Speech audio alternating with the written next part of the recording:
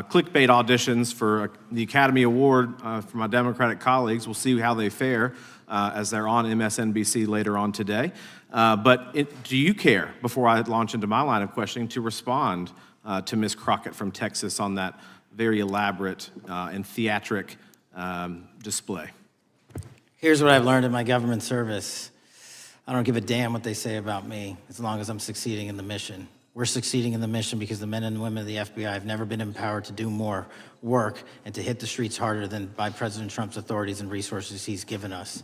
And so all I care about is that we are capturing more child predators than ever before, taking more drugs off the streets than ever before, that we are capturing murderers at a significantly historic rate, and we're delivering this country the lowest murder rate in recorded history. That are facts that you cannot dispute. But you can come at me all you want. I don't care. Thank you, Director, for that, and we appreciate your service. We appreciate the results speak for themselves, I think, pretty plainly, and your commitment not only to results, but to transparency, so we do appreciate that. Director, who was John Durham?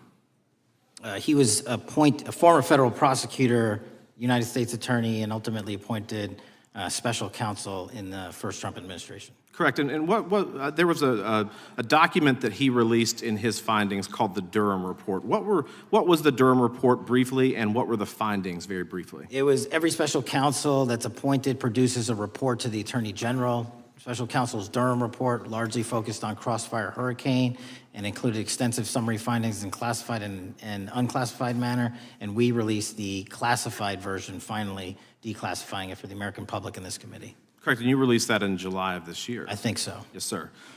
Isn't it true that in the classified Durham Annex, as it's referred to, that in 2016 the Obama administration obtained intelligence information from a source contained in two separate memoranda, one in January of 2016 and one in March? The two memoranda described confidential conversations between DNC Chair Debbie Wasserman Schultz and two individuals from the Soros Open Society Foundation. Isn't that true? As written in the report, I'll let it speak for itself. In the Durham Annex in January of 2016, the memorandum noted in part that President Barack Obama intended to scuttle the FBI's investigation into Hillary Clinton's private email server and mishandling of highly classified information during her time as Secretary of State. Isn't that found in the report? I believe so.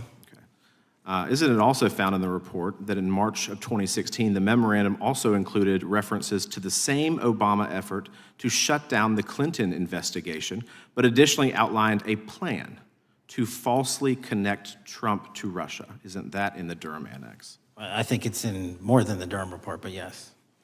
The memo also stated in part that, quote, the Democrat Party's opposition is focused on discrediting Trump, among other things. The Clinton staff, with the support from special services, is preparing scandalous revelations of business connections between Trump and the Russian mafia. Isn't that also found in the now unclassified Durham Annex? I believe so, sir. According to the Durham Annex, based on analysis and translation of the intelligence, FBI analysts believed that special services could either mean the FBI or CIA, or the Trump dossier author Christopher Steele. Isn't that in the Durham Annex? I believe so, sir. When the Obama administration received intelligence in March of 2018, Fusion GPS was preparing open source opposition research regarding purported ties between Trump and Russians. The research was paid by the Clintons' campaign and the DNC. Isn't that open source and also in the Durham Annex? I believe both. Okay. And so also in the Durham Annex, which I found interesting, was the potential campaign plan was shared with high-ranking career officials at DOJ. Isn't that in the Durham Annex? I believe so, sir. The Durham Annex describes that in July of 2016, emails allegedly between Leonard Bernardo, a senior vice president of George Soros' Open Society Foundation, included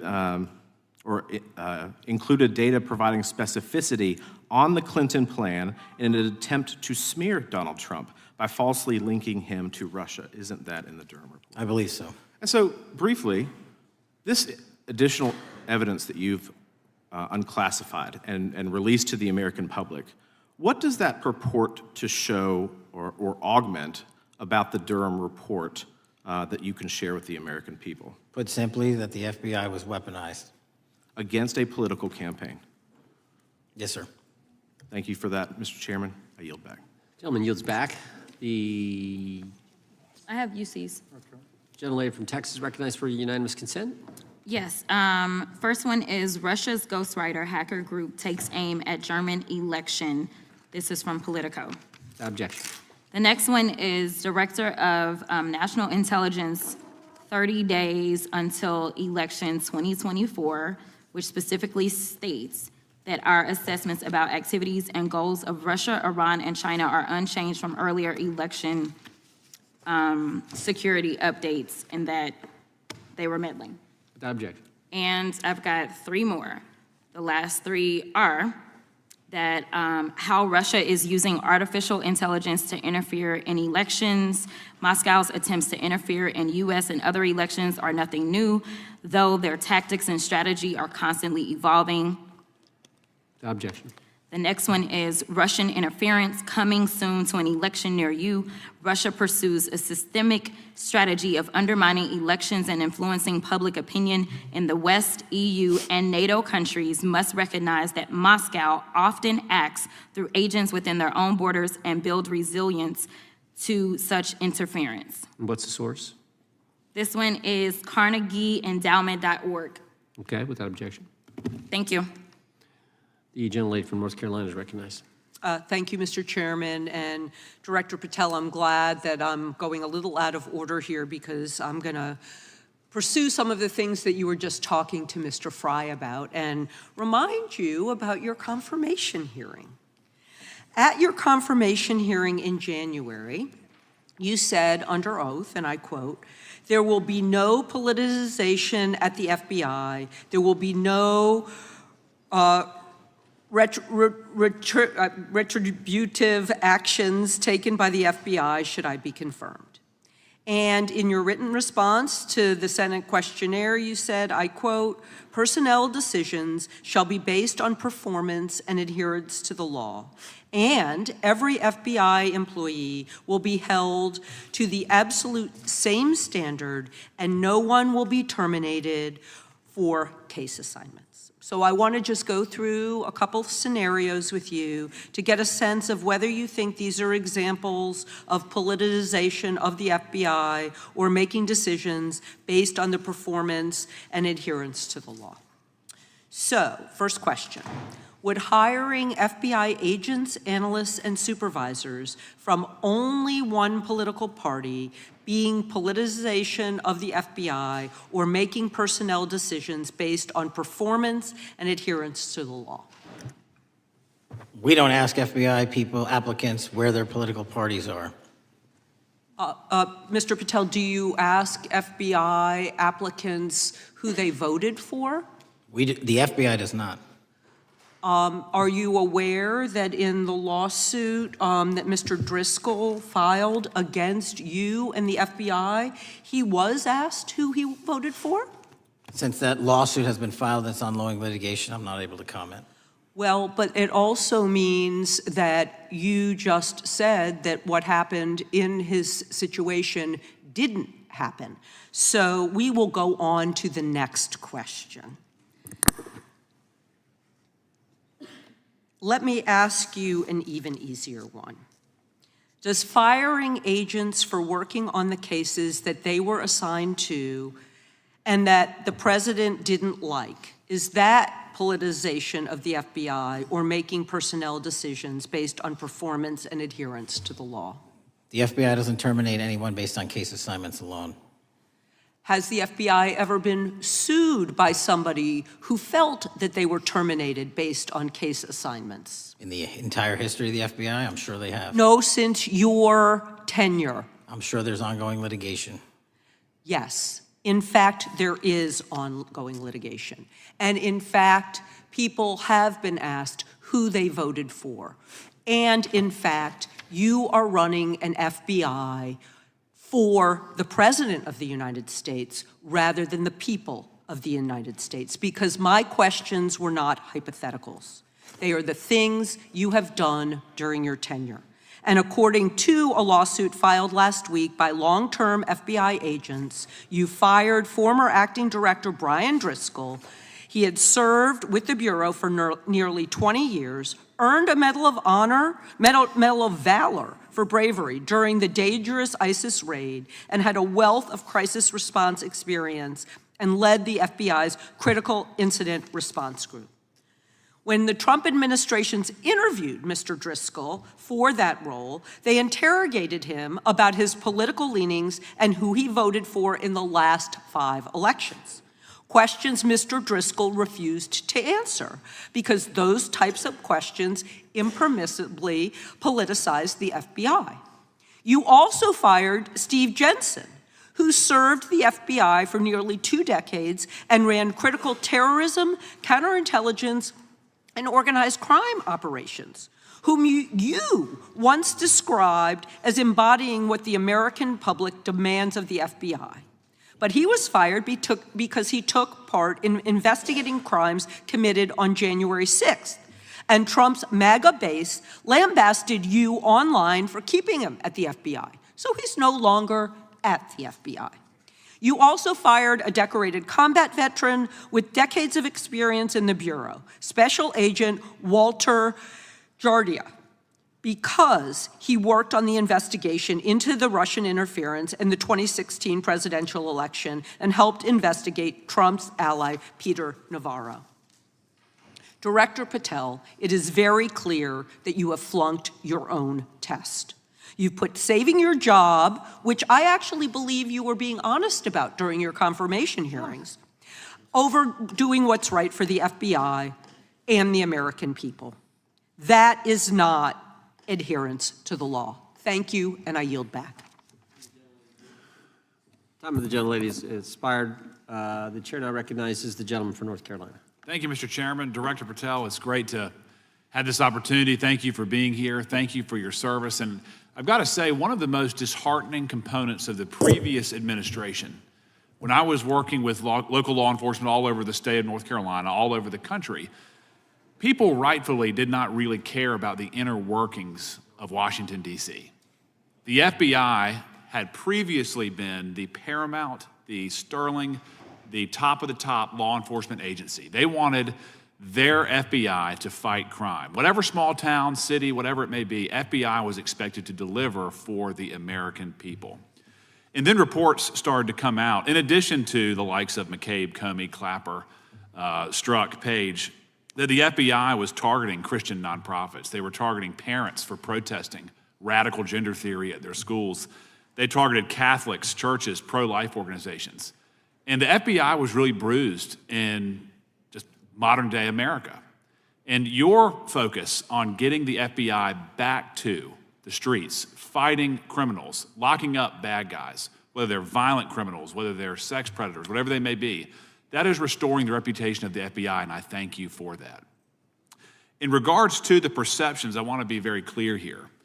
You mentioned the statistics about removing dangerous illegals, removing thousands of kilograms of drugs, violent criminals, guns. The border is secure. These accomplishments are noteworthy and they're needed. But at the same token, I want your take. The fight is not over. Isn't that correct? When we look at what happened in the previous administration, the number of illegal alien criminals that made their way into this country of every type, they're embedded, they're here, and it's going to take a sustained effort to win this battle. That's the critical component, sustained effort. And that's the critical component when you look at what happened in Washington, D.C. We're not here for 4 seconds in terms of safeguarding Washington, D.C. Yep. It's a sustained initiative. We're taking it to Memphis and wherever we decide else. And so we are going to continue the mission till it's done. In regards to offloading some of the agents from Washington, D.C. to the states, to the people, can you just explain how tactically that is a force multiplier in the law enforcement community around the country? Yeah, it's pretty simple. You don't even have to be in law enforcement to know that. If you put cops with other cops, they're going to do cop work. That's right. And what was needed in the communities out there was more cops. What was not needed in the bloated bureaucracy of Washington, D.C. was a third of the FBI's workforce, because a third of the crime does not happen in the Washington, D.C. NCR area. And so the results speak for themselves. Our state and local partners, I've always said this, are our biggest ally, our Yes. greatest ally and partner, and we cannot do the work without them. But we got to send our guys to them. That's right. And in regards to the last 4 years, the open border policies, whether it's terrorism, drug trafficking, human trafficking, violent crime, massive amounts of organized retail theft, and other types of criminal behavior, can you describe, just so anyone who's listening here can talk about, how serious the levels of criminality have become in the United States? Well, unfortunately, in order to have these record-breaking numbers of arrests and seizures, you tragically had to have a record-breaking explosion in violent crime, and it doesn't happen overnight. And it came in from all corners of the earth and from all platforms, including social media. And that's the root cause of all of these evils. And in order to clean it up, it's not going to happen overnight. But the men and women of the FBI, what they did in these 7 months, everybody should be talking about it. Every single district in this dais is safer now, today, than it has ever been because of that work. And in regards to the ongoing political climate, Director Patel, how do sanctuary policies that are still being implemented and defended in certain states, cities, and counties, how do they help or hurt your efforts to make America safer? Well, if you are harboring criminals, you are harboring our ability to keep our communities safe. It's that simple. If you have a fugitive warrant for a violent felony offense and we are not able to procure you because of policies or rules that don't allow us to go get them, and time again, we have heard all too many illegal immigrants who should not have been here, murdering women, murdering children, giving drugs to our youth, and raping our children, and that is unacceptable. Straightly put, can you separate immigration enforcement with fighting crime? They're intertwined. Thank you. In regards to policies like cashless bail, how does that help or hurt your efforts? Criminals know that there are certain jurisdictions where if they shoot someone, they'll be out the door within the next hour to do it again. Yep. And that's an ethos that is, and a system that has been built out over years that we are combating. How is defunding the police around the country, how does that help or hurt? As long as I'm in this seat, we're not defunding any cops. Good. Thank you, Director. I yield back. Gentleman yields back. Mr. Garcia is recognized. Thank you, Chairman Jordan, and welcome again, Director Patel. As members of the Judiciary Committee, we have a responsibility to conduct oversight of the FBI and assess whether or not you're doing a good job in a responsible and impartial manner, or whether you're just a henchman for Donald Trump who's weaponizing the Bureau at the expense of public safety. As Congressman for tenure, is the Bureau's expanded role in low-level, non-criminal immigration enforcement. I have a report here from the conservative Cato Institute. They've obtained ICE documents showing that over 2,500 FBI personnel are now working on immigration enforcement. A yes or no question. Did you sign off on this? 2,500 FBI employees are not currently working on immigration enforcement. Did you sign off on this? On the Cato report? On the 2,500 personnel, FBI personnel that have been reported to now be working on immigration enforcement. I couldn't have signed off on it because it's not happening. You can call it whatever you want, but the reality is that over 2,000 personnel individuals are now working at ICE instead of their jobs. I want to follow up on something that Senator Durbin asked you about yesterday. This article from MSNBC reports that nearly every agent on Baltimore's domestic terrorism unit, who was, by the way, investigating the 764 network of child predators, was diverted to work on immigration enforcement full-time. That forced them to, and I quote him, walk away from investigations of a network of violent predators that targets and exploits children online. Yes or no? Were you aware that this happened, and did you sign off on it? The premise is false. The 764 network in Baltimore is taken down, and FBI agents do double and triple duty all the time. I'm reclaiming my time. You told Senator Durbin yesterday you didn't know about it, so your testimony is inconsistent today. No, I found out. Final question. Let me ask you, again, a yes or no question. Are you aware that agents have been told by supervisors not to documenting their shifting of resources toward immigration-related work? That's a literal another falsehood. It's impossible to move a human being without documenting that work. As FBI director, you must be transparent with Congress. You need to provide us information about how many agents have been diverted to non-criminal immigration enforcement, why the Baltimore unit was dismantled, and whether there's a cover-up of what's happening under your leadership, because this goes to the heart of whether or not you're carrying out the stated mission of the FBI, keeping our communities safe. Diverting FBI agents from investigating violent child predators doesn't make us safer. Using FBI resources to target parents, children, and other immigrants for low-level, non-criminal enforcement doesn't make us safer. Enabling violent, lawless conduct by federal enforcement doesn't make us safer, as we saw last week when an ICE officer killed one of my constituents. And I know that the FBI has been involved in that investigation. And yesterday, ICE did a raid in the suburb of Elgin where 2 U.S. citizens were arrested, and who accompanied them on that filming of that show? Secretary Nunn. Shameful conduct. And weaponizing the FBI to serve Donald Trump's political agenda instead of the American people does not make us safer. Before I yield back, Mr. Chairman, I request unanimous consent to submit the following documents for the record. A report from the Cato Institute, which I referenced earlier, where ICE has diverted over 2,500 officers from their jobs, and 2, an article from MSNBC titled, Trump's Deportations Divert FBI Agents Off Child Predator Cases, and an article from CNN entitled, White House Pressure for Increased Immigration Arrests Strains Law Enforcement Agencies. Thank you, and I yield back. Gentleman yields back. Without objection, the gentleman yields back. Gentleman from Wisconsin is recognized. Thank you, and thank you, by the way, for coming over here. Sorry you have to put up with all this. I know when you took over, the FBI's reputation in a lot of circles perhaps had never been lower. I mean, part of that is brazen involvement in political activity, the Foreign Influence Task Force, getting involved and trying to suppress news stories in the New York Post, Crossfire Hurricane coming up with bogus stories to try to flip the 2016 election, FBI downplaying the stories of Hillary Clinton's emails in the 2016 election.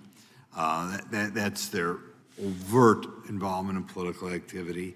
I think a strong anti-religious bias. We talked about stories of an anti-Catholic bias in there. I know I've talked to people about horrific overreaction at the big Hindu temple in New Jersey, in which, just so people understand, you had a rectory in the temple area. The religious leaders, taken out at gunpoint, big problems. And I think finally the FBI trying to turn America's viewpoint on certain political issues. And when I talk about that, I'm talking about what was done in Mexico with regard to shipping weapons, fast and furious, shipping weapons into Mexico in an effort, I think, to try to turn the Americans against the First Amendment. But in any event, what scares me is, and all these horrible things that were done in the past, there were individual FBI agents who participated in them, in which apparently their supervisors told them this was okay or even admirable. And what I'm going to ask you, are you able to do anything to make sure that in the future these corrupted FBI agents understand the importance of religion in our life, and they're not to view it with suspicion? They understand parental rights and the idea that traditionally in America, parents have the ability to object when their young 5 or 6-year-old children or 6-year-olds or very young children are getting what most people consider highly inappropriate sexual contact. What are we doing there to try to make sure we don't have problems with these FBI agents again, or make sure that in the future administrations, they would object if they are asked to behave in such a immoral fashion? Two things. If you are corrupt, you don't work at the FBI. It's that simple. So we don't tolerate any form of corruption or any deviation from our high standards, whether you're an agent, an intel analyst, or whatnot. And just to show the American public the resurrection that the FBI has had in these last 7 months, you don't have to believe me. Our applicant pool has doubled month over month, every year, from the highest point it has ever been. More people want to work at this FBI than ever before in U.S. history. I'm sure that's because of you, and you're kind of anticipating my next question. I talk to retired FBI agents in my area who sometimes retired in part because they hated the woke, anti-conservative culture at the FBI. And they are concerned, the retiring agents, about new agents, not on your watch, but before this, being corrupted in the universities before they were hired, and they are very worried about what will happen with the new agents. So I think you're answering my question. Do you feel you'll be able to a certain extent solve the problem of inappropriately woke agents filling up the agency in the past, because now you're going to have a larger pool to draw from? Everybody that comes to work at the FBI is allowed to have their own belief system, but they're not allowed to bring that belief system into the workplace. And anyone that does won't work at the FBI. Okay, very good. Now, recently, there's another potential scandal, I guess, a politically motivated thing, Arctic frost. Do you want to comment on that? And it appears one more time as perhaps the FBI was getting involved in what would normally be considered political events. We are not getting involved in political events, except this one. Okay.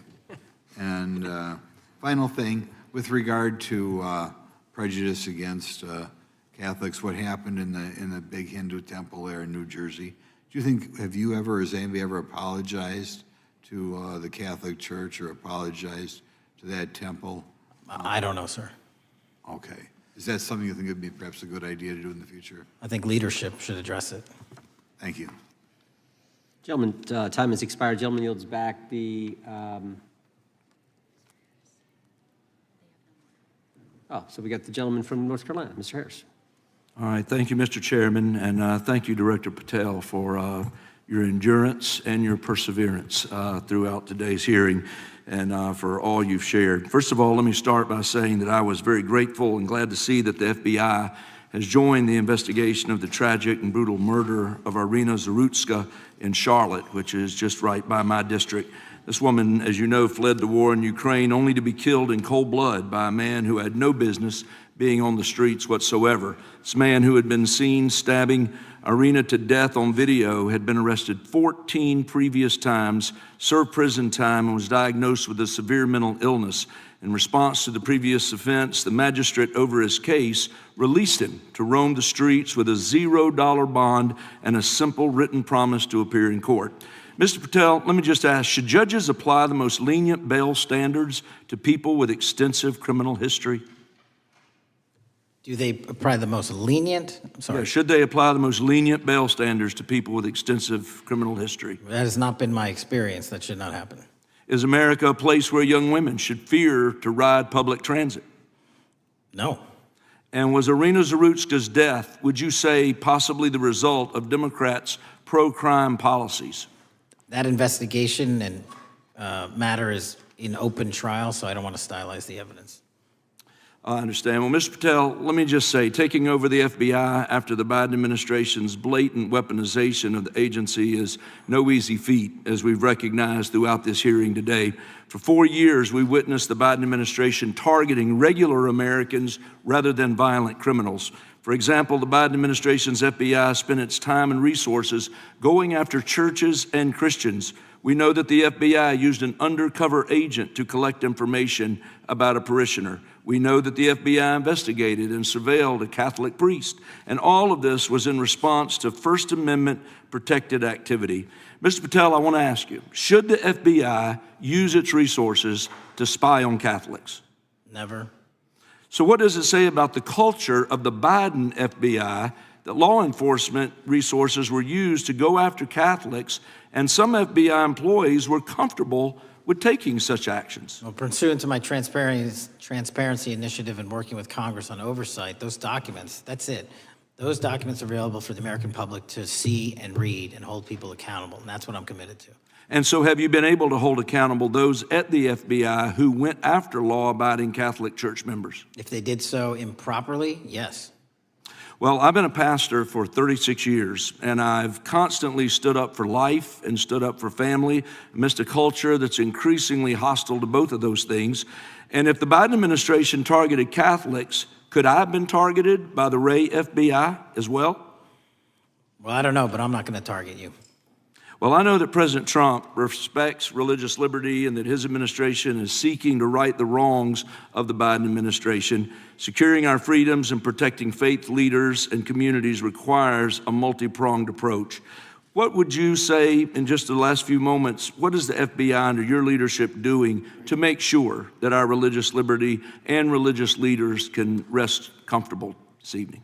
Zealously protecting our First Amendment rights, Amen. but zealously going after those that abuse that right that leads to criminal conduct. You will be investigated, you will be looked at, and referred to prosecution every single time the evidence warrants.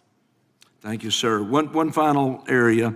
I do want to draw attention, Mr. Patel, to Waxhaw, North Carolina, a town in my district that just fell victim to a cyber attack on September 12th that interrupted emergency services.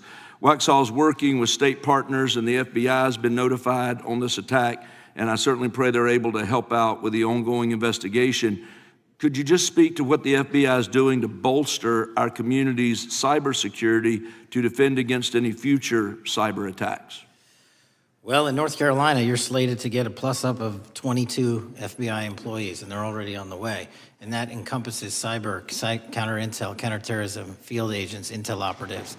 And what we're doing on a macro level on the counterintelligence and cyber front is going after the people that fund these operations on these online platforms and breaking their banks. Because once we do that successfully across the board, they won't have the ability to attack us.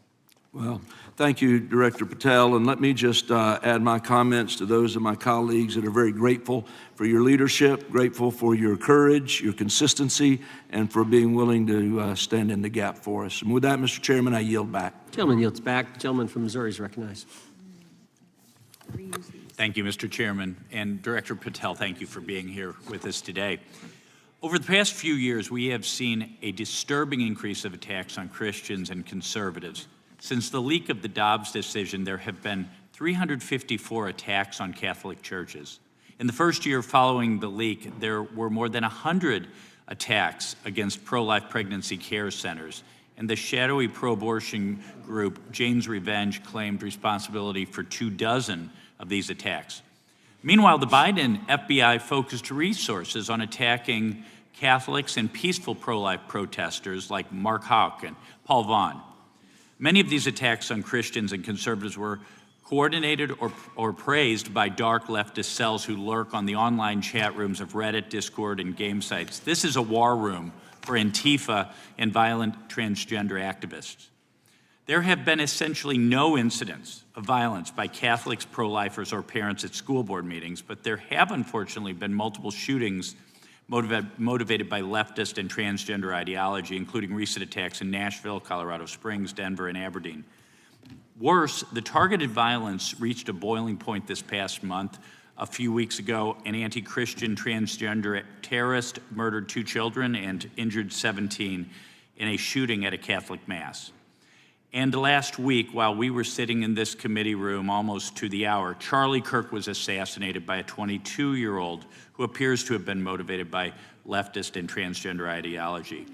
As you confirmed yesterday to my Senate colleagues, he may not have acted alone, and you testified that in his online chat room, of more than 20 trans ideologues that you were aware, I believe you said many more, many were aware of and possibly complicit in the assassination. Director Patel, in light of the increased violence emanating from the far left, is your FBI investigating this violent trend of anti-religious, Antifa, and transgender-driven violence? All of it across the board is being zealously investigated, no matter what your motivation or bias is behind it. Very good. We've also noticed a dramatic surge of the number of clinics offering so-called gender-affirming care.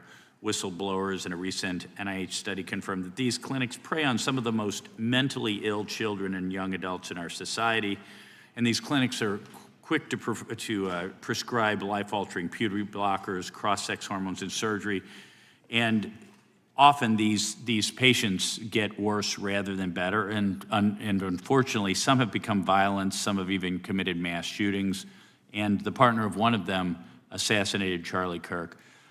Director Patel, is the FBI looking into the role that these gender clinics may have in the recent attacks in making these mentally ill individuals violent? We're looking at the entire spider web for any of these attacks, be it Denver or Charlie or where have you, and that's why our investigations are ongoing. We don't have a final product yet.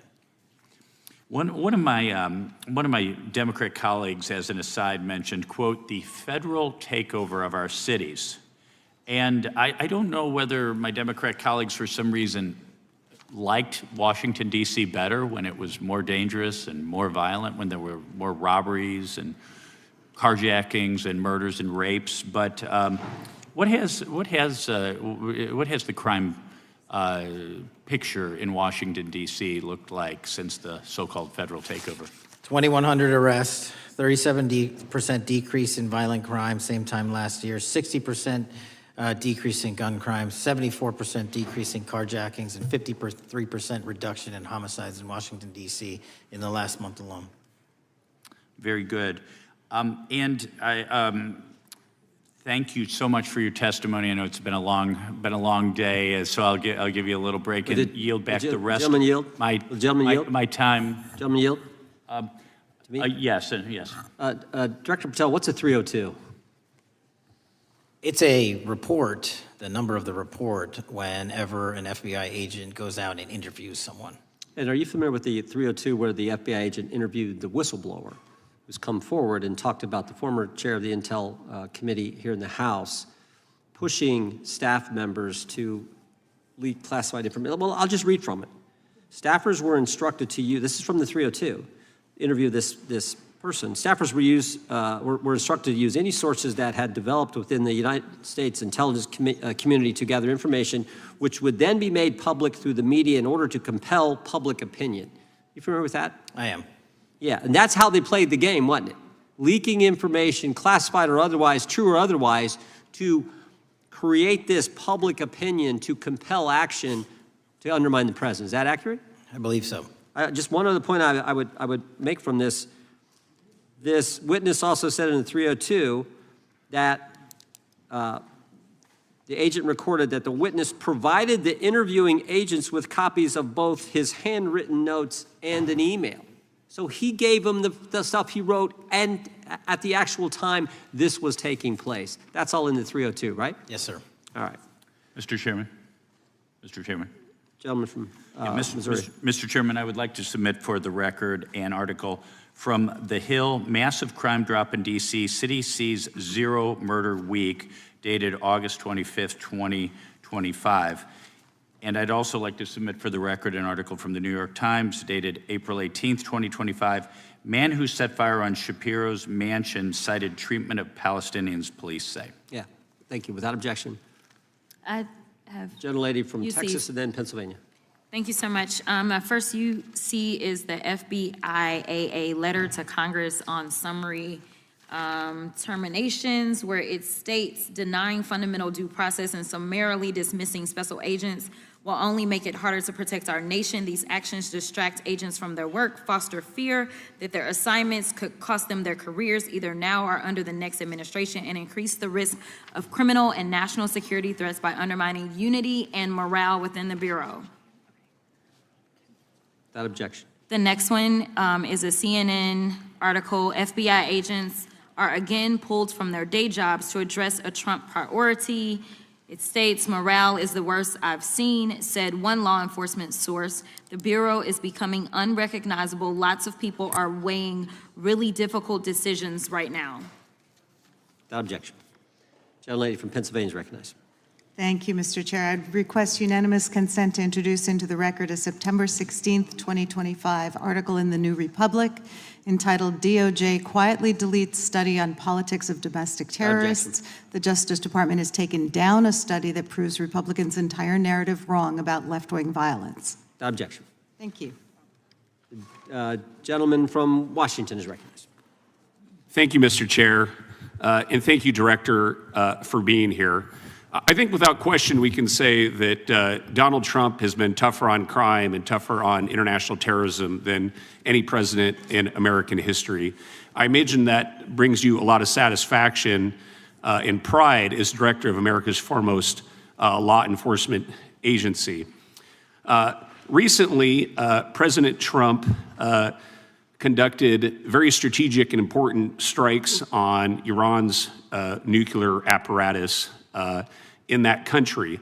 We also know that there are concerns of significant Iranian sleeper terrorist cells here in the U.S., perhaps exacerbated by the open border during the Biden administration. What can you tell Congress and the American people about what the FBI is doing to safeguard us from potential terrorist attack by Iranian cells? So our counterterrorism division, which is fully stocked up, watches for reflections in the intelligence streams that our intelligence community collects and produces, and works hand in glove with our partners at the CIA and elsewhere to make sure that any threat, even if it's hearsay, double hearsay, triple hearsay, or totally incredible, is not only fully run down, but we also take our duties to notify and give defensive briefings to those who are mentioned in those intelligence reports to make sure that we do both our notification obligation and our investigatory obligation. Thank you. The FBI is also the foremost counterintelligence apparatus here in the U.S. We know the U.S. faces a more complex threat of global, more complex array of global threats than any time perhaps World War II or even superseding that time. As America continues to be under attack from various intelligence agencies globally, what can you tell us about the counterintelligence operations of the FBI as a core function? This is why the CIA mission is so important to the FBI, because as you said, no one else can do it. No one else has the authorities to do it. And even if they did, they don't have the capabilities to do it. And the CIA mission has to be headquartered in Washington, but have far-reaching capabilities because we have to face against our adversaries in the DPRK, in Russia, China, Iran, and elsewhere. And in order to do that, we have to have dedicated intelligence professionals on those target sets. And since I become director, I've demanded not only a dismantling and disruption of networks, but a public display of how we're doing it so the world knows that our adversary is A, attacking us, and B, we're stopping them. And that's why you've seen these dramatic increases in counterintelligence arrests in the PRC by 33%, in Russia 83%, in Iran 60%. We are showing the world that they are trying to engage in espionage activities against us, and we are holding them accountable publicly. And there's been increasing concern about the Maduro regime of Venezuela, both their potential support of terrorist activity, criminal drug networks, and potential espionage entities here within the U.S. What can you tell us about your activities regarding the Maduro regime of Venezuela? Generally speaking, one of the largest transshipment points and shipment points for narcotics out of South America, Colombia, obviously, and also Venezuela, is being utilized heavily by the narco traffickers to send up cocaine, meth, and fentanyl, and excuse me, all the other illegal narcotics through the island chains in the Caribbean Ocean and ultimately for America. So there has to be more work done in the region to stop those navigable waterways from being traversed with drugs bound for America. And finally, Mr. Director, what is the one thing that Congress could most do in terms of passing a law to best support the FBI in making America safer and more secure? Get us more authorities to get online, to get onto gaming, to get onto social media companies, gaming platforms, have legal access, and also have private partnerships with the FBI of those companies and allow them to report into us on a daily basis. There is no human being or AI system on earth that can go out there and cover down on the threat in those theaters.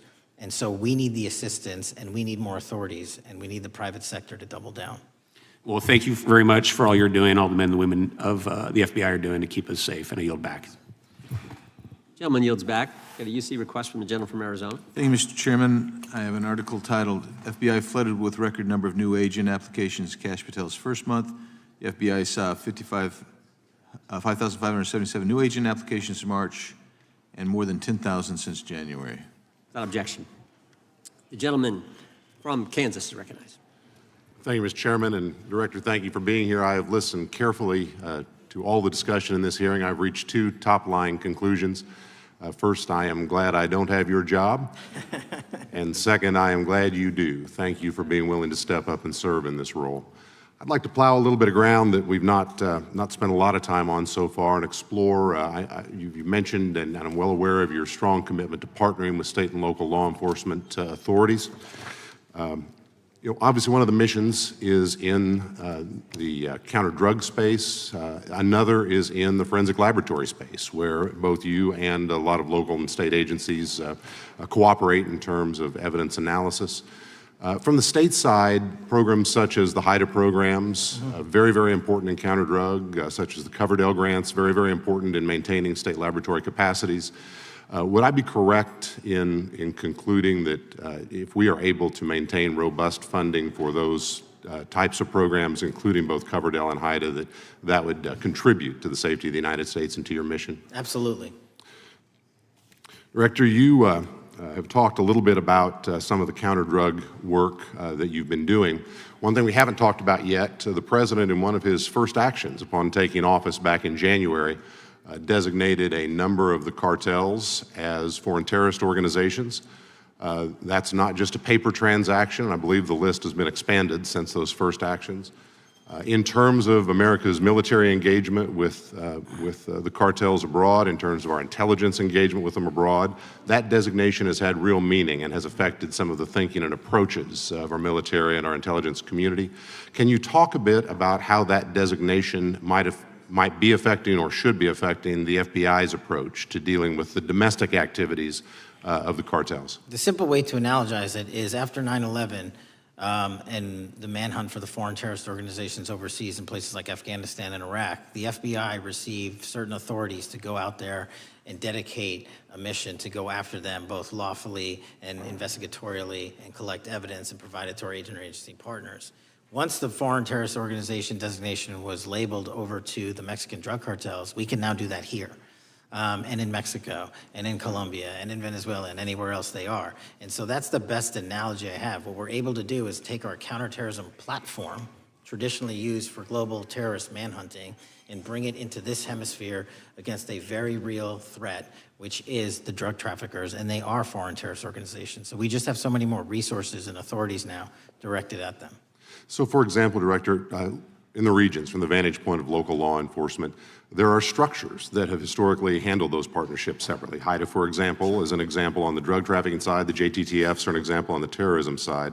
How is the thinking evolving in terms of on a regional basis, either merging or not merging those structures now that the targets in many ways are merged? So the JTTFs are kind of our forward operating base across every single state in this country to take on that mission. And anytime you're labeled a foreign terrorist organization, you come right under the authorities of the JTTF, the task force officers, and the state and local level police work that gets done in those JTTFs.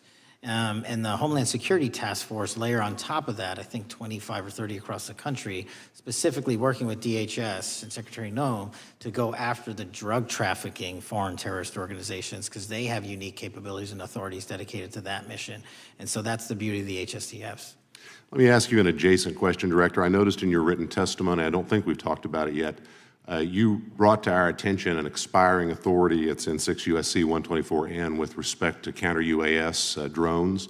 You point out that that authority expires in statute at the end of this month, and you impressed upon us your interest in seeing it extended in some manner.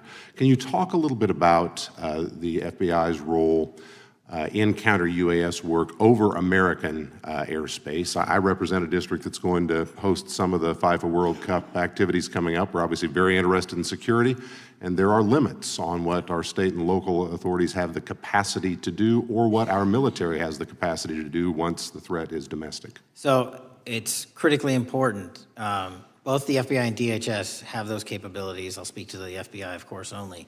And you raised the World Cup, and that's exactly what we need it for. The Club World Cup, which just happened, was 32 games in at least a dozen different cities across the country, the largest sporting events consecutively in American history. And we used our counter-drone capabilities to not only inspect and secure stadium locations, but where fans were hovering and we call base camps. And thankfully, because of the success of the FBI and DHS, we had no significant security incidences. And flipping to the World Cup, which is going to be 3 times as large, and obviously the largest we've ever had, and blending into the LA Olympics in 28, our counter-UAS capabilities are going to be the ones that are able us to have literal bird's eye view of the threat dynamic around so many of these cities, which are going to see literally tens and hundreds of thousands of people flock to them. So we have to have it. And making sure the bad guys don't have the same. Exactly. Very good. I yield back and thank you. Gentleman yields back. Director, you've been amazing. You've been here 4 hours and 41 minutes without a break. We appreciate that. I think we have one more member, a few UC requests, and then you can we'll let you go. But we appreciate that. The gentleman from Texas is recognized. Thank you again for taking the time, Director Patel, and for Chairman Jordan for holding this hearing. Thank you for depoliticizing the FBI and getting it back to its original mission as well. Director Patel, do you agree that we have a problem in the United States with politically motivated violence? Absolutely. And I very much agree. I think we can all agree that political violence is wrong, it's evil, regardless of which side it comes from, and that we can all adamantly and vehemently reject it, or we certainly should. But one of the things that we've noticed recently is that affinity and tolerance for political violence is not equally distributed on both sides of the aisle. In fact, right now, social media is filled with leftists who are cheering on the murder of an iconic conservative political figure, Charlie Kirk. And it's not just random people on Twitter doing this now. There's a YouGov poll released just a few days ago, which stated that 25% of those who identify as very liberal believe that political violence can sometimes be justified. That's far too many, is it not? It is. One is far too many. One is far too many. That's right. Only 3% of very conservatives said the same thing, and we can agree that 3% is far too many. But there's an astounding difference between 25% on the left accepting and tolerating political violence and 3% on the right. I would hope that our colleagues on the other side of the aisle would also recognize that there is a systemic problem on their side of the aisle with tolerance for violence against people with whom they politically disagree, that there is a cultural rot on their side of the aisle that needs to be addressed desperately. Would you agree with that? Yes. One of the more astounding aspects of this is that it's not just people. This comes from the very top, from their political leaders. Just a few days ago, a member of Congress of this body, Ilhan Omar, shared a video on her social media account about Charlie Kirk's murder, and I'll quote what it said. It said, "Charlie Kirk was Dr. Frankenstein, and his monster shot him through the neck." In other words, Charlie had it coming to him. The words that he said naturally led to his assassination. I mean, that is a reprehensible thing for a member of Congress to say, to suggest, to promote in any capacity. And there are people across this country who are losing their jobs for far less than this. And that, by the way, is a just response to acceptance and tolerance of political violence. It's amazing to me that the political left today, who were the originators and the cheerleaders of cancel culture now have the backbone to attack conservatives for defending their assassinated friend. But there's a key difference here. Democrats want to silence conservatives for speaking obvious, self-evident ontological truths like that men aren't women and men can't get pregnant. That seems pretty basic. That seems like a basic truth that we should all be able to agree on. Republicans, by contrast, are recognizing that a constitutional republic depends on the free and open exchange of ideas that we can debate without violence, and that assassinating a political rival is evil, it's wrong, and it should not be glorified or promoted or justified in any way, including in the way that Congresswoman Ilhan Omar did. So Mr. Patel, thank you again for being here. I'd like to, with the remainder of my time, just get your opinion. Does the FBI recognize the rising threat of political violence in America, and what can you guys do to address it? Yes, we do, and what we can do to address it, Congressman, is we need to get online partnerships with these companies in the public space, on these gaming sites, and on these social media sites. As I was saying earlier, there is no way to triage the amount of information generated on these sites by the FBI alone. And we need the public-private partnership. And there's another law that's expiring, I think, at the end of this month, which I believe we need renewed, that allows private sector companies to report into the FBI without liability for criminal investigatory purposes. And that's the kind of stuff we need to keep going. Got it. Thank you, Director Patel. We really appreciate it. Thank you. Gentleman yields back. Mr. Chairman. Gentleman from Arizona. I have some UCs. Gentleman to state his request. Thank you. The first one is a piece entitled Review of Domestic Terrorism After Kirk's Murder Shows Biden Politicized Issue, the Intel, and Fudged the Data. Without objection. Thank you. Make a motion to table. Oh, no, we got to recognize the ranking member for his motion. It's just a UC request. The gentleman is recognized for a UC request. Thank you, Mr. Chairman. This is the ADL report issued February 21, 2025, titled Murder and Extremism in the United States in 2024, concluding that for the third year in a row, every single extremist-related murder in the United States in 2024 was committed by right-wing extremists, 8 of the 13 involving white supremacists and 5 having connections to far-right anti-government extremists. Without objection.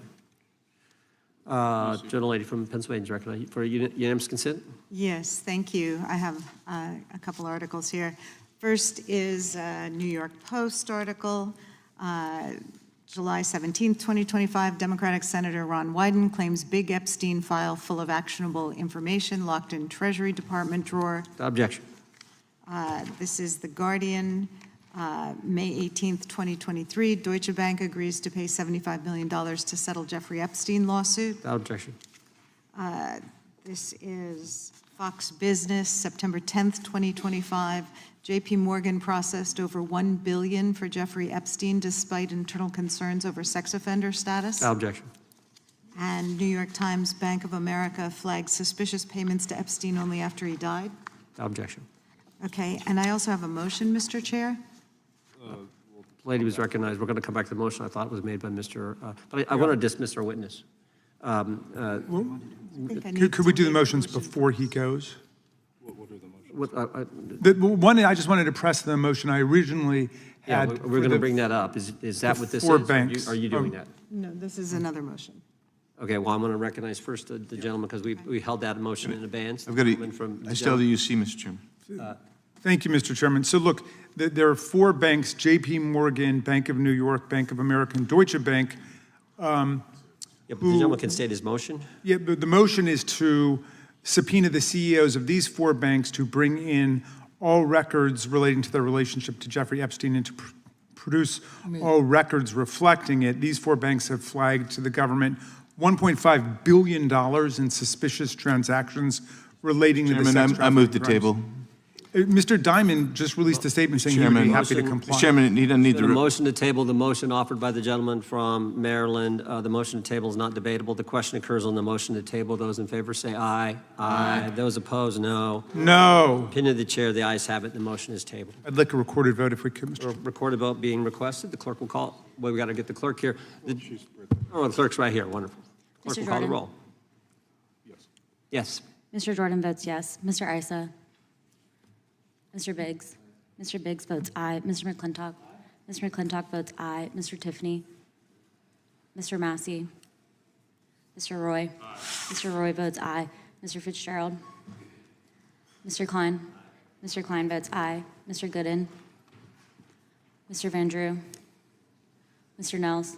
Mr. Nels votes yes. Mr. Moore? Mr. Moore votes yes. Mr. Kiley? Ms. Hageman? Ms. Lee? Mr. Hunt? Mr. Fry? Mr. Grothman? Mr. Grothman votes aye. Mr. Knott? Mr. Knott votes aye. Mr. Harris? Mr. Harris votes aye. Mr. Onder? Mr. Onder votes aye. Mr. Schmidt? Mr. Schmidt votes aye. Mr. Gill? Mr. Gill votes aye. Mr. Baumgardner? Mr. Raskin? No. Mr. Raskin votes no. Mr. Nadler? No. Mr. Nadler votes no. Ms. Lofgren? Ms. Lofgren votes no. Mr. Cohen? Mr. Johnson? Mr. Johnson votes no. Mr. Swallow? Mr. Swallow votes no. Mr. Liu? Ms. Shiapal? Mr. Correa? Ms. Scanlon? Ms. Scanlon votes no. Mr. Neguse? Mr. Neguse votes no. Ms. McBath? Ms. McBath votes no. Ms. Ross? Ms. Ross votes no. Ms. Ballant? Ms. Ballant votes no. Mr. Garcia? Mr. Garcia votes no. Ms. Kamlager-Dove? Mr. Moskowitz? Mr. Moskowitz votes no. Mr. Goldman? Mr. Goldman? Ms. Crockett? No. Ms. Crockett votes no. Gentleman from Texas, Mr. Gooden. Mr. Gooden? You're a no. You're a no. Lance? Yes. Mr. Gooden votes yes. Mr. Chairman, how am I recorded? Gentleman from New York. Mr. Goldman, you're not recorded. No. Mr. Goldman votes no.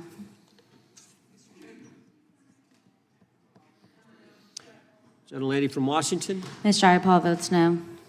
Gentleman from California. Gentlelady from California. Mr. Liu votes no. Ms. Kamlager-Dove votes no. Gentleman from Kentucky. Mr. Massey votes no. Director, I want to thank you again for being here. While we're waiting for members to get back to record their vote, you don't need to stay around for these kind of motions. We appreciate the service you're providing the country, appreciate your testimony today, and appreciate the fact that you did it 5 hours straight. That's amazing. So God bless you and keep up the good work. The witness is dismissed. I know, but I'm dismissing the witness. I don't think it, nothing involved. I'll just put them in the record. Mr. Chairman, we're still waiting for members to come back to record their vote on the motion offered by the gentleman from. no, I just, as a point of order, I just wanted to establish that the dismissal of the witness doesn't affect the viability of any of the motions. No, the committee's still going. How many members do we need?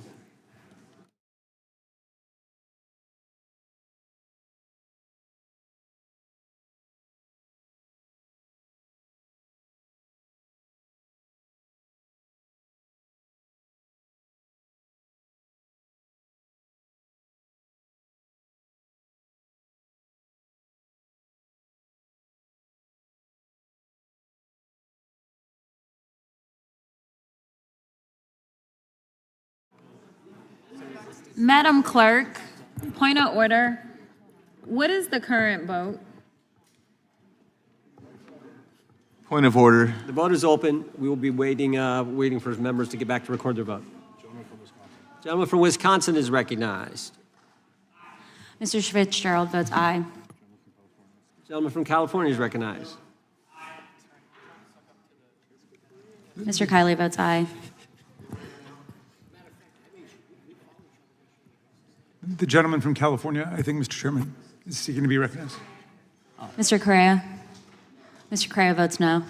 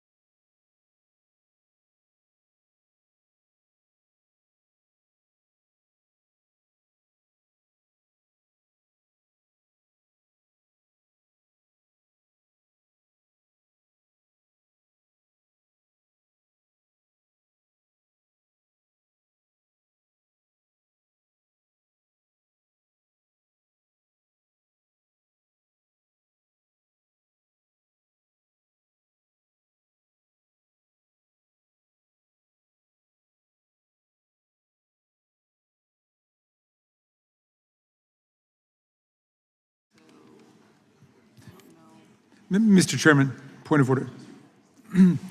Gentleman may state his point. A number of members have conflicting markups and committee hearings going on right now, and I'm just wondering how long are we going to hold this open? My read on the vote is that right now it's 18 of 14? 17?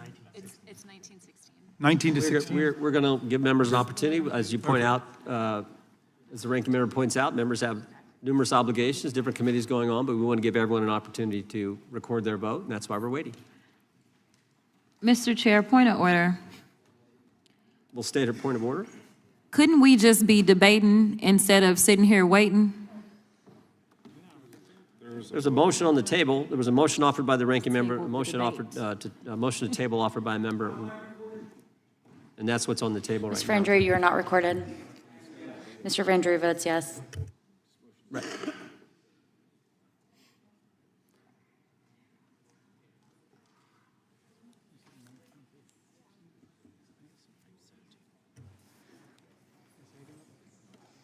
Gentlelady from Wyoming. Ms. Lee. Ms. Lee votes yes. Ms. Hageman. Ms. Hageman votes yes. Gentlelady from Florida and Wyoming.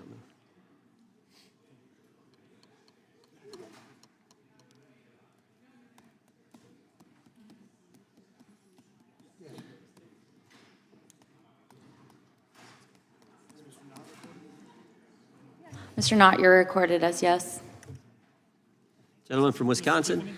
Mr. Tiffany. Mr. Tiffany votes aye. Clerk will report. Mr. Chairman, there are 20 ayes and 19 noes. The ayes have it. The motion is tabled. The gentlelady is recognized from Pennsylvania. Thank you, Mr. For what purpose? I have a motion. Gentlelady may state the motion. Okay. Pursuant to Clause 2K6 of Rule 11, I move that the committee subpoena U.S. Treasury Secretary Bessent to produce or otherwise make available to the committee all suspicious activity reports in the possession of the Treasury Department, identifying the roughly $1.5 billion in suspicious transactions. California is recognized. I move to lay the motion on the table. The motion is not debatable. I didn't finish. She hadn't completed the motion. Is it proper to cut it off before it's completed, Mr. Chairman? Finish your last sentence there. The gentlelady can finish. Okay, so we're asking them to identify the roughly $1.5 billion in suspicious transactions related to the sex trafficking crimes of Epstein, Maxwell, and their co-conspirators. And as we know, Mr. Patel said that the Treasury might have that information. The motion on the table. Yep. The motion is not debatable. The question occurs on the motion to table. Those in favor say aye. Aye. Those opposed, no. No. I request a recorded vote. Recorded vote being requested. The clerk will call the roll. Mr. Jordan? Yes. Mr. Jordan votes yes. Mr. Issa? Yes. Mr. Issa votes yes. Mr. Biggs? Mr. Biggs votes aye. Mr. McClintock? Mr. McClintock votes aye. Mr. Tiffany? Mr. Tiffany votes aye. Mr. Massey? Mr. Massey votes no. Mr. Roy? Mr. Roy votes aye. Mr. Fitzgerald? Mr. Fitzgerald votes aye. Mr. Klein? Mr. Klein votes aye. Mr. Gooden? Mr. Gooden votes aye. Mr. Van Drew? Yes. Mr. Van Drew votes yes. Mr. Nels? Mr. Nels votes yes. Mr. Moore? Mr. Moore votes yes. Mr. Kiley? Mr. Kiley votes aye. Ms. Hageman? Ms. Hageman votes aye. Ms. Lee? Ms. Lee votes aye. Mr. Hunt? Mr. Fry? Mr. Fry votes aye. Mr. Grothman? Mr. Grothman votes aye. Mr. Knott? Mr. Knott votes aye. Mr. Harris? Mr. Harris votes aye. Mr. Onder? Mr. Onder votes aye. Mr. Schmidt? Mr. Schmidt votes aye. Mr. Gill? Mr. Gill votes aye. Mr. Baumgartner? Mr. Baumgartner votes aye. Mr. Raskin? No. Mr. Raskin votes no. Mr. Nadler? No. Mr. Nadler votes no. Ms. Lofgren? Ms. Lofgren votes no. Mr. Cohen? Mr. Johnson? Mr. Johnson votes no. Mr. Swalwell? Mr. Swalwell votes no. Mr. Liu? Ms. Jayapal? Mr. Correa? Ms. Scanlon? No. Ms. Scanlon votes no. Mr. Neguse? Ms. McBath? Ms. Ross? Ms. Ross votes no. Ms. Ballant? Ms. Ballant votes no. Mr. Garcia? Mr. Garcia votes no. Ms. Kamlager-Dove? Mr. Moskowitz? Mr. Goldman? Mr. Goldman votes no. Ms. Crockett? No. Ms. Crockett votes no. Ms. Jayapal votes no. Gentlelady from California. Ms. Kamlager-Dove is not recorded. Ms. Kamlager-Dove votes no. Gentleman from California. Mr. Liu, you are not recorded. Mr. Liu votes no. Mr. Moskowitz? Mr. Moskowitz votes no.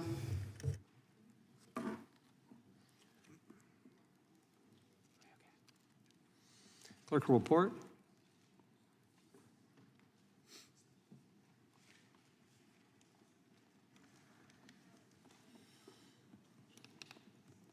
Mr. Chairman, there are 23 ayes and 16 noes. The motion to table carries.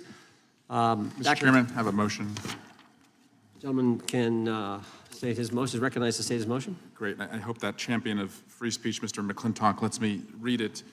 Mr. Chairman, pursuant to Clause 2K6 of Rule 11, I move that the committee subpoena Deputy FBI Director Dan Bongino to produce and testify what the director is unwilling to discuss and share with Congress the files related to Jeffrey Epstein, including witness interview records, including FBI Forms 302, search warrant materials, records relating to the initiation of investigations, records relating to financial transactions and payments, evidence collected from wiretaps. The FBI director said today that they've already released these documents. Bongino has reportedly considered resigning from his position over the refusal to release the full Epstein files. I'm delighted to Perhaps he'll see be that more my forthcoming. colleague can read, and I move to lay his motion on the table. Motion is not debatable. The question occurs on the motion to table. Those in favor will say aye. Aye. Those opposed, no. No. Opinion of the chair, the ayes have it, and the motion is tabled. I also can call for a vote, Mr. Chairman, recorded vote. Recorded vote being requested. The clerk will report, or well, excuse me, call the roll. Mr. Jordan? Yes. Mr. Jordan votes yes. Mr. Issa? Yes. Mr. Issa votes yes. Mr. Biggs? Mr. Biggs votes aye. Mr. McClintock? Mr. McClintock votes aye. Mr. Tiffany? Mr. Massey? Mr. Massey votes no. Mr. Roy? Mr. Roy votes aye. Mr. Fitzgerald?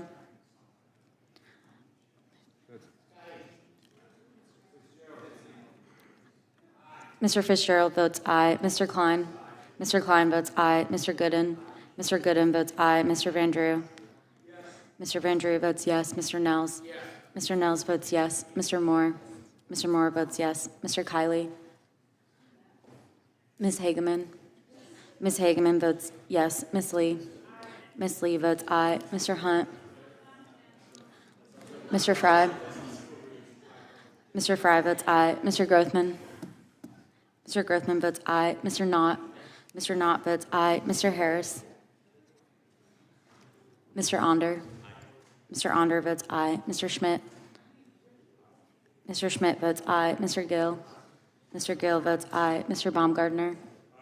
Mr. Baumgartner votes aye. Mr. Raskin? No. Mr. Raskin votes no. Mr. Nadler? Mr. Nadler votes no. Ms. Lofgren? Ms. Lofgren votes no. Mr. Cohen? Mr. Johnson? Mr. Johnson votes no. Mr. Swalwell? Mr. Swalwell votes no. Mr. Liu? Mr. Liu votes no. Ms. Jayapal? Ms. Jayapal votes no. Mr. Correa? Ms. Scanlon? Ms. Scanlon votes no. Mr. Neguse? Ms. McBath? Ms. Ross? Ms. Ross votes no. Ms. Ballant? Ms. Ballant votes no. Mr. Garcia? Mr. Garcia votes no. Ms. Kamlager-Dove? Ms. Kamlager-Dove votes no. Mr. Moskowitz? Mr. Moskowitz votes no. Mr. Goldman? Mr. Goldman votes no. Ms. Crockett? No. Ms. Crockett votes no. Gentleman from Wisconsin.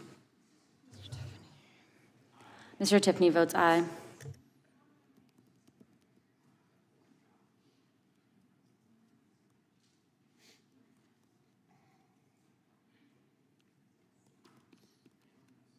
Clerk will report.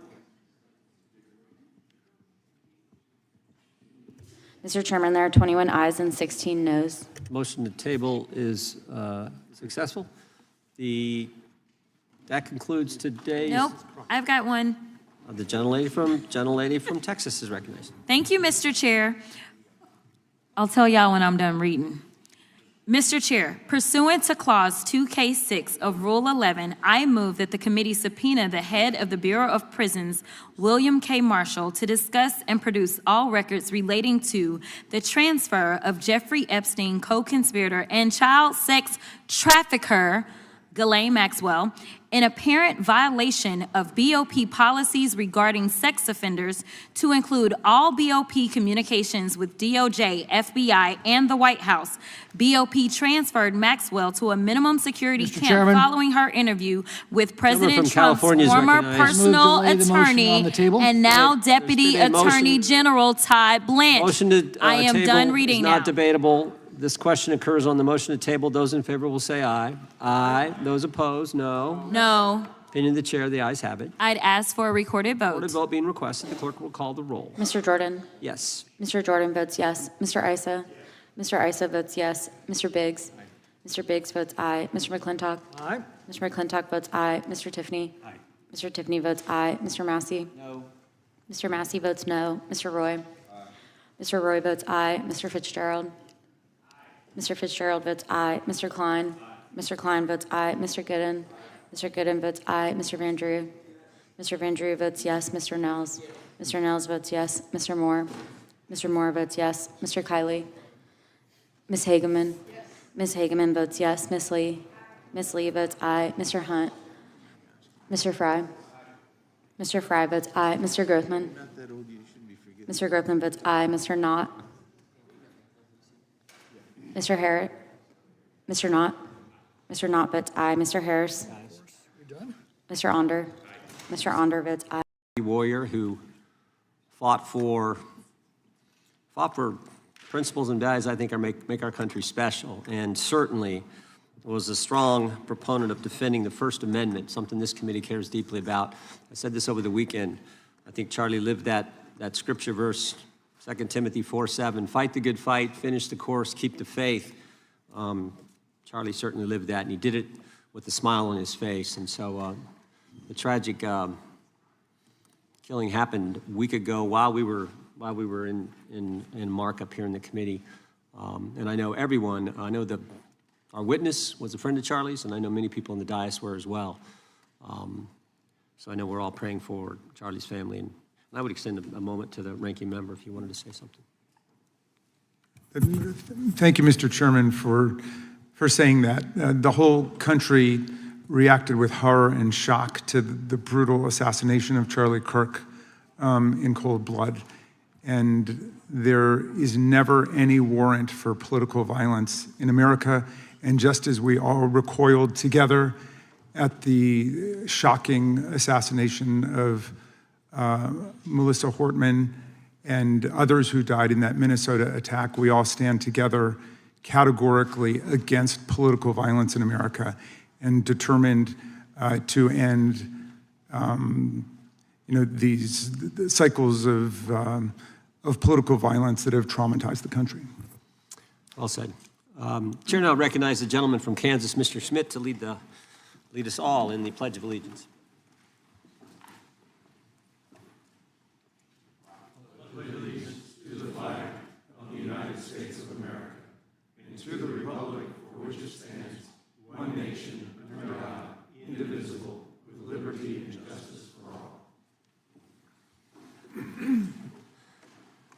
As is customary, we will begin with opening statements. 5 weeks ago, because of the work of Director Patel, we learned that the former chair of the House Intelligence Committee and current United States Senator leaked classified information.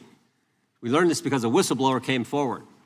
Whistleblower with 23 years experience in the intelligence community, a Democrat staffer on the committee, said this: they were pressured to leak classified information, which sort of raises the obvious question. Why would the head of the Intelligence Committee, the chair of that committee, who's supposed to be guarding our secrets, why would he be encouraging the leaking of classified information? Whistleblower told us that answer as well. The leaked information was supposed to be used, the leaked information, false information, was going to be used to indict President Trump. Now, the former chairman wasn't the only person leaking information.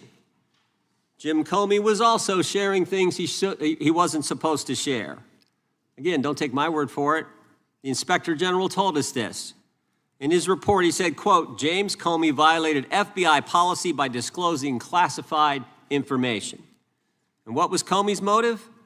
Same as the senator from California: to sabotage and undermine President Trump's first term. And we know that Mr. Comey's not been shy about what his objective was. In fact, 4 months ago, he told us. Remember this?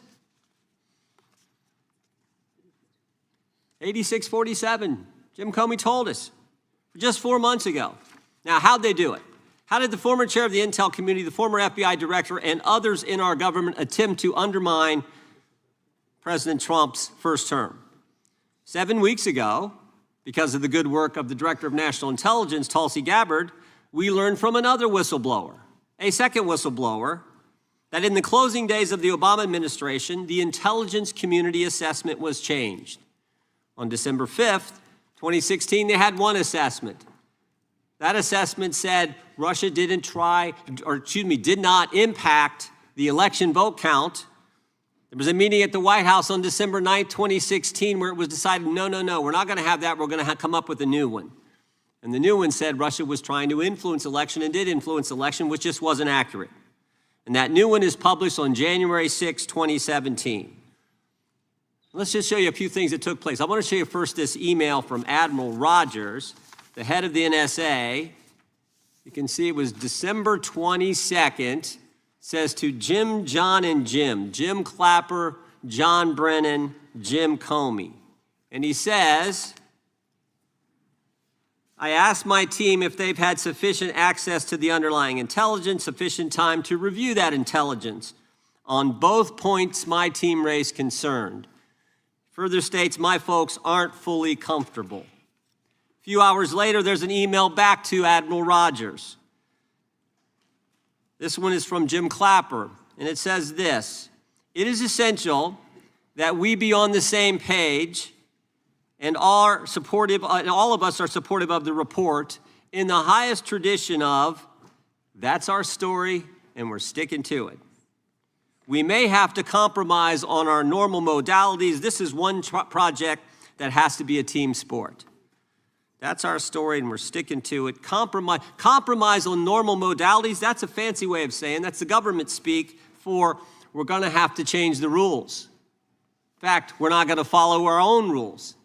And that's exactly what they did, to get the objective they wanted, to undermine President Trump. Now, how did it specifically take place? The whistleblower said that the government officials ignored concerns about discredited information. And what was that discredited information? What was the discredited information that they didn't ignore the concerns about? What did they use, that discredited information? Of course, it was the dossier, the now famous Steele dossier that was paid for by the Clinton campaign when they hired the law firm Perkins Coie, who hired Fusion GPS, who hired the foreigner Christopher Steele, who wrote all this garbage and lies down. That is what was used to change the intelligence community report. And what happens next? What do Jim, John, and Jim do next? They go to Trump Tower on January 6, 2017, to brief then President-elect Trump about the dossier. Again, the Clinton-financed, foreign-authored dossier that the whistleblower knows is garbage and that they know is garbage. And then there's one final step. One final step. Jim Comey leaves that meeting with the president and immediately leaks to the press that they briefed the president on the discredited information. They briefed the president on the dossier and thereby giving it some credibility and creating the basis and the predicate for all they did to the president. They leaked false information, they leaked classified information, they used and leaked discredited information, and they didn't follow their own rules, all to sabotage President Trump's first term. And but for this guy, Kash Patel, but for this guy, we would never have known this information. The good people of this great country would not have known what took place 8 years ago when they were trying to undermine the guy elected by we the people. And I want to thank Attorney General Bondi. She set up a special strike force, a special team, to look into this and see if there's any criminal liability that exists in what took place. Now, in addition to getting the truth to the people, Director Patel is getting the bad guys off the street. He's moved agents out of Washington, got the focus off of politics here in D.C., and is instead putting bad guys behind bars. 21,000 violent criminals have been taken off the streets, which is a 125% increase from the comparable period in the previous administration. He's rescued 4,000 kids. He's got 1,300 predators who he's arrested. He's also ended the weaponization of the FBI. No more spying on parents at school board meetings. No more pre-dawn raids on pro-life Catholics. No more retaliation against whistleblowers. And he's given us information that Chris Wray didn't. Maybe said better, he's given us information that Chris Wray wouldn't. Director Wray didn't tell us that there were 26 confidential human sources at the Capitol on January 6, 2021, even though he was repeatedly asked about that by members of this committee. Director Wray didn't tell us that there were 17 of those confidential human sources who entered restricted space. 4 went in the Capitol. None of them were arrested. They weren't authorized to do that. They broke the law. None of them were arrested. Lots of American citizens were arrested, but the guys whose whose American tax dollars was used to pay these guys who broke the law, none of them were. One was recommended for charging and was not charged. And remember when Chris Wray told us that the Richmond field office memorandum on pro-life Catholics was just a one-off? Turns out he wasn't being square with the Senate either. Director Wray wasn't square with us. He told us that multiple other offices were involved in targeting the Catholics. We got that information from Director Patel. We learned from Director Patel the FBI actually surveilled a priest, tried to get the priest to divulge information, break the priest-penitent relationship and confidence that exists. And Director Patel is saving taxpayers' money. He's not going to build a new headquarters outside of D.C. He's going to keep the headquarters right here in the capital city. Save Americans money. Save the taxpayers' money. In 8 months, Director Patel has given us the facts. He's ended the weaponization at the FBI. He's taken bad guys off the streets, and he's saving taxpayers' money. But my guess is the Democrats won't focus on all that good news. They'll focus on politics. They'll stick with Comey and Clapper and Brennan and continue to try to undermine President Trump. With that, I yield to the ranking member for an opening statement. Thank you very much, Mr. Chairman, and welcome, Director Patel. You and I have not had the opportunity to meet, and alas, you failed to respond to the 8 oversight letters I've sent you over the last 7 months. So we do have a lot of questions piling up for you, but I want to start with a word of praise. The first FBI director was J. Edgar Hoover, who steadfastly refused to hire women, African Americans, and other minorities as agents. And although he was a closeted homosexual who lived in domestic partnership for decades with Clyde Tolson, he also participated in anti-gay crusades.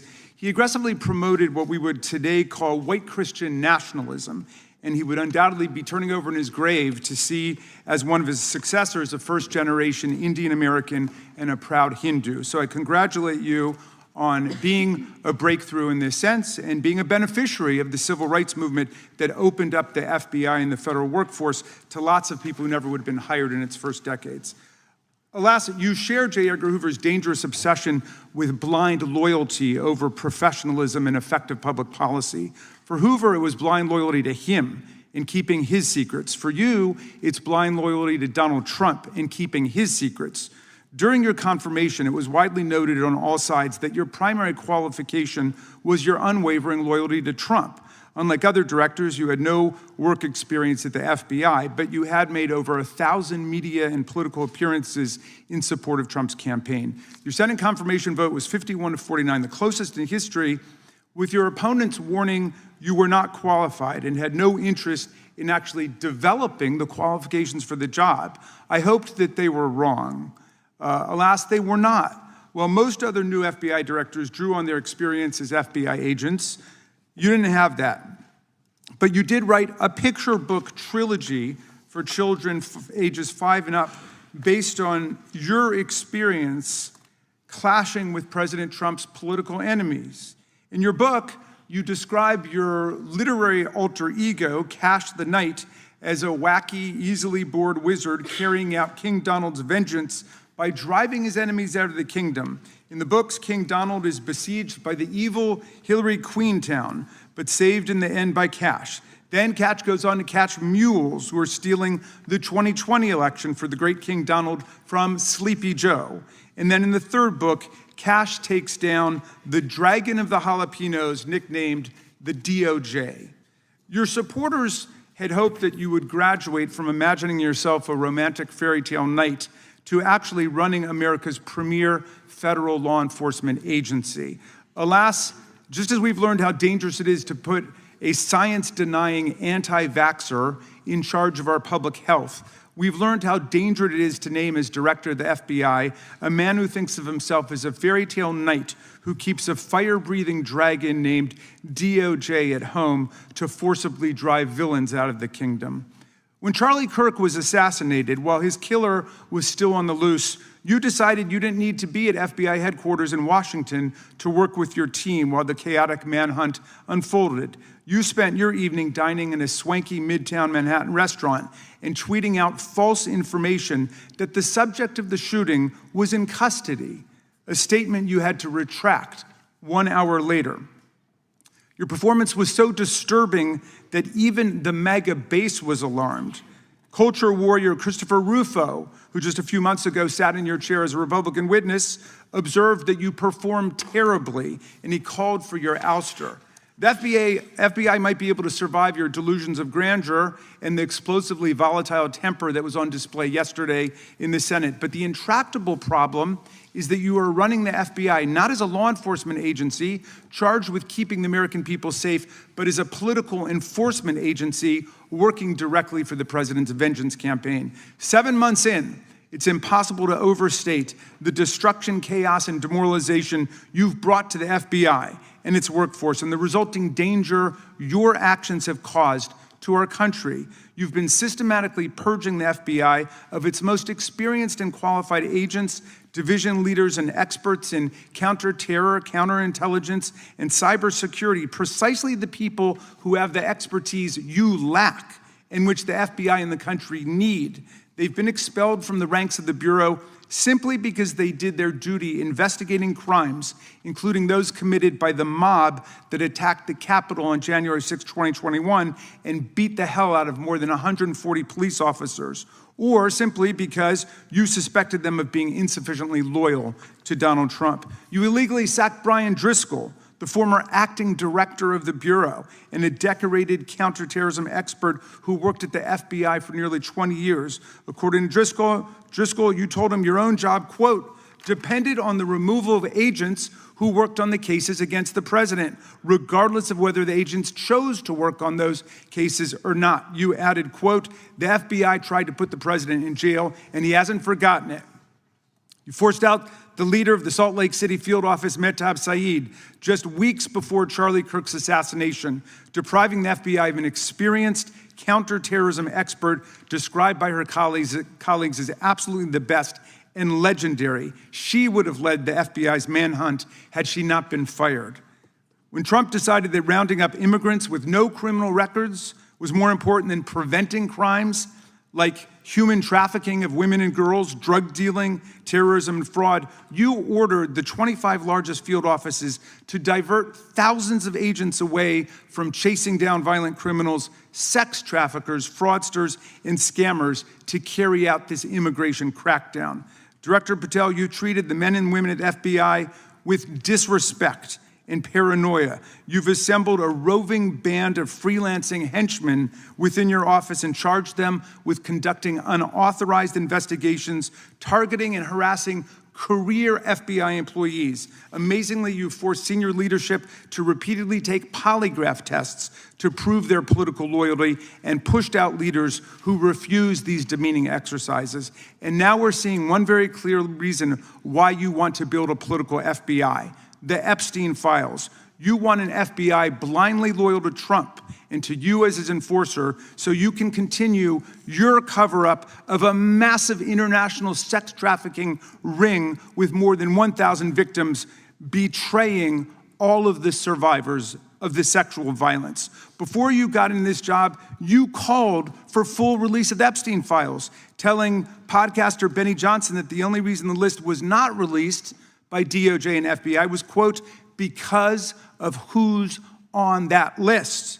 Upon your confirmation, you promised that, quote, there will be no cover-ups, no missing documents, no stone left unturned, and anyone from the prior or current bureau who undermines this will be swiftly pursued. This spring, you ordered hundreds of agents to pore over all the Epstein files, but not to look for more clues about the money network or the network of human traffickers. You pulled these agents from their regular counterterrorism or drug trafficking duties to work around the clock, some of them sleeping at their desks, to conduct a frantic search to make sure Donald Trump's name and image were flagged and redacted wherever they appeared, whether an email, a text, a letter, an interview, a photograph, or a video. In May, Attorney General Bondi reportedly told Trump that his name had indeed appeared multiple times throughout the Epstein files. And not long thereafter, in July, you and the Attorney General released a memo claiming that, quote, no further disclosure would be appropriate or warranted. In a few short months, how did you go from being a crusader for accountability and transparency for the Epstein files to being a part of the conspiracy and cover-up? The answer is simple. You said it yourself, because of who's on that list. Donald Trump's relationship with Epstein over the years is well documented. A week ago, the Oversight Committee released Trump's disturbing birthday book, Note to Epstein, written over a drawing of a woman's naked body referring to a, quote, wonderful secret. The Oversight Committee obtained the note from the Epstein estate, not from the FBI, raising questions again of whether the FBI has been withholding documents. While you're unleashing the FBI to cater to Trump's desire to shut down the Epstein inquiry, the first 9 months of the Trump presidency have seen a spate of political violence and domestic terror events. We saw deadly attacks on political figures on both the left and the right. The brutal assassination of Minnesota Democratic House Speaker Melissa Hortman and her husband, and the attempted murder of Democratic State Senator John Hoffman and his wife, who miraculously survived a combined 17 gunshots. We saw an arsonist set Pennsylvania Governor Josh Shapiro's residence on fire. And of course, last week, we saw the horrific, cold-blooded assassination of Charlie Kirk in Utah that has shaken the nation. 1 minute after Charlie Kirk was shot in the neck, a 16-year-old shooter in Evergreen, Colorado, radicalized by white supremacist ideology online, opened fire and critically wounded 2 other students at Evergreen High School. We've seen lethal anti-Semitic violence, including the murder of 2 young Israeli embassy staffers just blocks from the Capitol, and then in the attack on a gathering of Jewish people in support of hostages held in Gaza in Boulder in June. We've seen continued mass shootings at schools, like the domestic terror incident at a Catholic school in Minneapolis last month, which killed 2 children and wounded 18 others.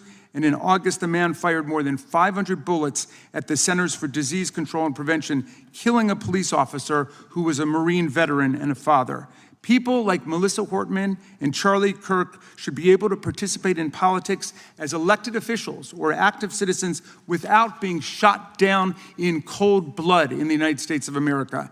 People should also be able to go to elementary school, to middle school, to high school, to work, to the mall, and to church without being shot down in explosions of gun violence. The important position at the FBI requires a leader who puts public safety and national security and the rule of law first. I'm afraid, Director Patel, you've given us reason to believe you've used the powers of the FBI to serve Donald Trump and his agenda of partisan retribution. You've broken your promise not to do that. You've betrayed Jeffrey Epstein's victims and survivors. You've turned your back on the career law enforcement officers of the FBI, and as a result, you've left all of us less safe than before. Mr. Chairman, I yield back. Gentleman yields back. That opening statement may have been longer than any book director's ever written or anyone else has written. Without objection, all of the opening statements will be included in the record. We will now introduce today's witness. Mr. Patel has been the director of the FBI since February of 2025. He previously served as chief of staff at the Department of Defense, deputy director of national intelligence with the National Security Council, and also as a congressional staffer, as a federal prosecutor, where he focused on national security cases, and he also worked as a public defender in the state of Florida. We welcome our witness, appreciate his work, and thank him for appearing here today. We will begin by swearing you in. Director, would you please stand, raise your right hand. Do you swear or affirm under penalty of perjury that the testimony you're about to give is true and correct to the best of your knowledge, information, and belief, so help you God? Let the record reflect that the witness has answered in the affirmative. You can be seated as you are. You know, you've been through this yesterday. Did a fine job. Please know that your written testimony will be entered into the record in its entirety. Accordingly, we ask that you summarize your testimony. Director, you may begin. Good morning, Mr. Chairman, Ranking Member Raskin, and members of the committee. I want to begin today by discussing the appalling assassination of Charlie Kirk. It's important for this FBI to be transparent without jeopardizing our investigations, so a little bit of the timeline is important. Charlie Kirk was unfortunately assassinated on September 10th. We immediately, the next day, released images early in the day in local time in Utah to start the public partnership in our manhunt for the assassin and culprits. At approximately 5 p.m. local time, I arrived on the ground and walked the crime scene myself, and we flew multiple FBI assets in and out to process DNA simultaneously while bringing in evidence response technicians, hostage rescue teams, and other experts to assist state and local law enforcement with their investigation. At 8 p.m. local on September 11th, the FBI collected and populated and promulgated at a press conference a video of the suspect on the grounds. We also released enhanced images. Due to that release that I directed and ordered, the suspect involved was apprehended and in custody at 10 p.m. local time. That's less than 2 hours after we did the video release and the photo release. So within 33 hours, that individual suspect was in custody. And his family, who has since been interrogated, specifically stated to FBI interrogators that because of the video that the FBI released at my direction and because of the photographs that they released, they identified their son, they confronted their son when he swung by their home, and that's what led to his apprehension. We are still, the FBI, has that investigation ongoing, and it continues to be ongoing. And I want to thank the state of Utah and the state and local authorities there. And I also want to thank the Attorney General and President Trump for directing resources to allow us to conduct that investigation as we have. Under this administration, the FBI has arrested more than 23,000 violent criminals. 23,000 in 7 months. That's twice as many year to date last year. We've taken over 6,000 firearms off the streets. 6,000 guns are no longer in the hands of criminals in 7 months. We've identified and found and located 4,700 child victims. That is a 35% increase year to date last year. We have arrested 1,500 child predators. That is a 10% increase year to date last year in just 7 months. We've assisted our partners with countless counterterrorism operations around the world. We've captured, at the FBI, 4 of the most top 10 wanted fugitives in the world in 7 months. To put that in perspective, that's as many as my predecessor nabbed in the entirety of the Biden administration.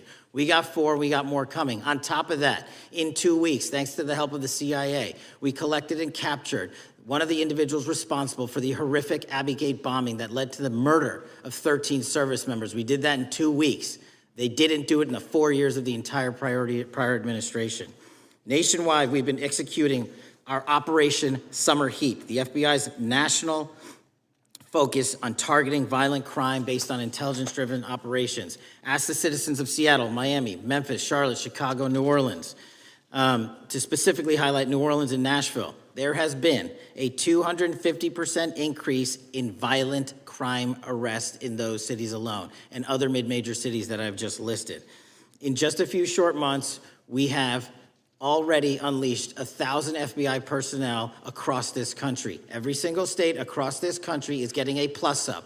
This is a fiction that the FBI is short or that we are compromising the men and women in the field. They do not need to be in Washington, D.C., so we're sending them into the field to each and every one of your states. Because of that, crime is at an all-time low. We had to do it because of the explosion of crime. And maybe the most important stat for Americans to realize: in just 7 months, we are on track to produce the lowest murder rate in modern U.S. history by double digits. Those are results not of mine. Those are results of the men and women of the FBI. If you want to criticize me, bring it on, but do not attack the brave leaders in the field. We are also working 24/7, 365 on the opioid epidemic that is killing more than hundreds of thousands of people a year. We have seized 1,600 kilograms of fentanyl off the streets so far in 7 months. Year-to-date, 25% increase. To put that in perspective, that's enough to kill a third of the American population, 120 million Americans. 100,000 kilograms of cocaine and meth gone off the streets. Earlier this year, I highlighted in Cincinnati, Ohio, how we're getting creative to chase down those that were willing to do harm to our citizens, not just by striking at the heart of the fentanyl producers, but the fentanyl precursor companies in China. And we indicted for the first time multiple companies and individuals, not just in America, but in mainland China, that are producing the ingredients that produce and make fentanyl that kill our children. And we're going to keep going. Counterterrorism work, cyber attacks, and foreign adversaries are something the FBI must never sleep on, and we are not sleeping. In the counterintelligence space alone, this year, year-to-date, 30% increase in counterintelligence arrests from the DPRK, Russia, Iran, and China. And I want the American people to know, in this setting, there's a lot of work that the brave men and women in the FBI are doing we just can't get into, but they don't stop. Our cyber threats, ransomware attacks, those harming our children online. We have nearly a 20% increase in indictments and arrests in 7 months alone this year. We're going after those that harm our malware, infrastructure systems, telecom systems, and energy structure. Combating SALT and Vault typhoons are just a little bit of the examples we're doing. Maybe most importantly, under the counterterrorism and domestic terrorism umbrella, are nihilist, violent extremists, and those that label themselves 764, who wish to go online and convince children to maim and mutilate themselves and commit suicide. And we are producing record numbers of arrests under that umbrella organization. We even stopped an individual in the 764 network who wanted to conspire to kill an adolescent girl. He is now in custody. Transparency remains one of my main priorities at the FBI. And this is what I've done in my 7 months at the helm. We've produced more than 33,000 pages of documents to Congress to a variety of committees, including, I believe, 7,500 to this committee alone, if memory serves me correct. To put the 33,000 in perspective, my predecessor in 7 years produced 13,000 pages in total to the United States Congress. His predecessor in 4 years produced 3,000 pages in total. I repeat, I have produced 33,000 pages in 7 years to this Congress and will continue to do so. I'm dedicated to restoring the trust and the mission and the integrity of the FBI, and we cannot do so without congressional oversight, and I promise you I will continue to do so. On the Epstein case, the original sin on the Epstein case was how it was handled by Mr. Acosta when he first brought the case in 2006, 7, and 8. The original case had a very limited search warrant, had a very limited search window, had a very limited investigative window. I was not there when those search warrants and that investigation was launched. I would not have done it that way. They were limited to only 3 to 4 years of investigations from 97 to approximately 2001 and 2002 to 2005. Mr. Acosta allowed Mr. Epstein to enter into a plea agreement where he served weekend jails for trafficking minor women. He also was allowed to relieve jail to go home on the weekends. Plus, he allowed a non-prosecution agreement to be signed as part of that plea deal, prohibiting future investigations from that prosecution and from that evidence and prohibiting the collection of further material. That is the original sin. We are working with Congress to produce more than any administration ever has material on Epstein. And I welcome the challenge to tell us that we are not being as transparent as the law allows. We even went to court and asked the judges to lift those prosecutorial agreements and to lift those court order seals, and they denied us 3 times. Congress is welcome to do the same and join the fight. And I'd lastly like to focus on operation that the president led in D.C. Because of this, we are taking this fight in D.C. to every single city across the country. 2,100 arrests in the last month alone. D.C. has seen a 60% decrease in gun crimes, 75% decrease in carjackings, and 53% decrease in homicides in our nation's capital. And rightly so. We're bringing that fight to the streets of America. I want to thank you for your support, and I'm proud to be the director that leads this FBI into a new headquarters building that they've needed for decades, saving the taxpayer $3.5 billion and also providing our workforce a safe environment. If you don't know the calamity that is the Hoover Building, I invite each and every one of you to walk around. I'll give you a tour myself, and you can see where the cement falls on the heads of our employees that is only to be saved by netting. Just to give you an example. Thank you for support to our mission. And I do want to highlight one thing about D.C.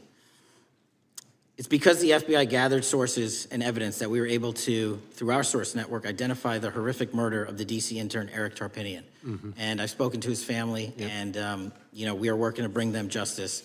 And Mr. Chairman, in my 16 years, now my 17 years of government service, if anyone has any questions about my service, bring it on. Yeah. Thank you, Director. We will now proceed under the 5-minute rule. The chair recognizes the gentleman from California, Mr. Ison. Director, delighted to have you here. You are a breath of fresh air. As you outlined, and I won't repeat it, the accomplishments, you did so with the same resources as your predecessor, roughly. Is that correct? I believe so, yes. And so how much of that has to do with taking people out of the backside of the FBI and moving them into the field, into doing the job for which we primarily pay the FBI? It's exactly what we needed done. 1/3 of the FBI's workforce resided in the National Capital Region before I got there. 1/3 of the crimes do not happen in Washington, D.C. Not anymore. Not anymore. So 1,000 personnel of the FBI were deployed across this country on a permanent basis, and every single state in this union is getting a plus up, not a reduction, a plus up of 1811s of intel analysts and support staff. And that is why the crime rates are going down in record numbers.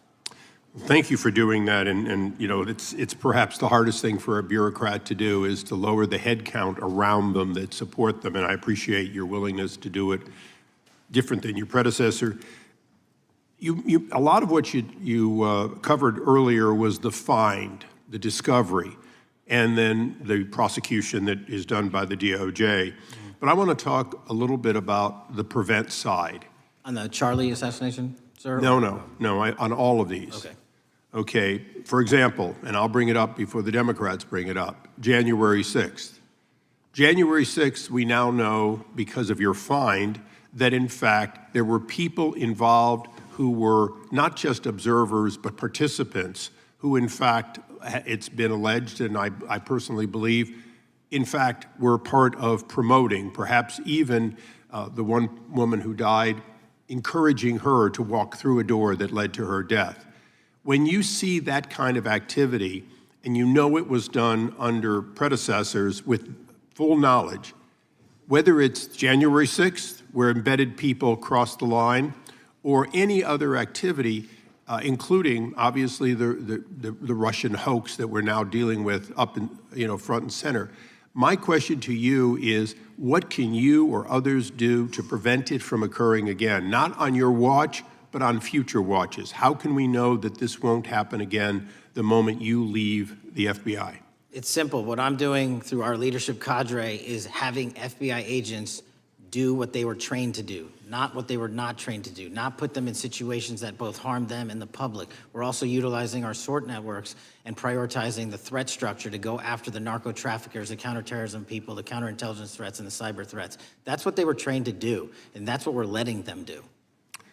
One major question I have, after decades of doing this, on our side of it, both the chairman, myself, and others, both at Oversight and here, have seen that the FBI and the Department of Justice hide behind non-statutory practices. Now, you've changed the interpretation of many of those practices. That's why we're getting the discovery that was previously withheld. How do we work together to make sure that we never again have false walls, non-statutory walls that say the Department of Justice has a prohibition about giving, quote, you fill in the blank, that has led to the chairman not seeing anything until you took over?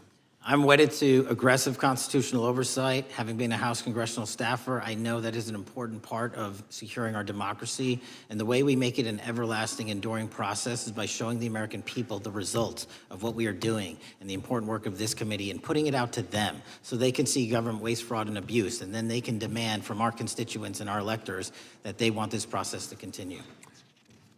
Last major question here. Some things are so sensitive that we both would agree they cannot be made public. Will you commit to this committee when it is too sensitive to disclose that you would at least make it available for in-camera review by the chairman and ranking members or others designated? I have done that, and I will continue to do that. Well, thank you, Mr. Chairman. This is a breath of fresh air. This is the beginning of what we need. But my questions today for the director are ones in which I believe that we do need to codify by agreement or by statute, if necessary, the kind of openness and transparency that we're seeing from this administration, the kind of discovery that's allowing us to do our oversight properly. And I would hope that that be the follow-up to this, obviously along with the Attorney General. And I yield back my 4 seconds. Thank you. The gentleman yields back. The gentleman from New York is recognized. Thank you, Mr. Chairman. Welcome, Director Patel. In the wake of the tragic murder of Charlie Kirk, Donald Trump said, quote, "Violence and murder are the tragic consequences of demonizing those with whom you disagree, day after day, year after year, in the most hateful and despicable way possible," close quote. I would note for the record that Donald Trump has famously demonized practically every person he has ever disagreed with, and therefore, using his own logic, he has put their lives at risk. About 2 weeks ago, when I announced my decision not to seek re-election, many people on both sides of the aisle, including the chairman, offered me well wishes and thanked me for my service. Donald Trump, on the other hand, took to Truth Social to call me a, quote, psychopathic nut job, among other things. Yesterday, I received a threatening note filled with anti-Semitic comments and hateful attacks that mimics some of the same language used by the president. I am sure many of us on this committee face similar threats every day. We have seen political assaults on both the left and the right. The attack on Charlie Kirk, the attempted assassination of the president, the murder of the Democratic Speaker of the Minnesota House, the assault on Paul Pelosi, and the attack on the Capitol on January 6th, for example. Director Patel, do you agree that there is political violence from both the left and the right? There is too much political violence. Do you agree, yes or no, that there's violence? There is too much political violence based on ideologies from either side. From either side, okay. Are you aware of the study by the Cato Institute, a well-known conservative group, that found that 69% of the violence is from the right? I'm not familiar with that study. You're not familiar, okay. I would commend it to you. Are you aware the administration has threatened to use violence as an excuse to crack down on liberty and freedom of speech? Say that again, I'm sorry? Are you aware the administration has threatened to use violence as an excuse to crack down on liberty and freedom of speech? Nobody at the FBI is doing that. I didn't ask you about the FBI, I said the administration. I speak for the FBI. I would like to enter the record an article from today's New York Times titled, "Trump Invokes Kirk's Killing and Justifying Measures to Silence Opponents." In the wake of Charlie Kirk's killing, President Trump and his allies have laid out a broad plan to target liberal groups, monitor speech, revoke visas, and designate certain groups as domestic terrorists. I ask unanimous consent to insert this into the record. Thank you. Politicizing the murder of Charlie King to go after free speech is not a legacy I believe Charlie King would have wanted. Moving on, I want to address another topic. The FBI has traditionally played a key role in prosecuting public officials for corruption. But I fear that at a time when the president is accepting planes from Qatar for his post-presidential personal use, issuing pardons to major donors, and personally profiting from the office of the presidency, the FBI may be abandoning its commitment to investigating public corruption. Since its creation in the wake of the Watergate scandal, The public integrity section has been one of the crown jewels of the Department of Justice, investigating and prosecuting corruption among the nation's public officials and acting as a key safeguard against politicized prosecutions. This section's work has been supported by an elite squad in the FBI devoted specifically to rooting out corruption. But according to reports, the public integrity section has now been decimated, and the FBI's public corruption squad has been disbanded. I would like to submit for the record a New York Times article entitled, "FBI Dismantles Elite Public Corruption Squad." I ask unanimous consent. Thank you. These actions are an invitation to corrupt politicians to break the law, since they know that the government is asleep at the switch. Last month, Senator Warren and I, along with dozens of other members of Congress, wrote to you and Attorney General Bondi expressing grave concern over your decision to effectively legalize corruption and to politicize prosecutorial decisions. And he asked unanimous consent to enter this letter into the record. Thank you. I don't have time today to walk through all your questions, all of our questions and concerns, but will you commit to answering this letter in short order so that we can understand what factors led to this decision and how it has impacted the ability to hold corrupt officials accountable? I will review your letter with my team and respond as soon as I can. You will respond. Thank you. I yield back the balance of my time. Gentleman yields back. Gentleman from Arizona is recognized for 5 minutes. Thank you, Mr. Chairman, and thank you, Director, for being here. I appreciate the change in the FBI and the tone since you've been there. We heard the ranking member, however, describe the FBI under your leadership as being resorting to political enforcement and you personally as being paranoid. I would just suggest that perhaps that is the projections of the ranking member himself and not you, sir. I want to refer to something that was said yesterday in yesterday's hearing by Senator Grassley. He said, "It's well understood that your predecessor left you an FBI infected with politics." At your nomination hearing, he gave you records, made public records about whistleblowers regarding something called Arctic Frost. Arctic Frost was the FBI case opened and approved by anti-Trump FBI agent Thibault, and Arctic Frost became Jack Smith's elector case. The new records show that Arctic Frost was much broader than just an electoral matter. In fact, it was expanded to Republican organizations. Some examples of the groups that the Ray FBI sought to place under political investigation included the Republican National Committee, Republican Attorneys General's Association, and Trump political groups. In total, 92 Republican targets, including Republican groups, Republican-linked individuals, were placed under the investigative scope of Arctic Frost. On that political list for investigation was one of Charlie Kirk's groups, Turning Point USA. In other words, Arctic Frost wasn't just a case to politically investigate Trump. It was the vehicle by which partisan FBI agents and DOJ prosecutors could achieve their partisan ends and improperly investigate the entire Republican political apparatus. I'd ask that, Mr. Chairman, that document be administered. Without objection. So, I know that this may be under current investigation, but I wish to ask specific questions about this for just a moment. What search tools were used in Arctic Frost to view private communications of targets? I believe the traditional search tools, search warrants, lawful service of process, and the tools that the FBI has in our infrastructure systems, cybersecurity systems, and counterintelligence systems. But generally speaking, if I may, I want to use this to highlight the fact that I'm continuing my promise to work with Congress to produce documents simultaneously and also conduct ongoing investigations. I'm giving you as much as I can, and I'll give you more when I can. Thank you. Another question regarding that is, were there any directives from the Biden White House concerning the Arctic Frost investigation? Were there any, sorry? Directives or communications from the Biden White House itself concerning the Arctic Frost investigation? I'll just rely on what was turned over to date, sir. Okay. So I want to add here, the search warrants that were used included the seizing of a U.S. member of Congress, his phone. I think we all know who that was and how that was taken away and used for political purposes, Mr. Chairman, Mr. Director. So we'll leave that for a second, and let's go over to the Charlie Kirk case for just a second. Let's emphasize this. How many hours did it take from the assassination to the arrest of the assassin, Mr. Director? 33. That seems pretty swift, and it was because of the actual release of videos and photographs that you directed to be released, sir. That's correct, and to put it in perspective, the Boston bomber took 5 days and Luigi Mangione took 5 days. Was the platform Discord forthright from the start with law enforcement about the shooter's communications on its platform? Discord, the platform ownership, has been working with our lawful process, and we are obtaining materials from them on a rolling basis. Thank you.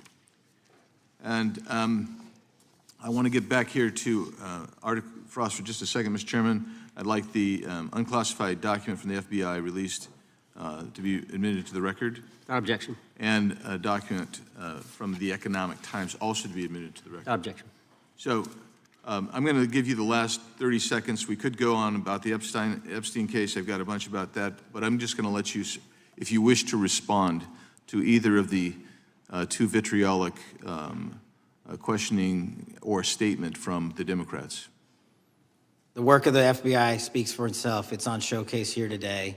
Anyone that wants to attack the FBI can attack me, but leave our leadership structure alone. When you have 23,000 violent felons arrested, twice as many as this time last year, the work speaks for itself. Thank you, Mr. Chairman, and thank you. Appreciate your good work, Director Patel. Yield back. Gentleman yields back. Gentleman from Maryland is recognized. Thank you kindly, Mr. Chairman. Director Patel, before you joined the FBI, you railed against it for covering up Jeffrey Epstein's human trafficking ring. Let me refresh your memory with this clip. Has Epstein's list, they're sitting on it. That doesn't seem like something you should do. You're protecting the world's foremost predator. That seems like an evil thing to do, regardless of who may be embarrassed in the release of that list. Why is the FBI protecting the greatest pederast, the largest scale pederast in human history? Simple, because of who's on that list. So you finished that December 2023 interview with a challenge to the FBI and harsh words for Republicans in Congress for not getting the Epstein files out to the public. You can see this clip. Boy pants, and let us know who the pedophiles are. Put on your big boy pants and let us know who the pedophiles are, you said. You emphasized that the president and FBI director each had complete authority to release Epstein's client list. You said Epstein's black book is under the, quote, direct control of the director of the FBI. Look at this clip. This is way off the topic, but who has Jeffrey Epstein's black book? Black book. FBI. But who? That is, I mean, there's... Oh, that's under direct control of the director of the FBI. All right, so you were sworn in as director more than 200 days ago. Now the black book is under your direct control. So why haven't you released the names of Epstein's co-conspirators in the rape and sex trafficking of young women and girls? The Rolodex, which is what everybody colloquially refers to as the black book, has been released. Oh, no, you're talking about what the journalist got 5 years ago? No, that's not what we're talking about. We're talking about what you were talking about there, the black exactly book what I under was the direct control of the FBI director. We have released more material than anyone else before. The Biden administration, Obama administration had the exact opportunities to release this material, and they never did. And if you are telling the men and women of the FBI, Why we're not going after child predators. Hang on, you said we're not going after child predators. 1,500 child predators arrested this year, 35% increase. I'll reclaim my time. 4,700 child victims Mr. Chairman, I'm going to found. reclaim my time if you could instruct the witness. Why have you changed your position? There you were saying it's under the direct control of the FBI director and all of it should be released. Why have you changed your position? Everything that has been lawfully permitted to be released has been released. And as I told you, the investigation was limited. And let me make something crystal clear. I never said Jeffrey Epstein didn't traffic other people, other women, and they're not other victims. This is the investigation we were given from 2006, 7, and 8, and the search warrants from 2006, 7, and 8. That's what we're working with. Well, wait, have you released all of the stuff that the FBI has seized from Epstein's house? The computers, the emails, the file cabinets, the documents? What about the financial records? Have you released all of that? Everything the court has allowed us to Which release. court are you talking about? 3 separate federal courts have come in and said. We're talking about the evidence you've got. It's got nothing to do with what those courts have. Do you have any idea how the law works? Do you want me to break the law in a federal judge's order? No, I want you to follow your own word, Director Patel. You said up there it was under the direct control of the FBI director. He had the black book. Everything have you have direct control over. We have gone to court. You haven't. Complete your sentence. Everything you have direct control over, you said. Have gone to court, and everything we have direct control over. Complete your sentence. You said everything. Release. We are releasing. He'd like to complete his answer. You began the sentence, everything you have direct control over, and then you stopped that sentence. You've released everything that you have direct control over? And I have direct control over and can lawfully release. If you're not familiar with the court orders, that's not my fault. Oh, I'm Go perfectly, look at them. I'm perfectly familiar court. with them. But how did we prosecute Ghislaine Maxwell? She was prosecuted with the investigatory material that was collected from 2001 and 2005. Because of the non-prosecution agreements and the court orders on the investigations and search warrants, we were not able to develop new information. And oh, by the way, Jeffrey Epstein was out for 12 years, and the Obama and Biden administration did nothing to look at his work, his pedophile network. If you want to blame me, that's fine. But now you're blaming the men and women who conducted this great search. Stop that. I'm not blaming anybody other than you. You're not keeping your word. You said that you would release all of the materials under your direct control. Has anyone released more information on Epstein than I have? Has anyone? Much more. Did Comey? Did Wray? Much more. Did they? Excuse me. Much more has come out in the days since the American people in Congress have been demanding it, but it's coming out in dribs and drabs. Why don't you just release the entire file as you promised to do? I literally just told you, there are multiple federal court orders. I'm not going to break the law to satisfy your curiosity. You didn't join us when we filed court to release the court orders. You could have. You have lawyers. You could have shown up. You didn't do that. That's a tiny fraction of the material we're talking about. That is not. It is a tiny fraction. How do you know that? Have you seen everything? It's all misdirection. How do you know The time that? of the gentleman has expired. The gentleman from California is recognized. Well, thank you, Mr. Director. Just to be clear, how many of the Epstein files were released in the 4 years of the Biden administration? 0. And how many have you released? I don't have the number, but it's got to be thousands of pages of stuff. I was going to ask you to begin whether Americans are safer today than they were 9 months ago, but you cited dramatic increases in criminal arrests since you've taken office, a dramatic decrease in crime that's resulted. Who would have thought that taking criminals off the streets would reduce the crime rate? But somehow we have stumbled upon that new truth. But it begs the question, what was the FBI doing during the 4 years of the Biden administration to see that dramatic an increase in work under your tenure? The simple answer is I'm letting good cops be cops. We're working with our state and local law enforcement. We're energizing our partnerships. We're bringing on more task force officers. When you have more cops in the streets, when you're using ground-based intelligence, when you're not weaponizing law enforcement and focusing on DC and focusing on the rest of America, this is what happens. It is not a significant mind shift in terms of how we maneuver the FBI. They've wanted to do this work since they signed up. We're just letting them. And we've seen many prominent Democrats oppose your efforts to restore law and order to the streets of our nation's capital. I mean, all of us here have seen a dramatic change for the better here in Washington, D.C. Why are so many Democrats attacking you for that? Sir, Democrats have been attacking me for a decade, as is the fake news media. They didn't like the fact that I exposed the Russiagate host and the largest weaponization of the FBI and DOJ in U.S. history. We proved it to be true with congressional oversight. I'm wed to that congressional oversight and will continue to do that work.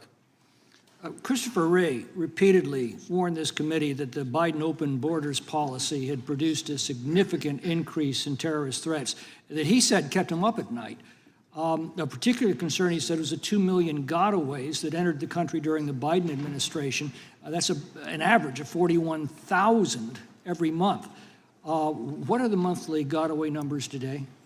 Sir, I'll have to get back to you on the exact gotaway numbers, but identifying that there are gotaways is step one. Going and manhunting them is step two, and that's what we're committing our resources to do. Well, that's my next question, is what progress has the administration made in apprehending and removing terrorist threats that came in during the Biden years? I think you're talking about, if you're not, let me know, known or suspected terrorists, and we've encountered almost zero at the southern border since the southern border has been sealed. But the problem that we are running into is our northern border. It's largely expansive. The enemy has adapted, and we need more focus on the northern border to stop known or suspected terrorists from coming in from places like China, Russia, the Middle East, Africa, Afghanistan. And what can you tell us about the remaining threat posed by potential terrorist cells here in the United States?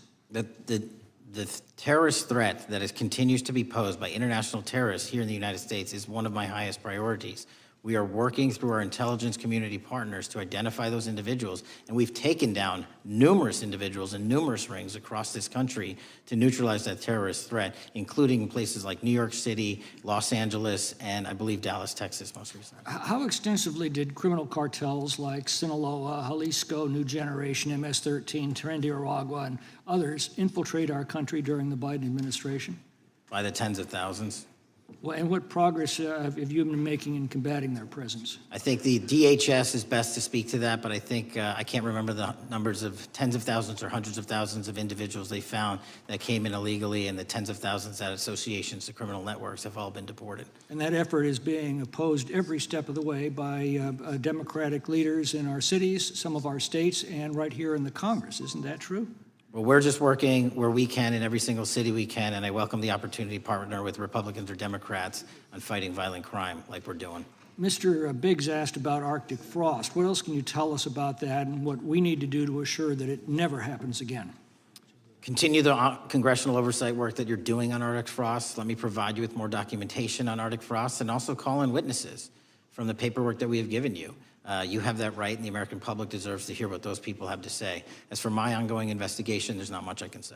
What role did the FBI play in suppressing the Hunter Biden laptop story during the 2024 election? Off the top of my memory, sir, I believe the FBI was in possession of verified information from that laptop, and it was improperly publicized that they did not have information and masked it as Russian disinformation. We now know that was categorically false. I don't know why the FBI did that, when they did that, but we've released all the materials related to that.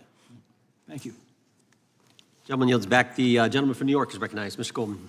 Mr. Patel, does Donald Trump appear anywhere in the Epstein files? I'm sorry, could you say that again? It's not a complicated question. Does Donald Trump appear anywhere in the Epstein files? I didn't say it was a complicated question. I just didn't hear you, so my apologies. We have released where President Trump's name's in the Epstein files and everybody else, and all credible information that we are legally allowed to release has been released. All right, so let's go through that. You're referring to court orders that prohibit you from releasing grand jury testimony under Rule 6E. Is that what you're referring to when you say as the law allows? That's a piece of it. Really? What other evidence do those three court orders you cited prohibit from being released?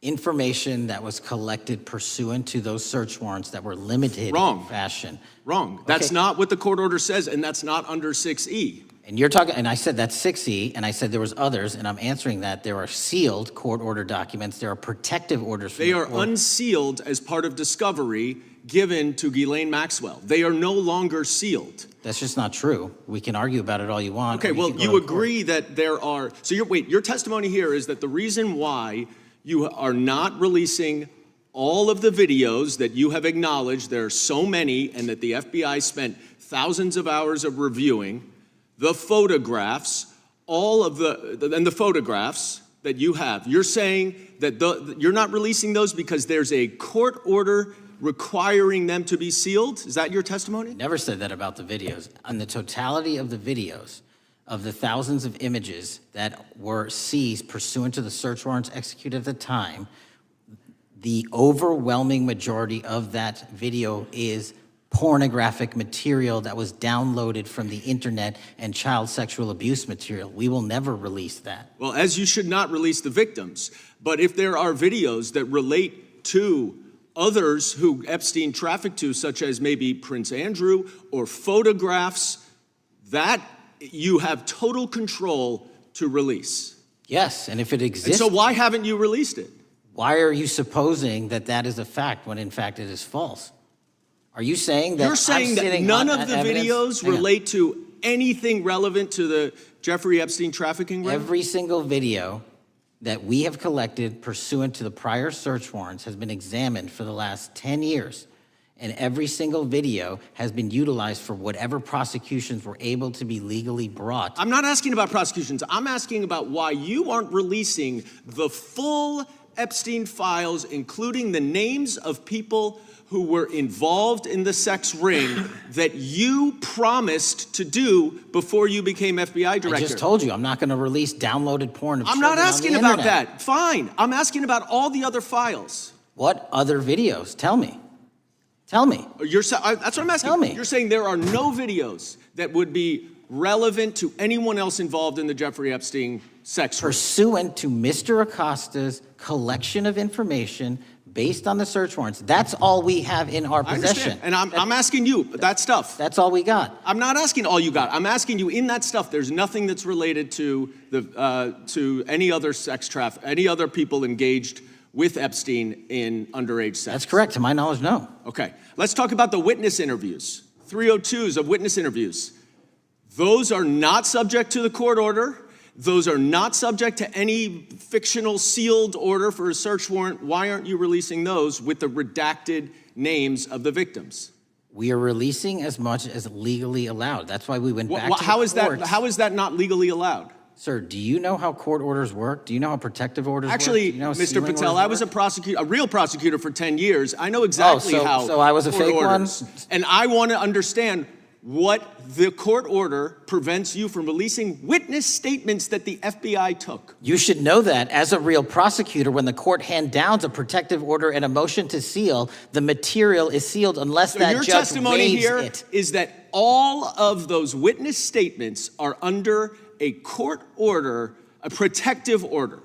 We are providing everything we can legally provide. No, that's not my Congress has question. sent us a My subpoena. question is, why are those witness statements that are not grand jury testimony, that if they were under a protective order are no longer under a protective order, why are they not being released? How are they not under a protective Why order? are you not going to the court like you did for the grand jury testimony to unseal those records? The DOJ did go to the court. No, not on those records. Why aren't you going? You just went on grand jury. Time of the gentleman has expired. You are hiding the Epstein files, Mr. Time of the Patel. gentleman has expired. You are part of the cover-up. Can I respond? Sure can. Any allegations that I'm a part of a cover-up to protect child sexual trafficking and victims of human trafficking and sexual crimes is patently and categorically false in the work of my So I hope you will talk to them when they have requested to speak with you. Because the victims have requested and you are not responding to them. Director, yes or no, is the FBI still spying on parents at school board meetings? No, sir. Is the FBI still targeting Catholics? No, sir. Is the FBI still spying on President Trump? I don't believe so. Is the FBI still censoring Americans? No, sir. Is the FBI still targeting Americans for shopping at Cabela's or purchasing Bibles? Nobody is targeted for their faith. Is the FBI still targeting Americans who are pro-life? Nobody is targeting anyone for their beliefs. Is the FBI still cooking the books on crime data? The crime data is real. Is the FBI still purging agents for conservative viewpoints? No one at the FBI has asked their viewpoints on policy. Is the FBI still labeling the Betsy Ross flag, the flag of the American Revolution, a hate symbol? No. Well, maybe that's why you've been able to, what was the number? 23,000 bad guys you've arrested, a huge increase from the same time period in the previous administration. I think you said 1,400 predators, 4,000 children rescued. Were those the facts? 4,700, 35% increase on children rescued. Yeah. And you got the guy that, Abbey Gate? We got the Abbey Gate guy. We had a guy from the 4th District of Ohio who lost his life there serving our country. We appreciate that.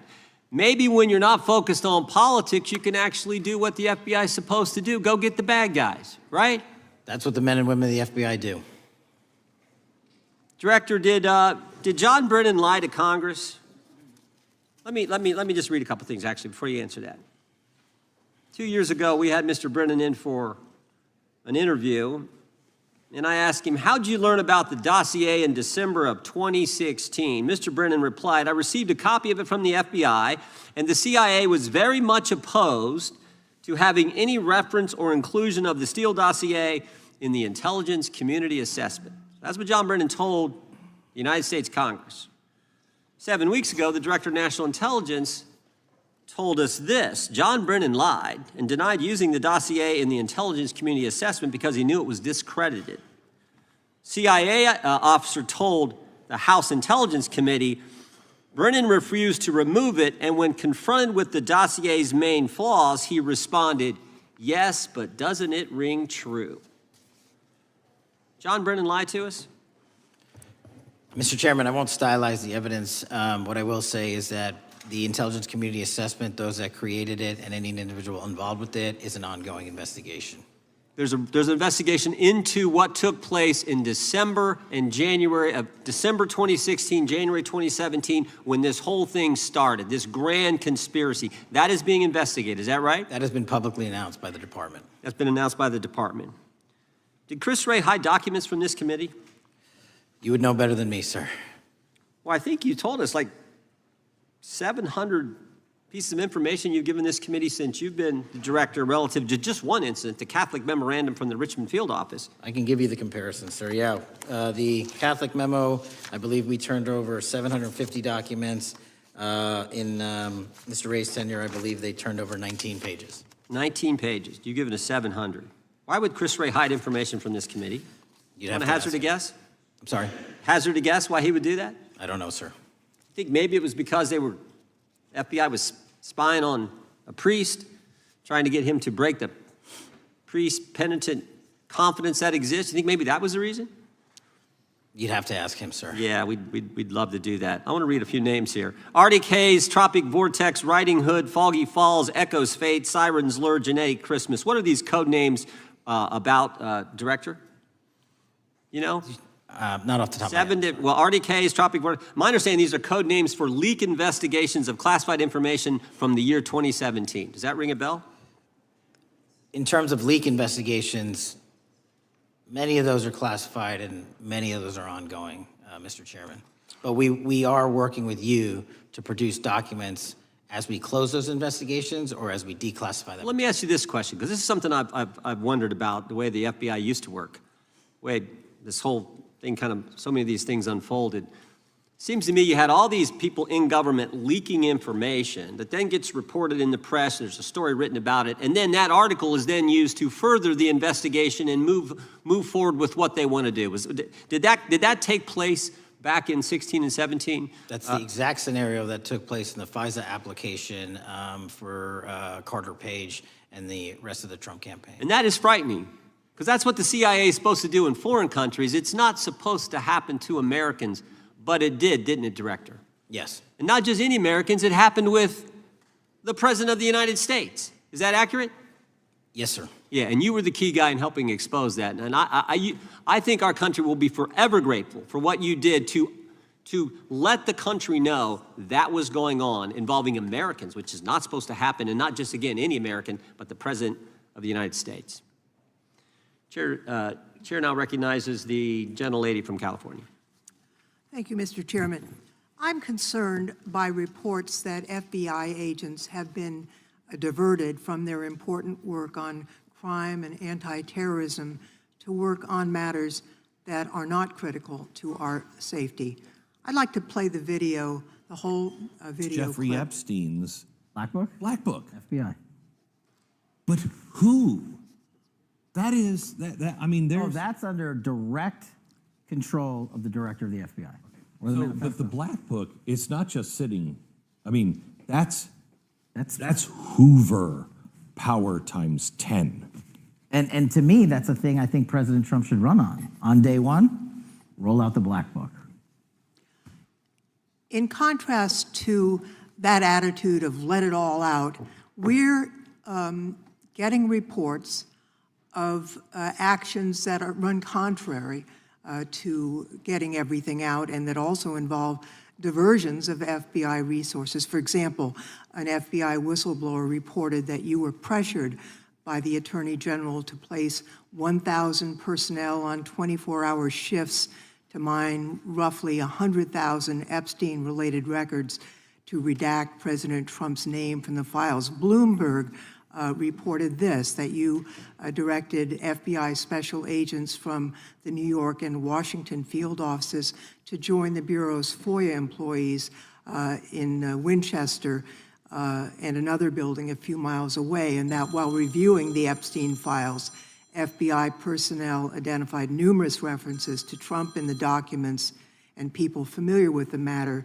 said that Trump's name, along with other high-profile individuals, was blacked out. Now, the New York Times reports, and this is a quote, Justice Department officials diverted hundreds of FBI employees and federal prosecutors from their regular duties to go through the documents at least 4 times, including once to flag any references to Mr. Trump and other prominent figures.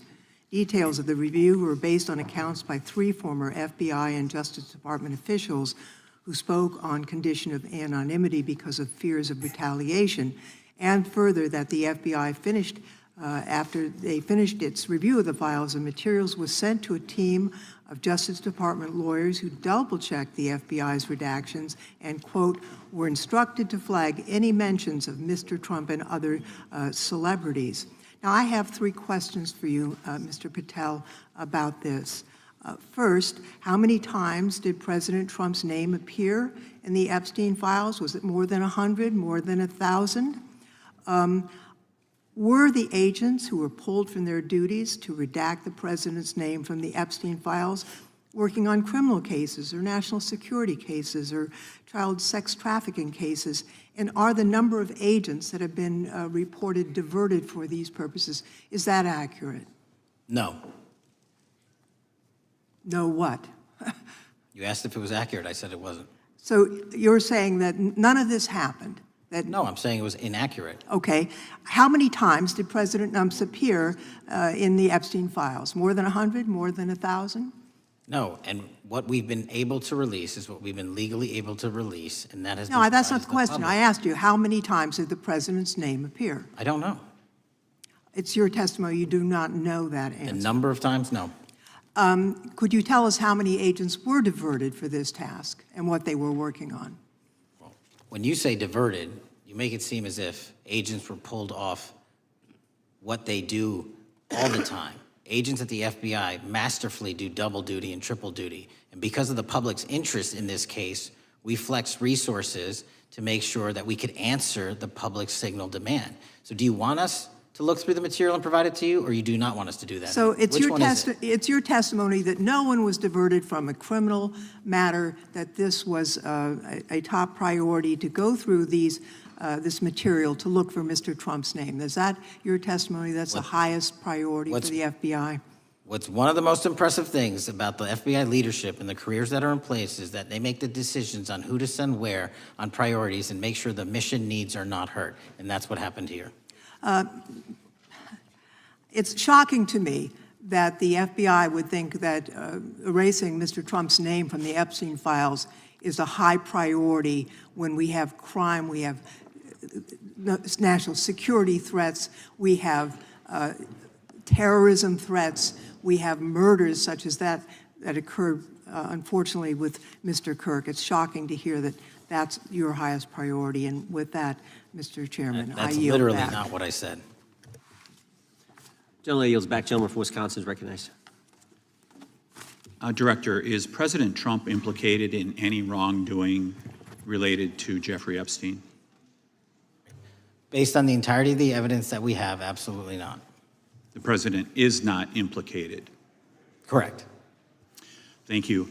I want to talk a little bit about China's malign influence here in America. And, we've seen spy balloons traverse the United States. We've seen police stations in communities around America. And sitting in the chair you're in just 2 years ago, there was a sheriff from Cochise County, Arizona, Mark Daniels, that was here, who said that the exponential increase in the amount of fentanyl that is coming into America is directly related to the open borders policies of the previous administration. Do you agree with Sheriff Daniels' characterization? In large part, yes. So since you've been director, has there been a reduction we've talked about how the border is largely secure now, right? The southern border, yes, sir. The southern border is largely secure. Has there been a concomitant reduction or a reduction in the amount of fentanyl that is coming into America? There has been a massive reduction to the tune of, we've seized more than 25% year-to-date this year than the prior year, and that's enough fentanyl to kill 120 million Americans. Does China play a role in this fentanyl that's coming to America? As I stated in my opening, sir, what they do and the companies in China, mainland China do, is produce the precursors and the cutting agents that they ship overseas through various countries into the Mexican drug cartels who produce it. So they basically are the cooks in terms of the ingredients. Tell us, what is the FBI doing to stop China from delivering death to America?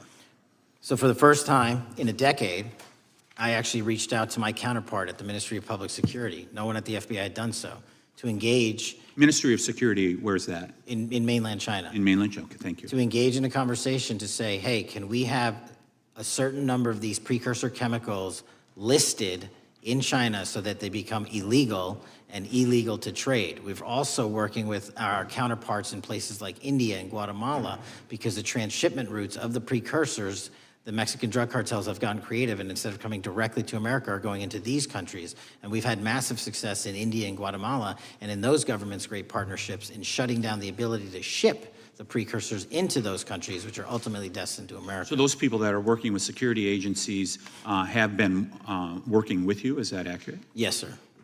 So I want to turn to a couple cases that are at the University of Michigan, where Chinese nationals, on behalf of the Chinese government, smuggled in illicit biological materials,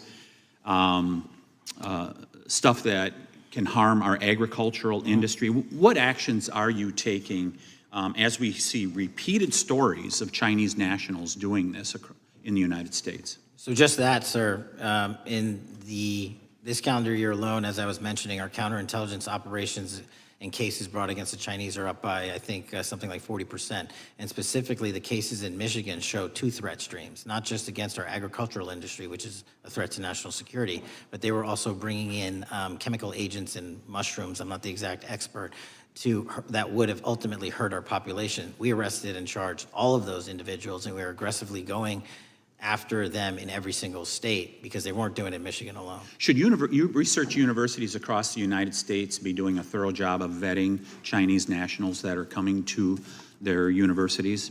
They should.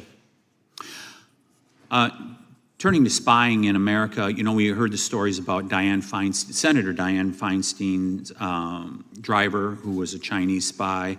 We're familiar with Linda Sun, who worked in Governor Hochul's office, Christine Fang in California. What are you doing to find these people who are Chinese spies that are trying to burrow themselves into the politics of America? Because we know it's happening, right?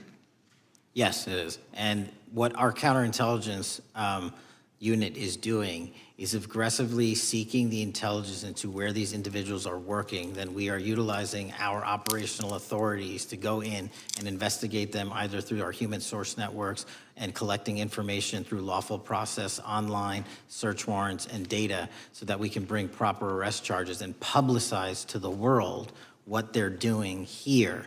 And just because we've caught a few doesn't mean we've caught everybody. We've got a lot more to go. I get one more quick question in. The FBI arrested a judge in Wisconsin, Hannah Dugan, for interfering with a federal law enforcement operation.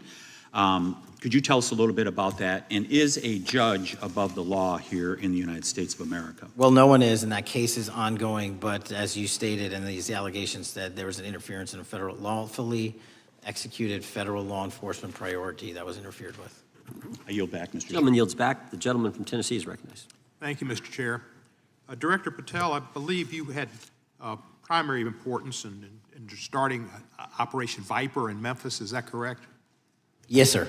And Operation Viper brought in the FBI, the DEA, the ATF to help the Memphis police in policing the city?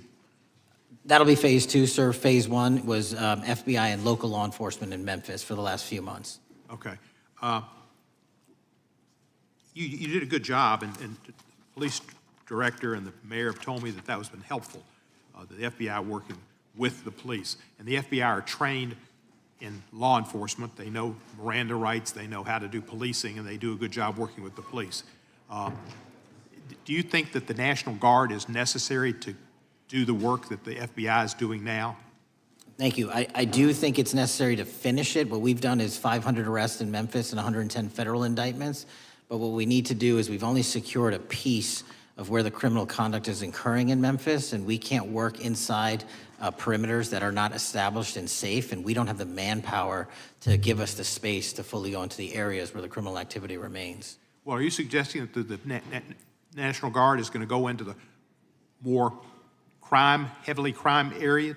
They're going to establish, like they did in Washington, D.C., perimeters where local law enforcement and the FBI, DEA, ATF, and U.S. Marshals can go into. We can't be going into all these areas knowing that they're extremely volatile and jeopardizing the safety of our agents. But did the National Guard do anything in Washington to help the FBI stay safe from these dangerous elements? They established perimeters. Established perimeter, and the criminals knew about it, so they... It was a visible force, sir, so they kind of saw it. Well, what you did, I commend you for what you did, and I think the FBI coming in, we have a crime problem in Memphis. The FBI has helped, DEA will help, and the ATF will help. I don't think the National Guard's going to help, and what I've seen, they're not trained in law enforcement, are they? No, sir. And so that could be a problem. Who will direct the National Guard in Memphis? Will it be, will they have control over your agents? No, sir, they won't. Who will have control over your agents? You? Well, the SAC and then ultimately the chain of command up to Washington, D.C. will control the FBI, but there's a task force that was put together that is going to be led by an interagency. The heads of U.S. Marshals, DEA, and FBI will be working together with DHS collectively on this. Have you visited Memphis before? Yes, sir, I have. So you know how good a city it is. I love Memphis. A lot of us do. And Memphis is a great city, great history, civil rights museum. Might say something about slavery, but that was the history. It needs to be taught. Blues, Elvis. Beale Street. Beale Street, right, barbecue. And people should come. It's not a troubled city. We've got some crime, but it's not a troubled city. We're not troubled, and we love our city, and we hope that the National Guard doesn't come in and cause people to have questions about Memphis, because it's a city they should visit. Let me ask you this about, you said that the homicide rates are coming down to an all-time low?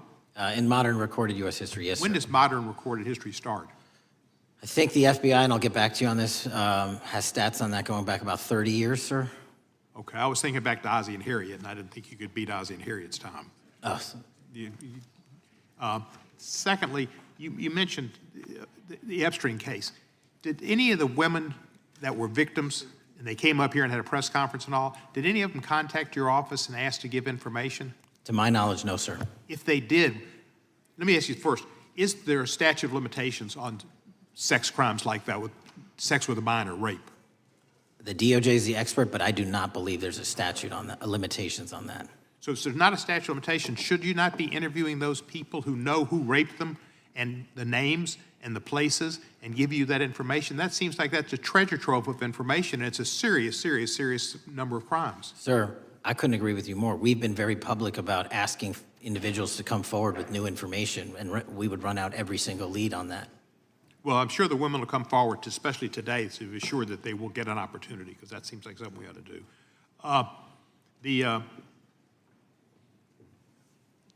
Mr. Driscoll, what was his reputation? I can't comment on Mr. Driscoll's matter. It's an ongoing litigation. Yeah, but his reputation you could tell us about. I can't tell you about his reputation. His work has been laid out in that lawsuit.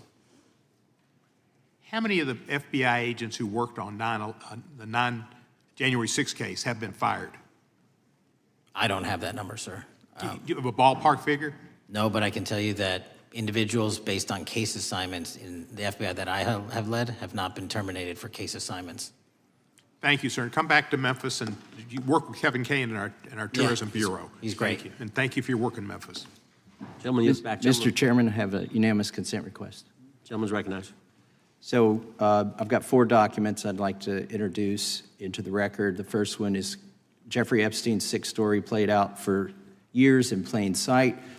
And Acosta is quoted in here saying, "I was told Epstein belonged to intelligence and to leave it alone." The second document is entitled, "What Epstein's Bodyguard Warned About His CIA Connections." The third document is from Fox Digital. It's titled, "Epstein's Private Calendar Reveals Planned Meetings with Obama Admin Official CIA Chief." And the last document is Wall Street Journal article that highlights Ehud Barak's 36 meetings With Jeffrey Epstein, he was the former Prime Minister of Israel and head of military intelligence for Israel.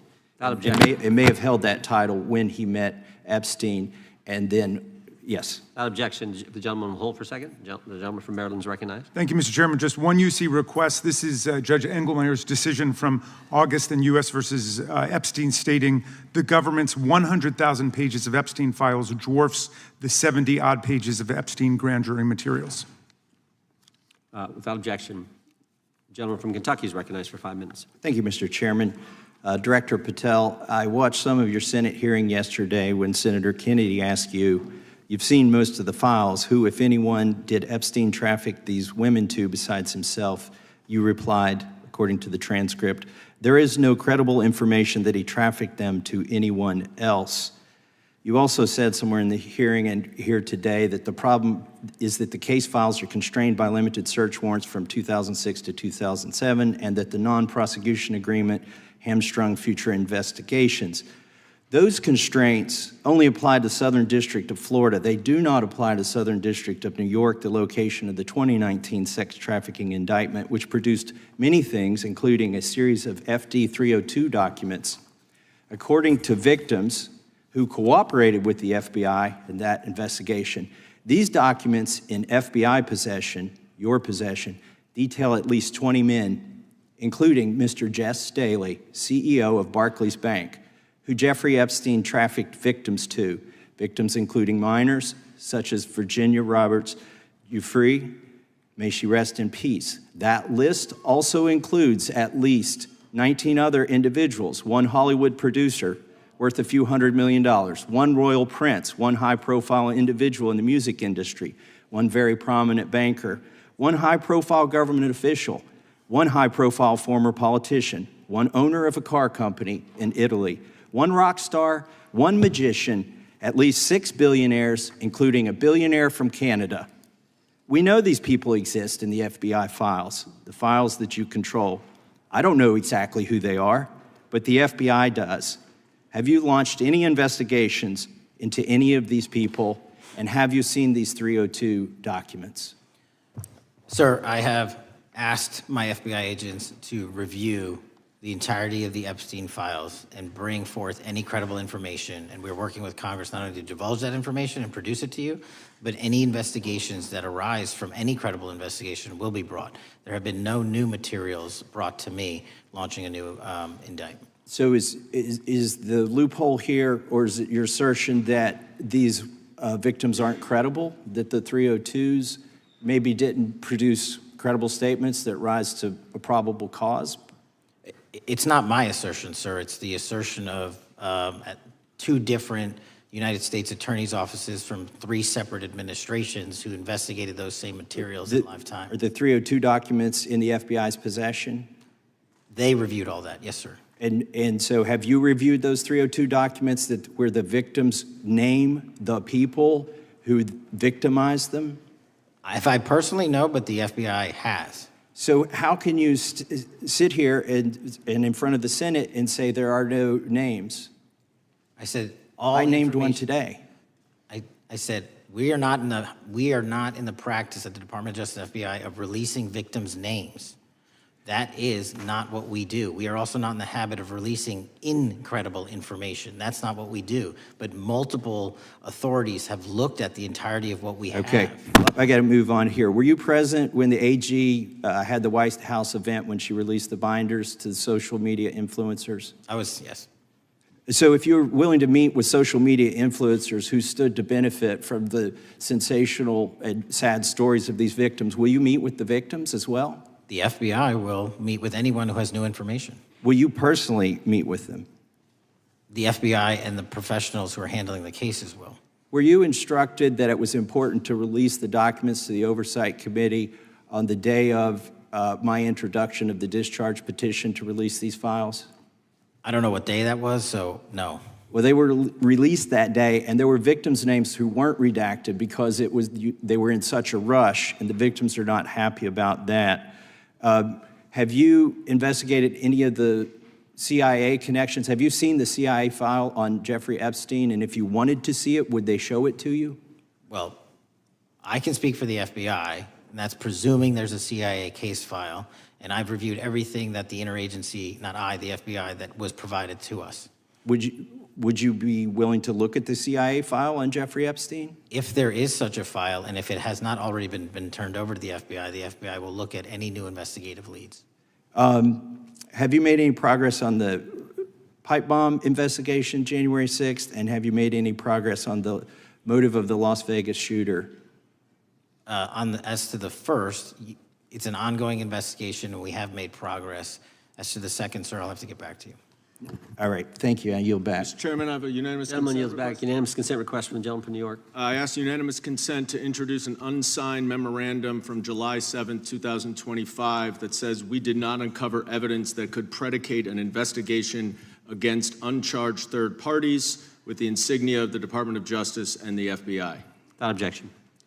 Mr. Chairman, I have a Gentleman from Georgia. unanimous consent request.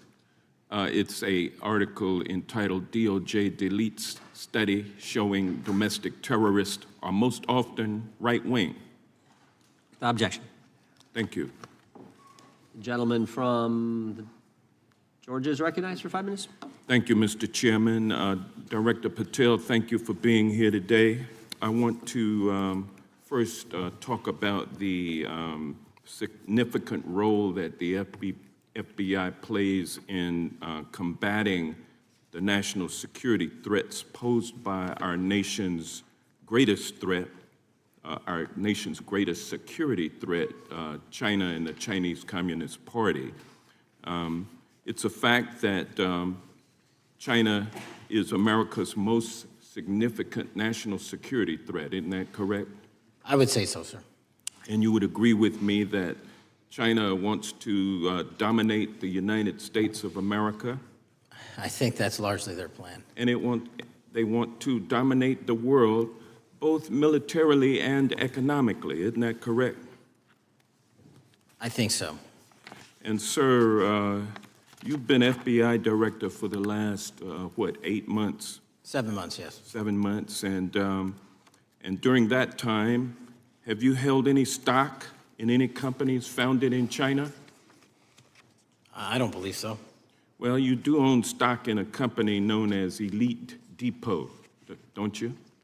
Which one, sorry? Elite Depot. You own stock. I think that's, I'll have to get back to you. I think it's a law firm and it's a company out of Singapore. Okay, well, no, the company out of Singapore, which is owned by Elite Depot, is the Shein Company, which was founded in China, correct? That company operates out of Taiwan. Well, they changed their headquarters from China back in 2022 to Singapore for tax purposes, but it's owned by a Chinese billionaire. I think his name is Charlie Zhu, and you own stock in the company that owns Shein. Which I disclosed during my confirmation process. You certainly did. And now, do you still hold that stock in that Chinese company? Pursuant to the Department of Justice, who reviewed my material that was submitted during my confirmation process, I was able to hold certain stocks, and they made the decision. You still hold the stocks that you have? You still hold on to these Chinese stocks, these stocks in this Chinese company? I disagree that it's a Chinese company, but I was in the DOJ, when you're appointed, makes a call on what you can and can't possess. Well, now, let me ask you this. Chinese companies steal trademarks, they produce counterfeit products and sell them over the internet on platforms such as Shein. They steal intellectual property. They steal data from American companies, and to me it seems inconsistent with your role as FBI director that you would own stock in a company that is based in a country that is the nation's premier national security threat. It's like you are putting your own financial security over the security of the nation. I disagree with that characterization. Well, I think the American people look at it like it's a classic situation of the fox guarding the hen house. If the FBI is charged with investigating espionage, economic espionage by companies controlled by the Chinese Communist Party, and you are the director of the FBI, you've got a conflict of interest. Sir, I would just show if there's any intimation that I'm against. Why are you holding on to this stock? It wasn't a decision I made. And it's valued at up to $5 million as of when you last reported, correct? $5 million in stock? No, I don't follow it. You don't follow it, but you're still making money off of it. I don't have any money off of anything. What I have done... Trump's trade policies directly impact the value of that Chinese stock. Won't you agree with that? Which trade policy? I'm not a trade expert. Okay, all right. But I want to tell you this. Crazy on me today. Let me ask you this question. Why are you hiding pedophiles? Why are you shielding pedophiles? Why are you protecting pedophiles? That is maybe the most offensive thing you could say to me, given the numbers. Well, you have not released given the Epstein numbers files of pedophiles. You were aware of the Epstein client list that was published in the 18,000. The gentleman has expired. The gentleman yields back. Can he answer the question? Can I just respond? Of course, the gentleman can answer the question. Since I took over the FBI, there has been a 33% increase. Sir, all of that started under Christopher Your Wray. time is done, but no, it didn't. The witness gets All to of answer that the question, started and then we'll go to our next. FBI director, sir, and you're coming in here trying to take credit for something that a previous director instituted and largely brought to conclusion. I take no I think it's credit. been clear that the director has numbers are so much better than the previous director. It's Dr. Patel, if you want to answer the question. I take no credit. The men and women of the FBI have seen a 33% increase in the number of counterintelligence arrests out of the PRC. And so all of a sudden, when you coming in 7 months ago, gentleman's time has expired.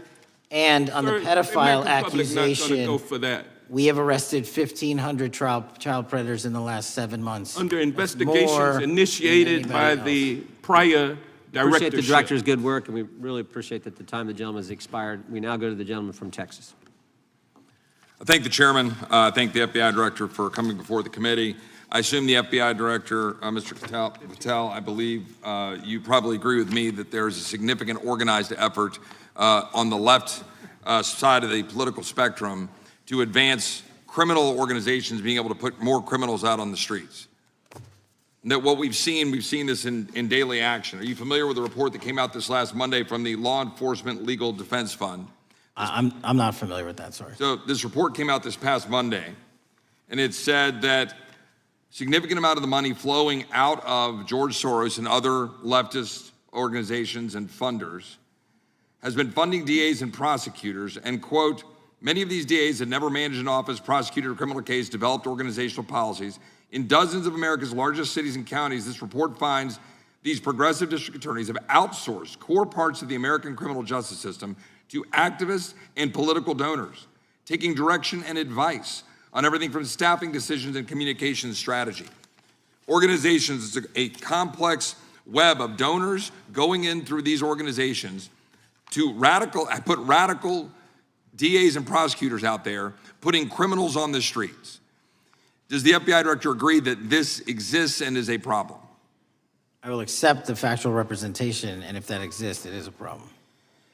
The organizations such as TIDES, the Fair and Just Prosecution, Brenner Center for Justice, Partnership for Safety and Justice, the Vera Institute of Justice, the amount of dollars flowing from George Soros through and to these organizations and to the various prosecutors that have resulted in increased crime on our streets, including the brutal murder of the Ukrainian refugee in Charlotte. I bring that up because that is one component of the problem. In addition, we have an organized effort targeting our border. The NGOs, the nonprofits and the deep pockets, the United Nations, charitable organizations, and a long list of over 250 organizations that the Center for Immigration Studies put out that lays out a complex web of organizations that were moving people into our country, knowing that they're dangerous, knowing that they're criminal, associated with taxpayer dollars flowing through the United Nations and donor dollars flowing through organizations, including ostensibly religious ones, putting these dangerous individuals on the street that resulted in fentanyl in our communities, that resulted in the death of Jocelyn Nungare, of hundreds, thousands even, as the director testified, 100,000 people dying from these narcotics every year. All of this in an organized effort, a complete effort by the radical left to use taxpayer dollars and these dollars to put people on our streets. In addition, the extent to which we've seen now with the Southern Poverty Law Center and their hate map targeting, for example, the Family Research Council, where we had a shooting right here in DC over a decade ago, putting Charlie Kirk, putting a target on TPUSA, Antifa, other radical organizations that are very specifically organized in targeting conservatives and ordinary Americans. Well, how about the organized effort to infiltrate our schools and advance a transgender agenda and advance a radical agenda, perhaps one that we will see exposed further in the individual that actually shot Charlie Kirk. So here's my question. Will you as the director, and are you as the director, pursuing all legal channels to follow the truth wherever it may lead on this organized effort, one? And two, do you agree that Congress should take all action necessary to expose this web of dollars that are flowing to undermine our way of life? I got another minute in my time, then I'd like to hear from you on this topic broadly. I'll keep it short. Investigatively speaking, we are doing the following. We are following the money. We are following the money in every organization and every person that is violating the federal code. And it doesn't matter what your background or ideology is, we are following the money. We are using legal process to follow that money, issuing subpoenas to follow that money, using grand juries to follow that money. And when we have results to recommend for prosecution to the Department of Justice, we will do that. And we will continue to publicize documents through Congress, yes, when we make these findings. Mr. Chairman, I'd like unanimous consent to insert the record outsourcing justice by the Law Enforcement Legal Defense Fund that I alluded to before. I would ask unanimous consent to add a 2024 list provided by the Center for Immigration Studies on these United Nations and other affiliated groups that are responsible, over 250 of them, for moving individuals into our country in a coordinated effort. I would like a unanimous consent to insert a letter that I sent that currently has 33 members of the United States House of Representatives have signed on it, calling for a special select committee to pursue the organized effort from the radical left to target our way of life and undermine our security by putting criminals on the street and having our borders being wide open and putting us in danger. Without objection. With that, I would yield back. Without objection. Gentleman yields back. Mr. Chairman, I have a couple of unanimous Gentleman's recognized.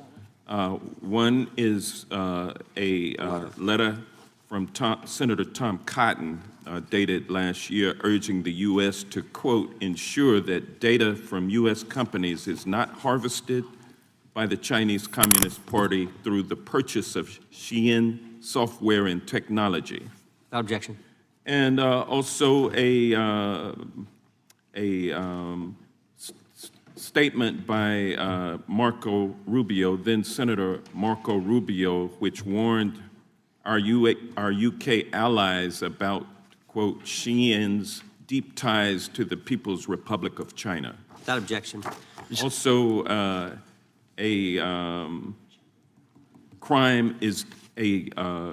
the record crime is down in 2025. Trump doesn't deserve credit, which demonstrates that the crime rates have been decreasing since 2023, which was published by the Vera Institute.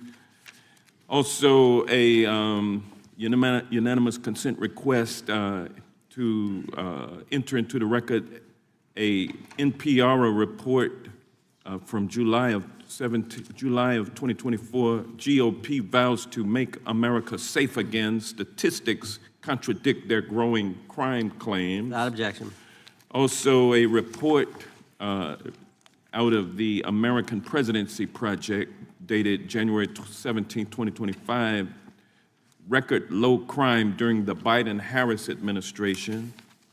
Without objection. Also, Joe Biden is correct that violent crime is near a 50-year low, which was a PolitiFact publication of May 2024. And last but not least, a FBI releases 2024 reported crimes in the nation statistics. These are FBI statistics published on August 5th, 2025, which details decreases in murder, rape, aggravated assault, and robbery in 2024.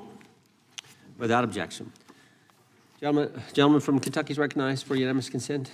Mr. Chairman, I ask unanimous consent to submit two sets of documents. The first is a series of emails from the victims of Jeffrey Epstein. They are making FOIA requests to get their own FBI files and not having any success. So I want to bring attention to that by submitting that to the record. The second document that I want to submit to the record, for the record, I know we don't usually read these. This one's not readable. It's completely redacted for the most part, the first 50 pages. This is actually the search warrant that was served on James O'Keefe for a diary that he had already given to the government 2 months before. And as it turns out, there were no indictments here, yet he still doesn't know why he was raided, and I think he deserves to know. So, Without objection. Thank you. The chair now recognizes the gentleman from California. Director, the first time you saw Donald Trump's name was in the Epstein files. Did you close the files or keep reading? I have reviewed not the entirety of the files, so I have. You haven't reviewed all of the Epstein files? Personally, no. You're the director of the FBI. This is the largest sex trafficking case the FBI has ever been a part of. Buck stops at the top, and your testimony today is you have not reviewed all of the files. What I've been doing is been busy providing the safest country this country has seen in modern U.S. history in historic speed, because the men and women of the FBI are given the resources to reduce the homicide rate, to reduce the drug trafficking rate, to reduce the amount of children that are being trafficked, and the number of pedophiles. It sounds like those children being trafficked would appreciate the director reviewing the files. You said you don't know the number of times Trump's name appears in the files, so it could at least be 1,000 times. Is that right? The number is a total misleading factor. We have not released anyone's name that we have not released anyone's name in the Epstein files that has not been credible. Director, could it at least be 1,000 times? We have released every piece of legally permissible information. Okay, you can characterize the numbers however you want it. Reclaiming my time, Director. It sounds like if you don't know the number, it could at least be 1,000 times. Which It's not. leads me- It's not. Is it at least 500 times? No. Is it at least 100 times? No. Then what's the number? I don't know the number, but it's not that. Do you think it might be your job to know the number? My job is to provide for the safety and security of this country. My job is not to engage in political And that innuendo includes protecting so you can go sexual out to the assault victims. sticks and get your 20-second hit in your fundraising reclaiming my article. time, But Director. keep going, reclaiming your time, because the Director, people of California are being If the underserved by president- your If the representation. president is not implicated, why not release everything that involves We have released everything, the president and anyone else's side, that is credible and lawfully be able to be released. Your fixation on this matter and baseless accusations that I'm hiding also child Mr. Massey's pedophiles is disgusting. interest. Anyone that says that needs to look at the stats alone. And go back to the state of California, who's receiving the biggest surge in FBI resources through my redeployment, because the cities of Los Angeles, San Diego, and San Reclaiming Francisco my time, need it. Director. Remembering your oath to tell the truth, did you ever tell Donald Trump his name is in the files? I have never spoken to President Trump about the Epstein files. Did you ever tell the Attorney General that Donald Trump's name is in the Epstein files? The Attorney General and I have had numerous discussions about the entirety of the Epstein files and the reviews conducted by our team. Did you tell the Attorney General that Donald Trump's name is in the Epstein files? And we have released where President Trump's name is in the It's a simple attorney's question. file. Did you tell the Attorney General that the President's name is in the Epstein files? During many conversations that the Attorney General and I have had on the matter of Epstein, we have reviewed. The question is painstakingly simple. Who Did you can tell the Attorney General that Donald Trump's name is in the Epstein files? Yes or no? Why don't you try spelling it out if Yes you're or going to mock no, me? Director? Use the alphabet. Yes or no? No? A, B, C, Director, D, E, F? it Don't sounds wanna like do you it? don't want to tell us. Did you tell the Attorney General that Donald Trump's name was in the Epstein files? Why don't you try serving your Director, constituency did by you tell the focusing on Attorney reducing General violent that Donald crime in this Trump's country and the number of pedophiles that are Director, legally reclaiming harbored my time, in your Director. sanctuary cities in Director, California? reclaiming I'll my work with time. you on that. Do Regular you order, want to Mr. work with Chairman. us on that? Director, Time reclaiming my belongs to time. the gentleman from California. Did you tell the Attorney General that Donald Trump's name is in the Epstein files? The question has been asked and answered. You have not answered it, and we will take your evasiveness as a consciousness of guilt. Director, did Donald Trump ever say to you, just find and release the entire truth? don't worry if I'm in it? The instructions from the administration were to release all credible information, and we have done that. Did Donald Trump ever provide information about Jeffrey Epstein as an informant? Donald Trump has not been, and I can only speak for the FBI, an informant of the FBI. So, Director, you've played this cute shell game where you say you can't release everything because the court has said that it legally is not allowed to be released, but the court calls bullshit. Judge Richard Berman said that when you went to the court, quote, information contained in the Epstein grand jury transcripts pales in comparison to Epstein investigation information and materials in the hands of the Department of Justice. So let's move on, Director. You wrote a book called Government Gangsters. You identified 20 individuals in that book. You put me on that list at the top of the list. Thank you. My children find it flattering. 20 of those individuals have been investigated or have had adverse actions. Director, considering that you have identified these people as, quote, government gangsters, will you recuse yourself from making any investigation decisions about these individuals? Anyone that has been terminated at the FBI has been done No, the question they failed again, to meet the muster Director, in their constitutional I will obligation. work on the audio-visual capabilities. I'm going to borrow your terminology and call bullshit on your entire career in Congress. I'm reclaiming my time, It has been Director. a disgrace to the American Director, I'm people. reclaiming my time. You can reclaim your time all you want. Mr. Chairman, you're going to allow a witness to speak this way? Mr. Chairman, would you give recuse yourself, Director? The gentleman has no time. Mr. Chairman, would you admonish the witness not to insult members? The gentleman has no time. Mr. Chairman, the just committee will remember. Quick point of order.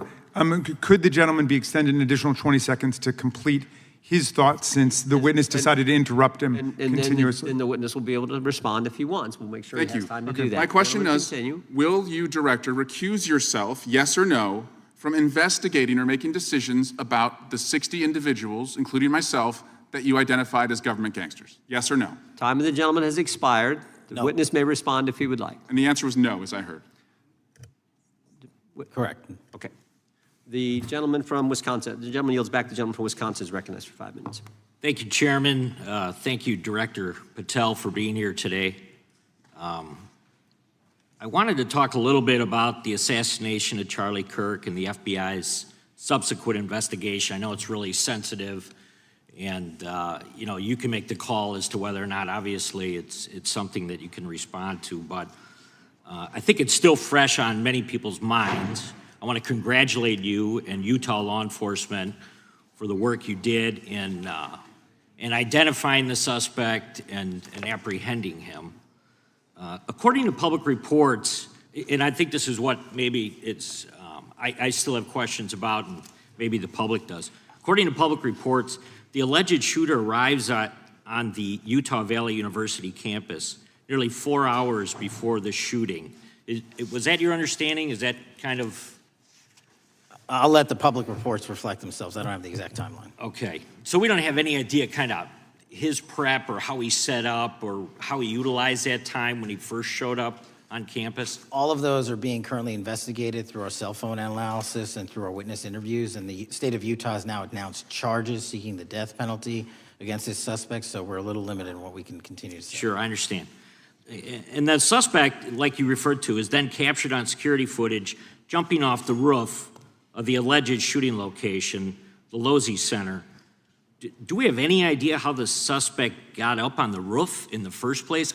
I think for members of Congress, especially after Butler in Pennsylvania, it's just unimaginable that there could be some type of security breakdown prior to an event of that size where somebody could access a rooftop.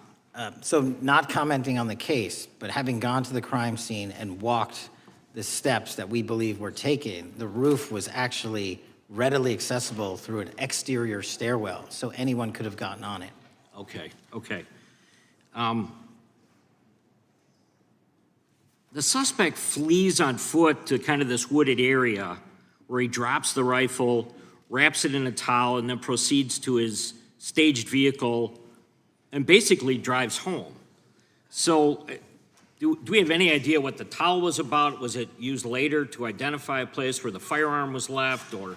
What we can tell you is the towel, there was a screwdriver found on the rooftop, which DNA was collected off of, and the towel was found wrapped around the firearm in question in a wooded area next to the campus. All have been processed for DNA.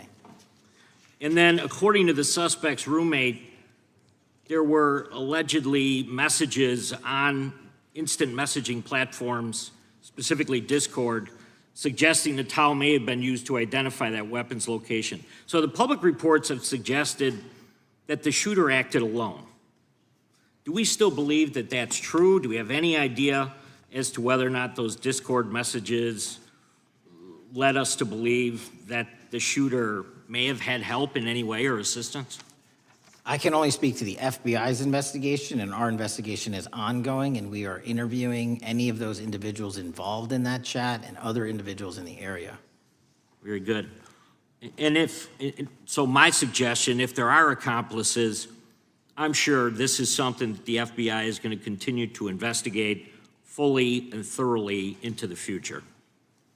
Yes, sir. The reason I ask that is because I don't know that that was necessarily the case with Butler, Pennsylvania. So thank you so much for your persistence kind of in this matter. There's still a lot of public questions that need to be asked. Let me shift to another topic very quickly. On July 31st, 2025, the DOJ and the CIA declassified the annex to Special Counsel John Durham's 2023 report on Operation Crossfire Hurricane. The 29-page Durham Annex contains previously classified information about, among other things, the investigative referral of the Clinton campaign plan. Why would somebody place documents in a burn bag related to this case? That case is very much ongoing, so I can't comment on the stylization of the evidence we're collecting. Can you comment at all on the Durham Annex as I described it? The Durham Annex, which has been publicly released thanks to the FBI's commitment to transparency, is one of the documents that's being utilized. And in general terms, speaking for a burn bag, sir, a burn bag is what you use to put classified documents into generally, because that is literally how you destroy them. So it appears that efforts were made by the Clinton campaign to reach out to the FBI agents or the Clinton sympathizers in the intelligence community in order to lead more credibility to the Clinton campaign plan. Do you think that's an accurate characterization?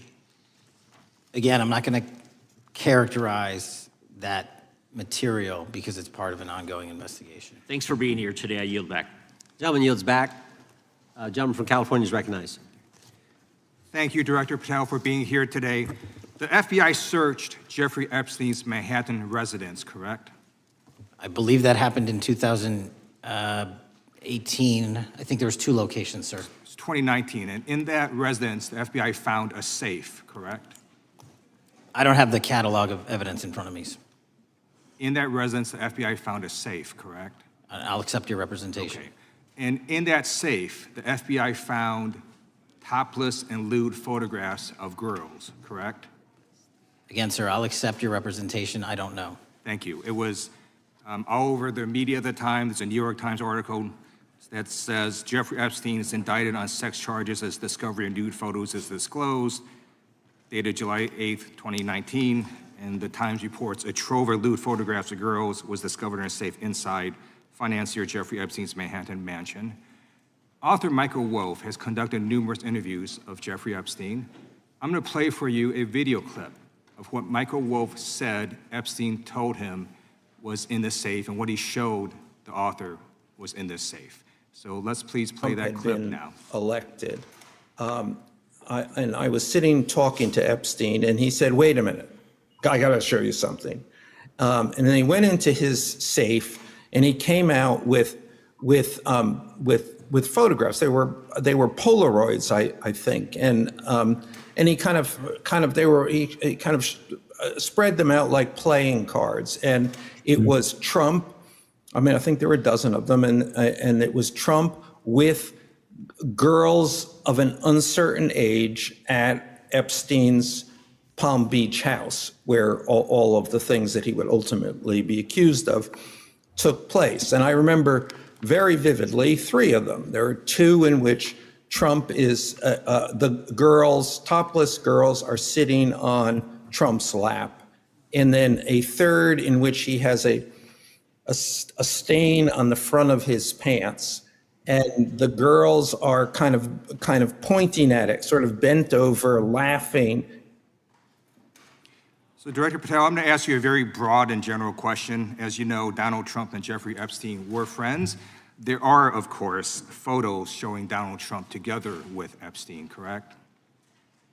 I don't have the entirety of the photographs, but I think they've been photographed in public together. All right. Are there any photos showing Donald Trump with girls of an uncertain age? No. How do you know that? Because that information would have been brought to light by multiple administrations and FBI investigators over the course of the last 20 years. Well, you know what? That's just not true, because no one knew about the creepy birthday message that Donald Trump wrote to Jeffrey Epstein until the Wall Street Journal disclosed it, and then all of a sudden, the Epstein estate provides it to Congress. Well, so certainly, you weren't there at the search. You don't know what Epstein may or may not have done with those photographs even prior to the search. Maybe someone has it. Maybe the Epstein estate has it. You raise a great point. So I'm going to ask you, have you asked to talk to Michael Wolff? You raise a great point. I haven't personally asked to talk to Michael Wolff. Has the FBI asked? But the FBI, I'll get back to you if the FBI specifically so Michael Wolff has has ever.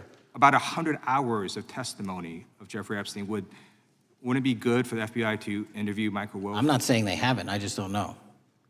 Has FBI subpoenaed the tapes that Michael Wolff has conducted of Jeffrey Epstein? I don't know. All right. So if you could provide us an answer, that would be terrific. Sure. Well, let me ask you this question then. Have you looked at all the photos in Epstein files? I have looked at all the information that the investigators who investigated this case have provided to run out credible leads. And in the Epstein files, was there that creepy birthday message that Donald Trump had written to Epstein? No, that's what I was trying to tell you. You raise a great point. The estate of Jeffrey Epstein has a voluminous amount of information that they have not released before. Okay, so that's great. So wouldn't it be great if FBI subpoenaed the estate of Jeffrey Epstein for all that information? The estate is under no obligation to provide that material, even pursuant to a subpoena. That's a great point. Yeah, that's just false. Okay. That's just false. You're the frickin' FBI. You can subpoena the information from the estate, and you better do that. That's literally not how it works. I'm going to move on now and talk about Epstein's client list. You confirmed that it exists. Attorney General Pam Bondi confirmed earlier this year that it exists. I just want to ask you a simple question. Is Prince Andrew on Epstein's client list? The material related to Prince Andrew has been made public. Is Prince Andrew on the client list? We have released the index of names that were in Jeffrey Epstein's. Is Donald Trump on Epstein's client list? The index has been released, and the index will speak for itself. So I'm just going to say, America, there's a huge red flag. The FBI director could not answer whether Donald Trump was on Epstein's Gentleman's time has list. expired. I Chair yield now back. recognizes the gentleman from Virginia. Thank you, Mr. Chairman. I want to thank the director for being here and for his work over the last several months, removing the taint of partisanship that has infected the intelligence community over the past several years under the last administration, under the last several directors, standing up for law enforcement, standing up for the brave men and women who work in your agency. But to set the record straight, we have to correct the record. And the record, early days of the first Trump administration saw a dramatic spike in news stories that contained sensitive and sometimes classified details about the FBI's bogus Russia probe, about a leak a day. It's unacceptable that senior FBI officials coordinated to leak classified information to try and harm President Trump. Documents produced to the committee in August of this year revealed that the FBI interviewed a former Intelligence Committee staffer who gave details on a systematic process through which leaks of classified information were affected by then Chairman, now Senator Adam Schiff. Were these findings escalated within the Bureau's chain of command, and if so, to what level? Sorry, were the findings escalated? Were these findings that were given to us escalated within the Bureau's chain of command, and if so, what level? Did you receive this information? That entire matter is currently under investigation by the people at the FBI that handle leaks of classified information. All right, it's good to know that there is an ongoing investigation. Can you tell me whether these leaks to the media compromised any ongoing FBI investigations during the Trump-Russia probe? I can tell you, generally speaking, the leaks of classified information are detrimental to any work the FBI is doing. Now, former Director James Comey testified before the Senate Judiciary Committee that he had never been an anonymous source, nor authorized anyone to be an anonymous source in news reports about matters relating to the Trump investigation or the Clinton investigation. Was Comey's testimony true? In reference to Director Comey, I'm very limited in what I can say because of what the current status of those matters are with the FBI and the Department of Justice. When I am able to make those public, I will. Can you tell me if there's an ongoing investigation there? Again, without identifying any individuals related to the information you're generally speaking about, there is an ongoing matter that has been under review by the Department and the FBI for some time. Because we know that the documents that we received last month revealed that former Director Comey used Columbia University law professor as a conduit to leak stories to the media that contained classified information. Let me move on to the way that the FISA process was weaponized by past directors.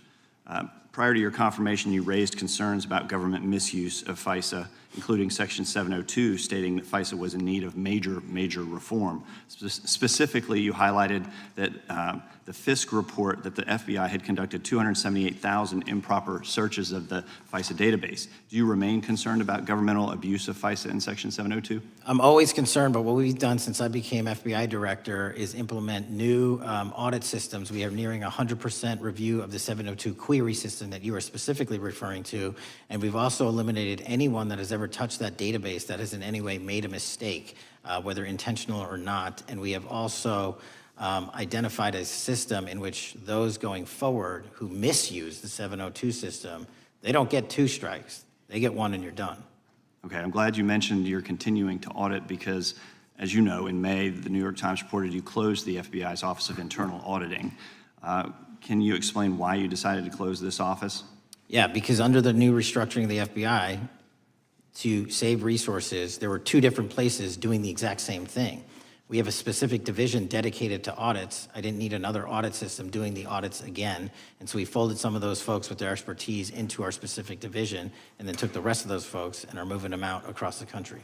Under previous FBI leadership, FBI agents were found to have lied to the FISC. There have been hundreds of thousands of violations of the querying standards. In light of past violations, what action is the FBI taking to ensure that similar abuses do not occur in the future? Exactly what I've outlined. You cannot have access to the 702 query system if you improperly queried that system at all at any time in your career. Okay, at a Senate hearing 2 years ago, your predecessor, Director Wray, testified FBI had previously purchased U.S. phone geolocation data for a specific national security pilot project and further stated that the project had not been active for some time and that the FBI relies on court-authorized process to obtain location data from companies. Does the FBI purchase location data or any other data of Americans from data brokers? I don't believe so, but I'll get back to you. Thank you, that'd be important. I appreciate that. I yield back. Gentleman yields back. Gentleman from Washington is recognized. Thank you, Mr. Chairman. Mr. Patel, before you joined the FBI, you had very strong opinions about what the FBI was hiding regarding Jeffrey Epstein. In a September 2023 interview with Glenn Beck, you said the Black Book is under the, quote, direct control of the director of the FBI. In December 2023, you said, let us know who the pedophiles are. Even for a short time after becoming FBI director, in February of 2025, you tweeted, quote, there will be no cover-ups, no missing documents, no stone left unturned. In June, you told Joe Rogan, quote, we've reviewed all the information, we're gonna give you every single thing we have and can. But then suddenly in July, everything changed. You and Attorney General Pam Bondi released one video and said that there was nothing more to see. Your July memo says you uncovered more than 300 gigabytes of data and physical evidence, but that you had decided no further disclosure would be appropriate or warranted. That is a quote. I think what happened, Mr. Patel, is that suddenly you discovered that Donald Trump's name was all over these files, and you started a giant cover-up. So you are under oath, Mr. Patel. You just testified to Mr. Swalwell that you did not speak to the president about the Epstein files. To your knowledge, did Attorney General Pam Bondi speak to the president about what was in the Epstein files? I can't speak for Attorney General Pam Bondi. So to your knowledge, you don't have any information. The question was, do you have any knowledge? Do you have any knowledge? I can't speak. You are refusing to answer the question, so let me tell you that the Wall Street Journal reported that in May, Bondi told Trump that he was in the Epstein files, and at the same meeting said that the DOJ did not plan to release the files. Yesterday, you testified to Senator Kennedy that there was, quote, no credible information that Epstein trafficked girls to anyone else, and that you have, quote, continuously and publicly asked the public to come forward with more information and we'll look into it. Today, in response to Mr. Massey's question, you appear to say that the survivors were not credible. These are survivors. That's not at all what I said. Okay, great. I'm going to ask you this in a second, but let me tell you about then the don't lie about survivors, me. and let's bring them up here into the room. These are women who came to the Hill and testified that they were groomed and raped at the age of 14 and 16 years old, and they called to meet with the president and to meet with the FBI and to have people investigate their claims. Some of them have never testified before. If you are so interested in getting the public to submit any information, why have you not met with them? You said you haven't met with them. Have you met with them? I'll give you one more chance. My job as the FBI director is to Is the invite all answer yes or investigative no leads. to whether or not you met with these women who were sexually abused and raped? Any insinuation by you or any What people is on the your an- side that I am not manhunting child predators and sex traffickers, just look at the Mr. stats. Patel, And you talk Mr. about Chairman, cover-ups, man. Mr. Chairman, you this talk is about my time, cover-ups. and I will take Why as much time as I Where were want. you during the Instruct Obama the and witness, Biden Mr. administrations Chairman. when these so-called Instruct the cover-ups were witness. going on? Mr. Why didn't Chairman. anyone in those administrations talk to any of these Mr. purported Chairman. witnesses? Let's I have get some regular order, Mr. every Chairman. single person to provide credible information. Time belongs to the gentlelady from Washington. And I'm but gonna when you- take when another you couple accuse of the minutes. witness of something, he's allowed to respond. That's how it works. You say Listen, he something, didn't you say even, something, excuse me, he's allowed to Mr. Chairman, you respond. have Point always of been order. fair, but this And is I'm not being fair. fair, and you will get No, your- this you will is get your my time. and he You will give the said gentlelady that the a few witnesses additional were not credible. seconds of time. I'm going to get an additional minute of time because No, that's you'll how get much what time you he won't get a took. minute. You'll get some seconds. What we think is under 5 minutes. You don't get to demand how Mr. much time you Patel. get. That's not how it works. Mr. Patel, are the victims of the Jeffrey Epstein horrific trafficking ring, are they credible?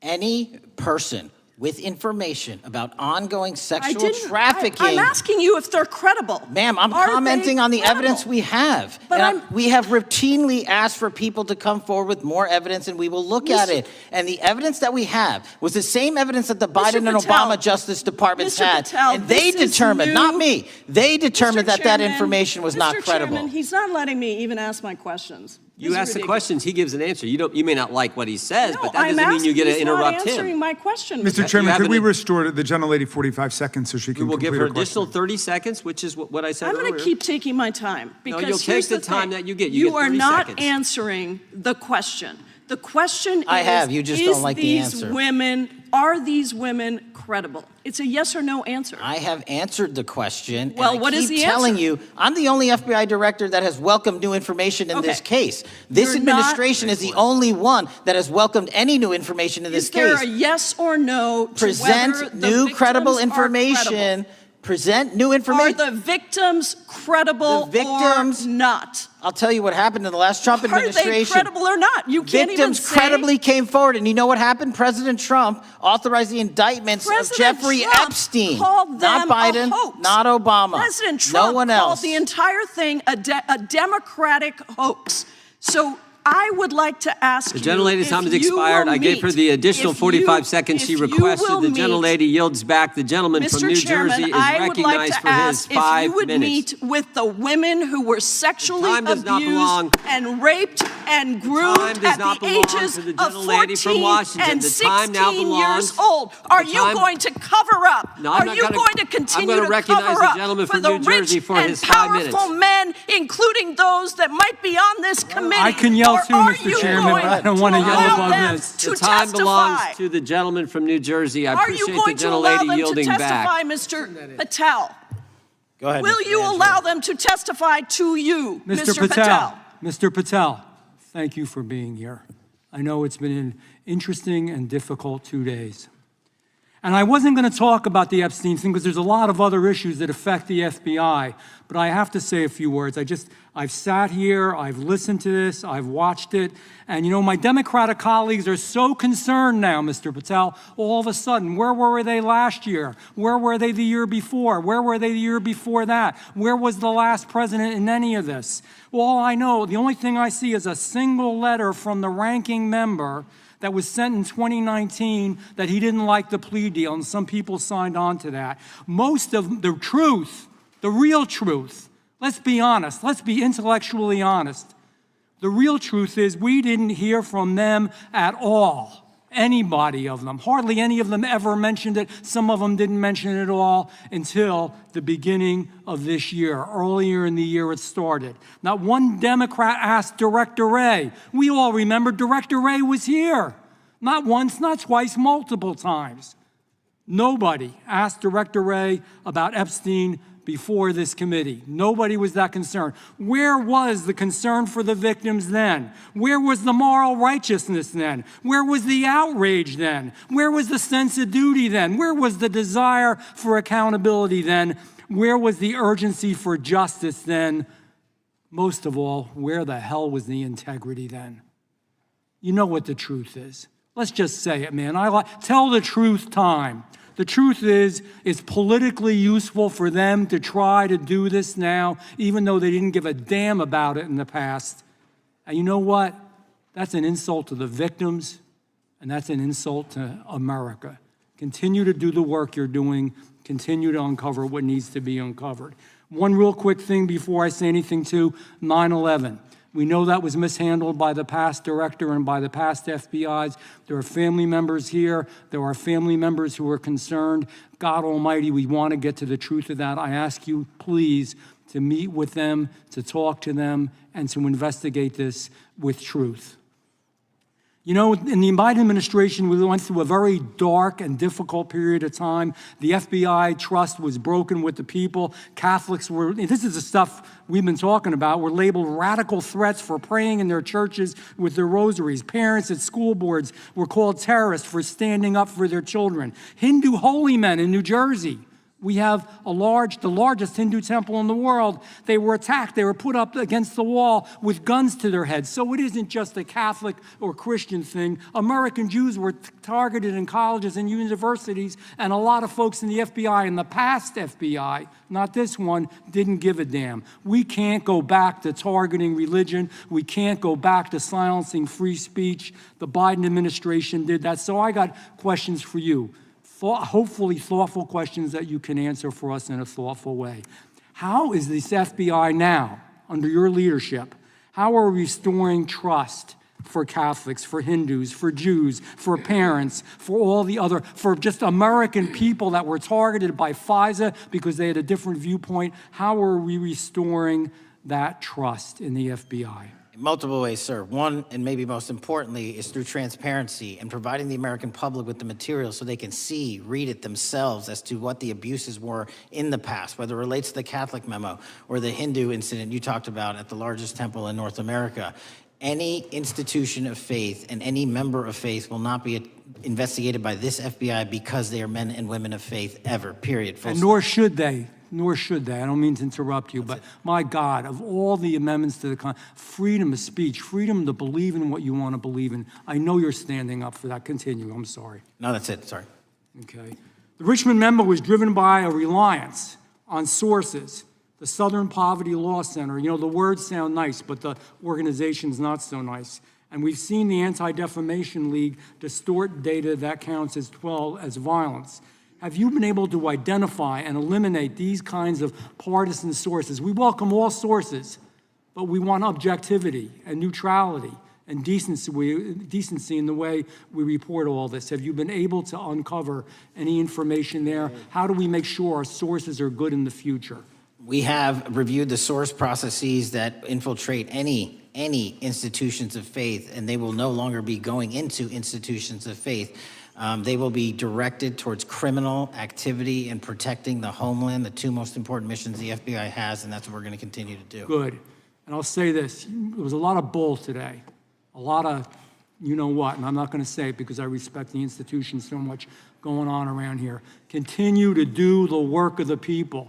You are here for that reason. The administration is here for that reason. It was weaponized and politicized, the FBI, in the past. I hope to God we never, ever see that again. One of the darkest parts of American history. Thank you, Mr. Patel. I yield back. Mr. Chairman, I have a unanimous consent Gentleman yields back. The gentleman from New York is recognized for UC. I would like to introduce a CNN article that explains how an alleged top leader of the MS-13 gang was dismissed. His case was dismissed in Brooklyn so that he could be deported back to El Salvador, even though he was charged with murder.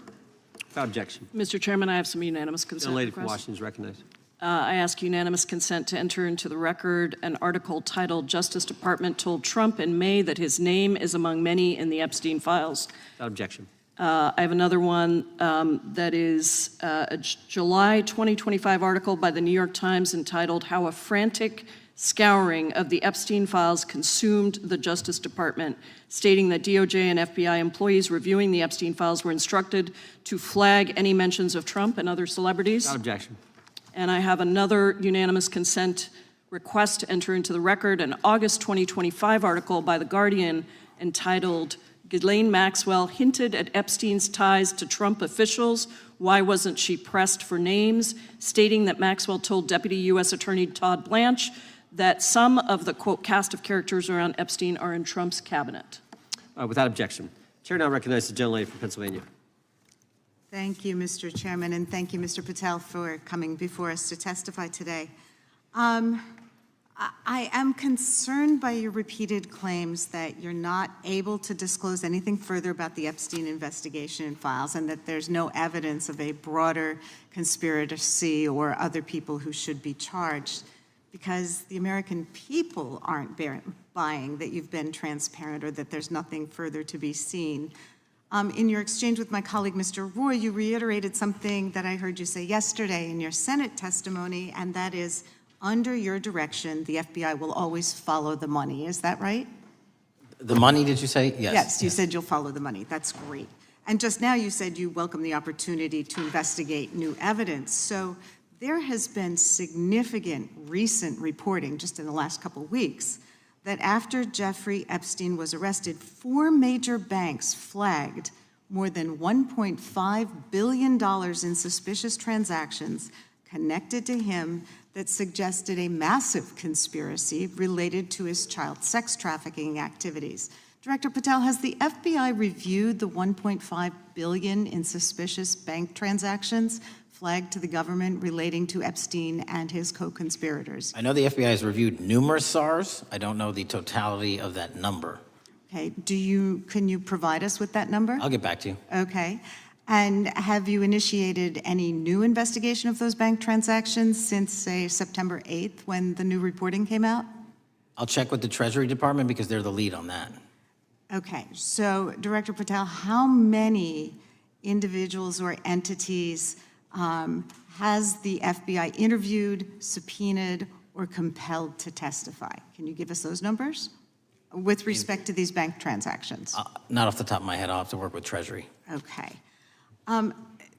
We're concerned, you see, because you say you're going after child predators, but we are. Obviously this is how you follow the money, is if you follow the bank transactions that apparently enabled the child sex trafficking. Would you agree?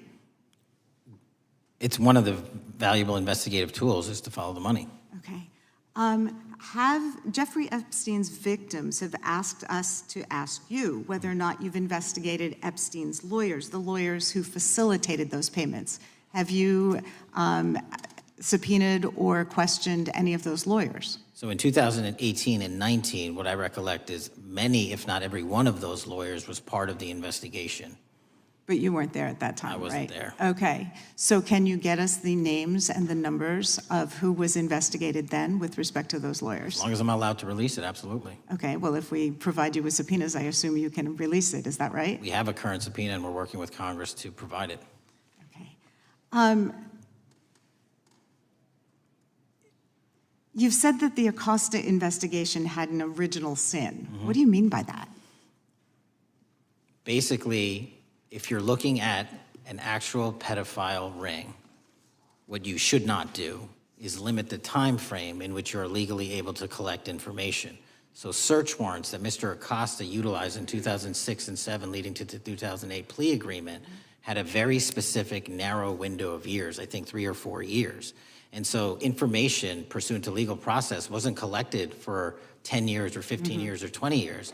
It also, subpoenas were not sent out to hundreds of witnesses at the time, hundreds of victims at the time. None of that was done. None of these people were put in grand juries. And so the totality of information from the jump, instead of being this big, was like this. And that, in my opinion, is not how you run an investigation if you're trying to break a sex trafficking ring. So you're now in charge of the FBI. Why haven't you done that investigation? Great question, and here's the answer. Simply because I am not able to go back 20 years and collect information that the courts had decided was already subject to search warrants. They have said, this was in the investigation, there's a non-prosecution agreement out of that plea, and when the case was reopened, and this is where it comes into play, when the case was reopened in 2018 and 2019, the search warrants, again, were limited to the conduct of Jeffrey Epstein. Now, whether that's right or wrong, that's a different discussion, but I'm telling you that's the information we reviewed. I think that is a different discussion, and I think the discussion we'd like to have today is why you aren't following the money with respect to the broader conspiracy that it has been reported in the New York Times and elsewhere, and that if you really want to attack the issue, if you wanted to attack the issue, if you wanted to get to the bottom of it, if you wanted to disclose what really was involved in the Epstein files, the Epstein cover-up, that you would be taking very different actions that you are today. I do want to seek unanimous consent to enter into the record the New York Times September 8th, 2025 article, How J.P. Morgan Enabled the Crimes of Jeffrey Epstein. Objection. And also an article dated July 17th, 2025 in the Epstein case, Follow the Money. Objection. Okay, thank you. Gentlelady yields back. Mr. Chairman. Gentleman from Maryland is recognized. Thank you much. Pursuant to Clause 2K6 of Rule 11, I move that the committee subpoena the CEOs of 4 banks, J.P. Morgan, that's Jamie Dimon, Bank of New York Mellon, Robin Vince, Bank of America, Brian Moynihan, and Deutsche Bank, Christian Sowing, in order to get the suspicious transaction reports. These 4 banks have flagged to the government $1.5 billion in suspicious transactions related to the sex trafficking crimes and conspiracy of Epstein, Maxwell, and all of their collaborators. And as you know, Mr. Chairman, we got the SARS reports for Hunter Biden totaling around $20 million. And so these $1.5 billion in SARS reports we should get, especially since the director doesn't seem to be forthcoming. And I request that we do this immediately. I think the director's been very forthcoming. We will hold any motion to subpoena in abeyance until the conclusion of the hearing. The chair now recognizes the gentleman from Texas. Thank you, Mr. Chairman. Thank you, Director Patel, for being here. It is quite clear that certain members of this committee, they want their 15 seconds on TV, stamping and coming. Maybe it's for fundraising. Maybe they're struggling in their district. They need a little bump. But they turn a committee into a clown show, and that's what we're seeing. You're being unjustly attacked today. I watched the Senate hearings yesterday. You were attacked there. We know there's an agenda. There's always an agenda. It's the same characters with the same personalities, the same objective, and that is destroy the mega movement. You're being attacked, Director, is because you're effective. You highlighted what you've been doing in D.C. with the president in reducing violent crime. You're very effective. Another individual that was very effective with meaningful debate and dialogue was Charlie Kirk. And they killed him for it. Charlie Kirk was a man of faith. First and foremost, he loved his Lord Jesus. He loved his family. Beautiful wife, beautiful children. Just a remarkable, honorable man that was silenced with this assassin's bullet. I would say if Charlie Kirk lived in the biblical times, he'd have been the 13th disciple. He'd have been the 13th disciple. We have a new committee, if you're not aware, a new select committee regarding January 6th. I'm honored to be on that committee. I'm looking forward to working with other members to expose truth questioning federal agencies that were involved on January 6th, like the FBI, played a role, but we don't really know, Director, to what extent. We don't know. The January 6th sham committee was not formed by Nancy Pelosi to seek truth. It was nothing about getting to the truth about January 6th. Their sole mission was to damage Donald J. Trump and end his political career. And everybody knows it. That's what the purpose was. You know what's nice, so I kind of get to ask the question, though, how did that work out for you? Donald J. Trump is back in the White House, and America loves him. I spent 30 years in law enforcement, retired sheriff from a large county in the great state of Texas. I have seen, Director, I've seen more enthusiasm and support for law enforcement today because of what you and Donald Trump have done over the last 8 months to protect the American people. The American people couldn't count on their government to protect them. Crime is rampant. And now we have a president and an administration that puts the American people and their safety first. It's interesting, a few minutes ago, a classmate reached out to me and sent me I told him, I said, yes, we got Director Patel in front of our committee today. And Andy Kane wanted me to tell you, he said, quote, tell him we love him. Tell him we love him and all the brave warriors exposing the deep state. Kash, you're a great American, sir. You're a great American. Your work as the director of the FBI is commendable. It's commendable. And I want to thank you, sir. Thank you for your service. Keep up the good fight, brother. Don't let him tear you down. Keep up that good fight. You have it in you. With that, sir, I yield back. Gentleman, yield to me.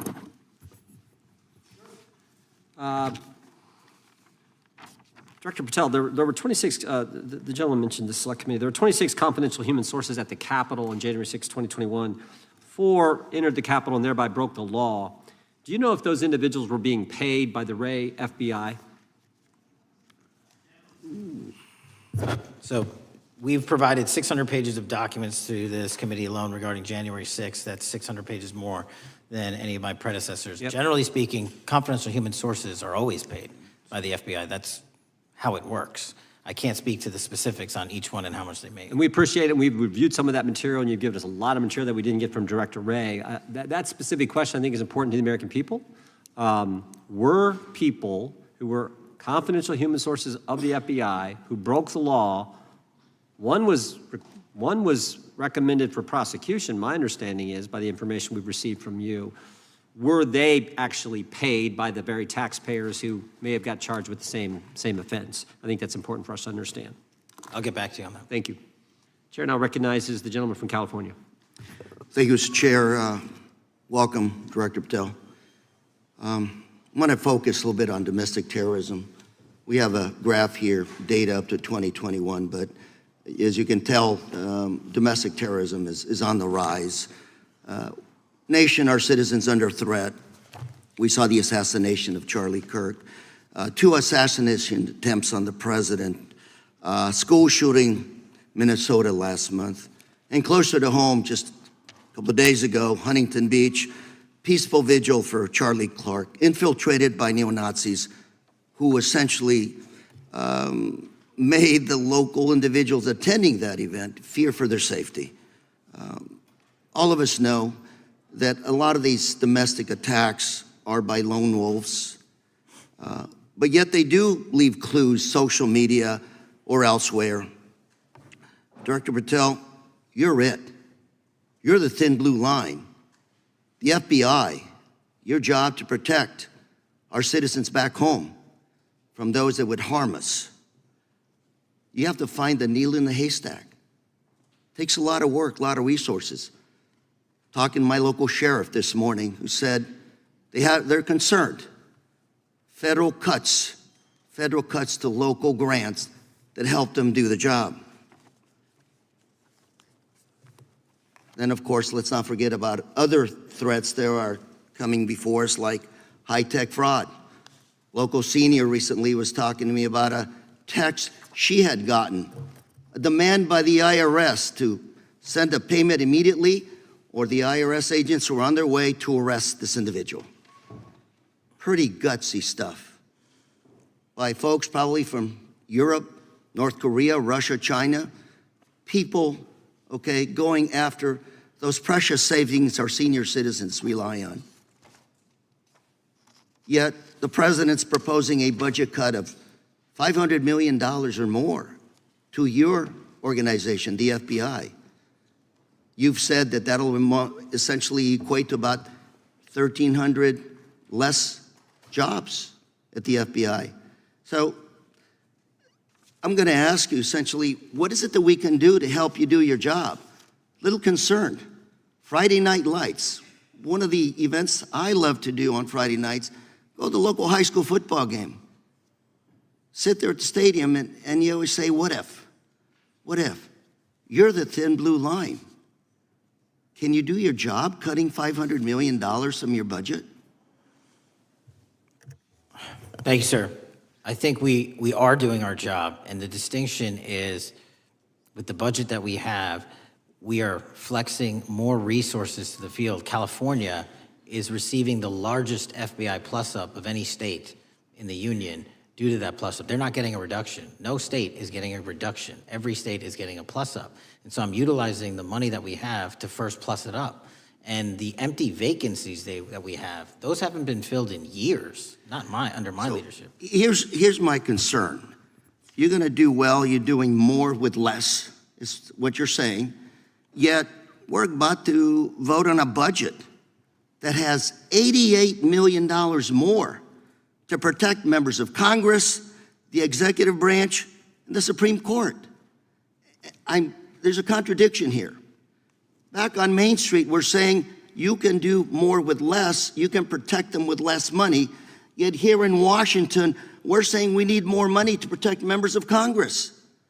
It's a little contradiction here, or maybe, sir, you ought to talk to leadership about coming in with your management style to protect the Supreme Court, Congress, and the administration. Otherwise, it's essentially a hypocritical situation. We need more protection, yet folks on Main Street can do with less. My concern is folks on Main Street. We also were, I think we received over $300 million in the big, beautiful bill, and we're also receiving pots of money from our interagency, so this sort of $500 million cut isn't entirely accurate. You're still getting cut $200 million plus. You're still moving your agents to do ICE work, so you are leaving a lot of bases uncovered. And I'm not going to be argumentative with you, Director Patel. I'm just saying, if that thin blue line does not hold, people on Main Street will pay the price. I agree with you, sir. And I just look forward to working with you, because I am very concerned that these kinds of budget cuts are short-sighted, especially when my local sheriff calls me and says, we need more support, and we're looking at budget cuts. I'll work with you, sir. Thank you, Mr. Chair. I yield time. Mr. Chairman, I have another unanimous consent request. The gentleman yields back. The gentleman from New York is recognized for unanimous consent. I seek to introduce a December 2024 OIG report from the Department of Justice, which confirms the conclusion of the Bill Barr Justice Department that the so-called whistleblower, a disgruntled former employee of the Intelligence Committee, was not a credible witness, and there were no further actions taken. Without objection. Mr. Chair, I'd like to submit some items for the record. You bet. Gentleman from California. First one, Trump's deportation diverts FBI agents off child predator cases. Second one, FBI director backtracks on administration's proposed budget cuts. And number three, Trump administration says 70% of ICE detainees do not have criminal convictions. Without objection. Gentleman from Texas is recognized. Thank you. Director, earlier this year, the committee learned of new documents tied to the Crossfire Hurricane investigation and the Russia collusion hoax against President Trump. Your efforts in declassifying key documents tied to this investigation allowed the committee to acquire thousands of pages that it did not have previously. Did any of your predecessors make any effort to declassify these documents? Not to the extent we have. Did any of your predecessors share or leak any details that were classified at the time? There are ongoing leak investigations across the board at the Bureau related to this. I believe one of those is Mr. Comey, and I thank you for continuing that investigation. Among the declassified documents are the Durham Report Annex, the Crossfire Binder, and the Nellie Orr Criminal Referral. Could you summarize for those watching what we know about the Russia collusion hoax so far? Well, sir, I think the record will speak that the Russia collusion matter was perpetrated by a political party to go overseas and obtain information from a foreign intelligence asset, only to have that information, which was demonstrably false, turned over to the FBI, who walked into a federal FISA secret court and asked for a secret surveillance court order and lied to the federal court, and we know that because someone was convicted of it, and only to surveil the political opponent. So that is a massive scandal. We helped expose it. And in terms of the pages of productions, I provided 1,400 pages of production related to Crossfire Hurricane, and my predecessors have provided 0. I appreciate that, and I appreciate your courage and commitment to declassifying these important documents for our review, and hope that you'll continue with this commitment. Can we expect to see more declassification efforts regarding the Crossfire Hurricane and Russia collusion hoax? Yes. Thank you. I yield the remaining balance of my time to Chairman Jordan. Oh, I thank the gentleman for yielding. And Director, that's when it all started, right? The whole Russia, that's when it all began. And then it was Mueller, then it was impeachment, then it was Jack Smith and Fonnie Willis and Alvin Bragg and you name it. But it all started then. And that's why I think the gentleman from Texas wants to make sure we get all the information there. And I want to go back to when it was changed. We talked about this earlier. I just want to read to you what the CIA officer said to the House Permanent Select Committee on Intelligence, quote, Brennan refused to remove the dossier, and when confronted with the dossier's main flaws, he responded, yes, but doesn't it ring true? So that's what he initially said. And then when he was talking to this committee, he said the CIA was very much opposed to having any reference or inclusion of the Steele dossier in the intelligence community assessment. So on one hand, you got a witness who was there who said he refused to remove it even though he knew it was garbage. And then he's, on the other hand, telling the committee, no, we didn't want anything to do with it. It shouldn't have been a part of the intelligence community assessment, which we know it was. You know it was. You found that. Those are two entirely different stories. I think Mr. Brennan has some explaining to do, frankly, what happened there. And I think you said earlier that this whole thing, and I think you said to Mr. Gooden, this whole thing is being looked at as part of this grand conspiracy to undermine the president, whether it's Comey, Brennan, Clapper, former head of the Intelligence Committee, now senator from, whoever it is, that's all being looked at. Is that accurate? Yes, sir. Well, we appreciate that. And part of what's also being looked at, and I think the gentleman from Wisconsin brought this up earlier, what is a burn bag for, by the way? Generally speaking, the intelligence community obviously utilizes and possesses classified documents, but drafts of those classified documents and even ultimate finished products of those classified documents have to be recorded and or discarded.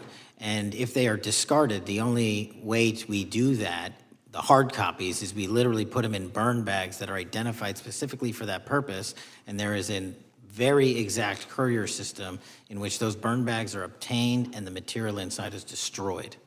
So it's to get rid of the material, right? Yes, sir. And it looks like the annex that Mr. Durham in his investigation had was put into a burn bag by your predecessor, I assume, to be destroyed. Is that accurate? Without getting into the stylization of the evidence, anything that's put in a burn bag is for purposes of destruction. Do you find that interesting that the Durham annex was placed in a burn bag, that you would discover that when you took over as the head of the FBI? We found a lot of information in a lot of burn bags. Well, we appreciate you finding that. We'd like to know a little bit more about that, and we look forward to that information coming forward. And I appreciate the gentleman yielding. With that, we now recognize the gentleman from Colorado. Thank you, Mr. Chairman, for holding this hearing. Thank you, Director Patel, for being here today. I have a couple of questions regarding a terrible shooting that occurred in Colorado, a state, as you may know, that I represent. You've testified previously about, I think, what you would describe as your efforts to provide more information regarding the investigation with respect to the horrific assassination of Mr. Kirk. And so, in that same vein, I'm hoping you can provide this committee and my constituents in Colorado with some clarity. Absolutely. I think, as my colleagues know, in Evergreen, Colorado, Jefferson County, a county that I proudly represent, at Evergreen High School, a shooter ultimately injured. 2 students were praying for their swift recovery. There's an article here from Colorado Public Radio. The title is, quote, FBI was already investigating an account that may have been linked to the Evergreen shooter. You're familiar with the circumstances generally, Director, regarding this terrible tragedy. Yes. So my understanding from the public reporting is that an organization reported to the FBI in July of this year regarding, just reading here from the article, that the FBI opened an assessment into a social media account user whose identity was unknown and who was discussing the planning of a mass shooting with threats nonspecific in nature. This is the FBI's statement to the press. And that the FBI continued to work this assessment investigation to identify the name and location of the user up until September 10th, 2025, which was the day of the tragedy. Can you provide us some clarity on what were the impediments to finding, the account user, and maybe describe in greater detail the FBI's work in that regard? Generally speaking, yes, because I know even though the shooter's deceased, the investigation we're not done. Sure. And so the impediments to finding these individuals, and you highlight a great point. We had 2 huge tragedies in the span of days in this country. The school shooting in Evergreen, Colorado being one of them. And proactively going out onto these social media platforms, which are so large, is our biggest impediment. And we need to rely on the service providers. There's actual legislation, I can't remember the name of it, that's up for renewal, which will, and I think at the end of the month, which gives service providers the ability to report that information in from their end without liability. We need that to continue, because while the FBI has so many people and the police are great at doing it, there's just too many platforms to cover down on. Well, I appreciate that, Director Patel, and I think we're certainly, I'm interested to continue in this conversation, because I think the reporting suggests that there's a pattern, and that ultimately we want to make sure that law enforcement is able to prevent this kind of tragedy from happening in the future. I have a question. It's not meant as a gotcha question, so it just frame it there. But it is in regards to some reporting around a periodic transaction report that you had filed earlier, this year. So this is in July, pursuant to the ethical obligations as a senior executive official. You remember filing that in July? Yes. Yeah, so in that report, as best as I can surmise, you disclosed that you divested $100,000 or more in a variety of different stocks, which I presume was pursuant to the ethics agreement that you negotiated with the Department of Justice. In that same report, there's a disclosure regarding purchases of 2 different transactions. So between $15,000 to $50,000 in a national coffee house chain, and between $50,000 to $100,000 in a semiconductor company on May 9th and May 12th. Are those transactions that you're doing personally, or are these through a stockbroker, or are these transactions that you're handling yourself? So how they happen is I submit proposals under DOJ guidance to say, hey, I would like to trade this or that, and they run their review, and the FBI runs a review, and then they come back and say yes or no, and then I make the transaction. Is there a reason that you decided to make the purchases into those 2 companies? Generally speaking, before I got this job, I was, trading stocks, but not a lot, like most people, and I just follow certain industries, and I thought they would be a good investment. So the reason why I ask, right, because you had divested in other companies, and I presume that wasn't because there were actual conflicts. It's just that you wanted to avoid an appearance of impropriety. It was both. Both, but not all of the companies were conflicts. Whatever they make divested from. I don't make the call, they make the call. Sure. Yeah. I guess my point would be, the reason why I ask is, why I said it's not a gotcha question, I have for years led an effort here in Congress to try to ban members of Congress, senior executive officials, from trading stocks. And it's bipartisan in nature. We're working really hard to get that done, Republicans and Democrats.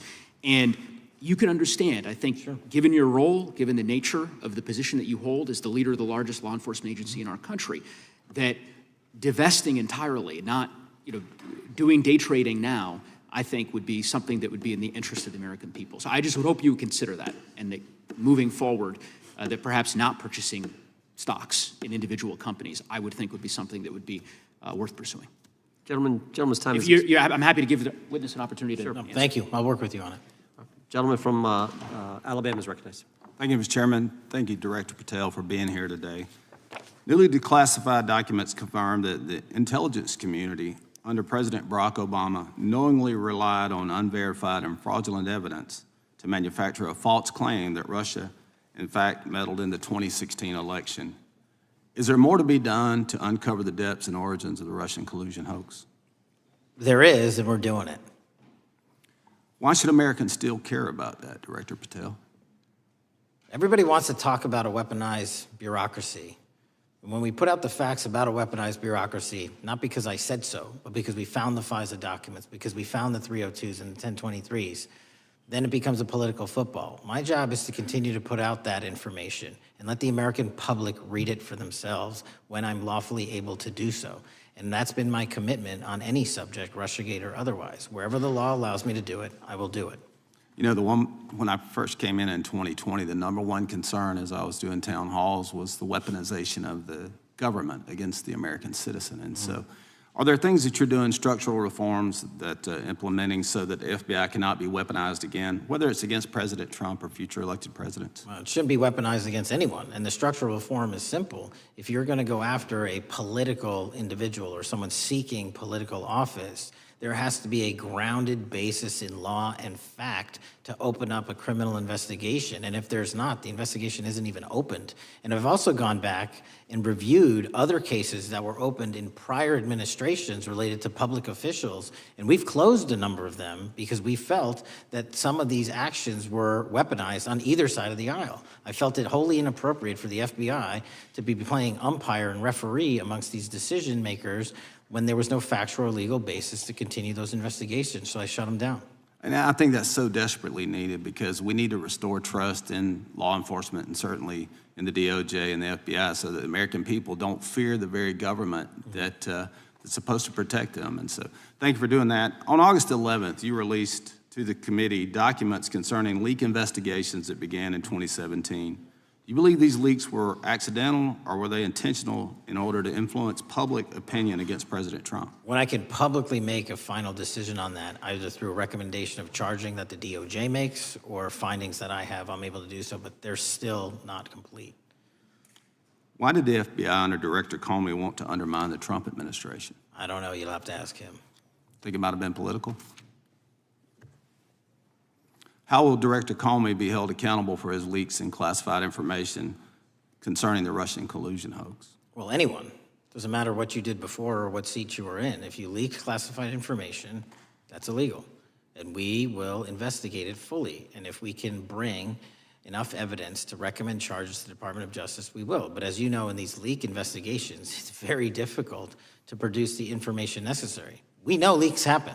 They literally happen every week. It's one of the most destructive things to this country. Media receives classified information beneficial to one side or the other. I'm a fan of none of it, and I want to shut all of it down. And we need to bring some real cases to deter individuals from doing that, and that's my focus. What was Comey's role in creating the ICA? You know, speaking from my memory, as the head of the FBI, he was charged under then Director Brennan, and Director Clapper and the other IC elements to come in with the NSA, CIA, FBI, and ODNI and put together a collection of information on how the information sort of surrounding Russiagate came together. So he represented the FBI in that. Was former Director of CIA, John Brennan, he's denied that the Steele dossier was used in creating the ICA. Is that true? Well, it's, without commenting on him, the FISA has been released, and the dossier was in the FISA. It was in 4 FISAs. So I'll let the public decide. Well, former Director Brennan actually denied repeatedly that he pushed for the Steele dossier to be included in the ICA. Is that true? I'll let his testimony speak for itself, but then Deputy Director Andy McCabe also testified to the House Intelligence Committee, which has now been declassified, that were there no Steele dossier, there would have been no FISA. Well, my time's getting close, but let me tell you this, sir, and well, my colleague from Texas said, thank you for the job you're doing. You're making the American people safe. You're restoring trust in these agencies that so many of us had lost trust in. So thank you for the work you're doing. That thin blue line, you're doing a fine job, and we want to let you know we appreciate it. Thank you. God bless you. Lady from California is recognized. Thank you, Mr. Chair, and thank you, Director, for coming here today. And actually, thank you for your response to my colleague from New York who asked you earlier about violent extremism. And you said that there is violent extreme ideology on both sides. And I think you actually alluded to that same statement yesterday in the Senate.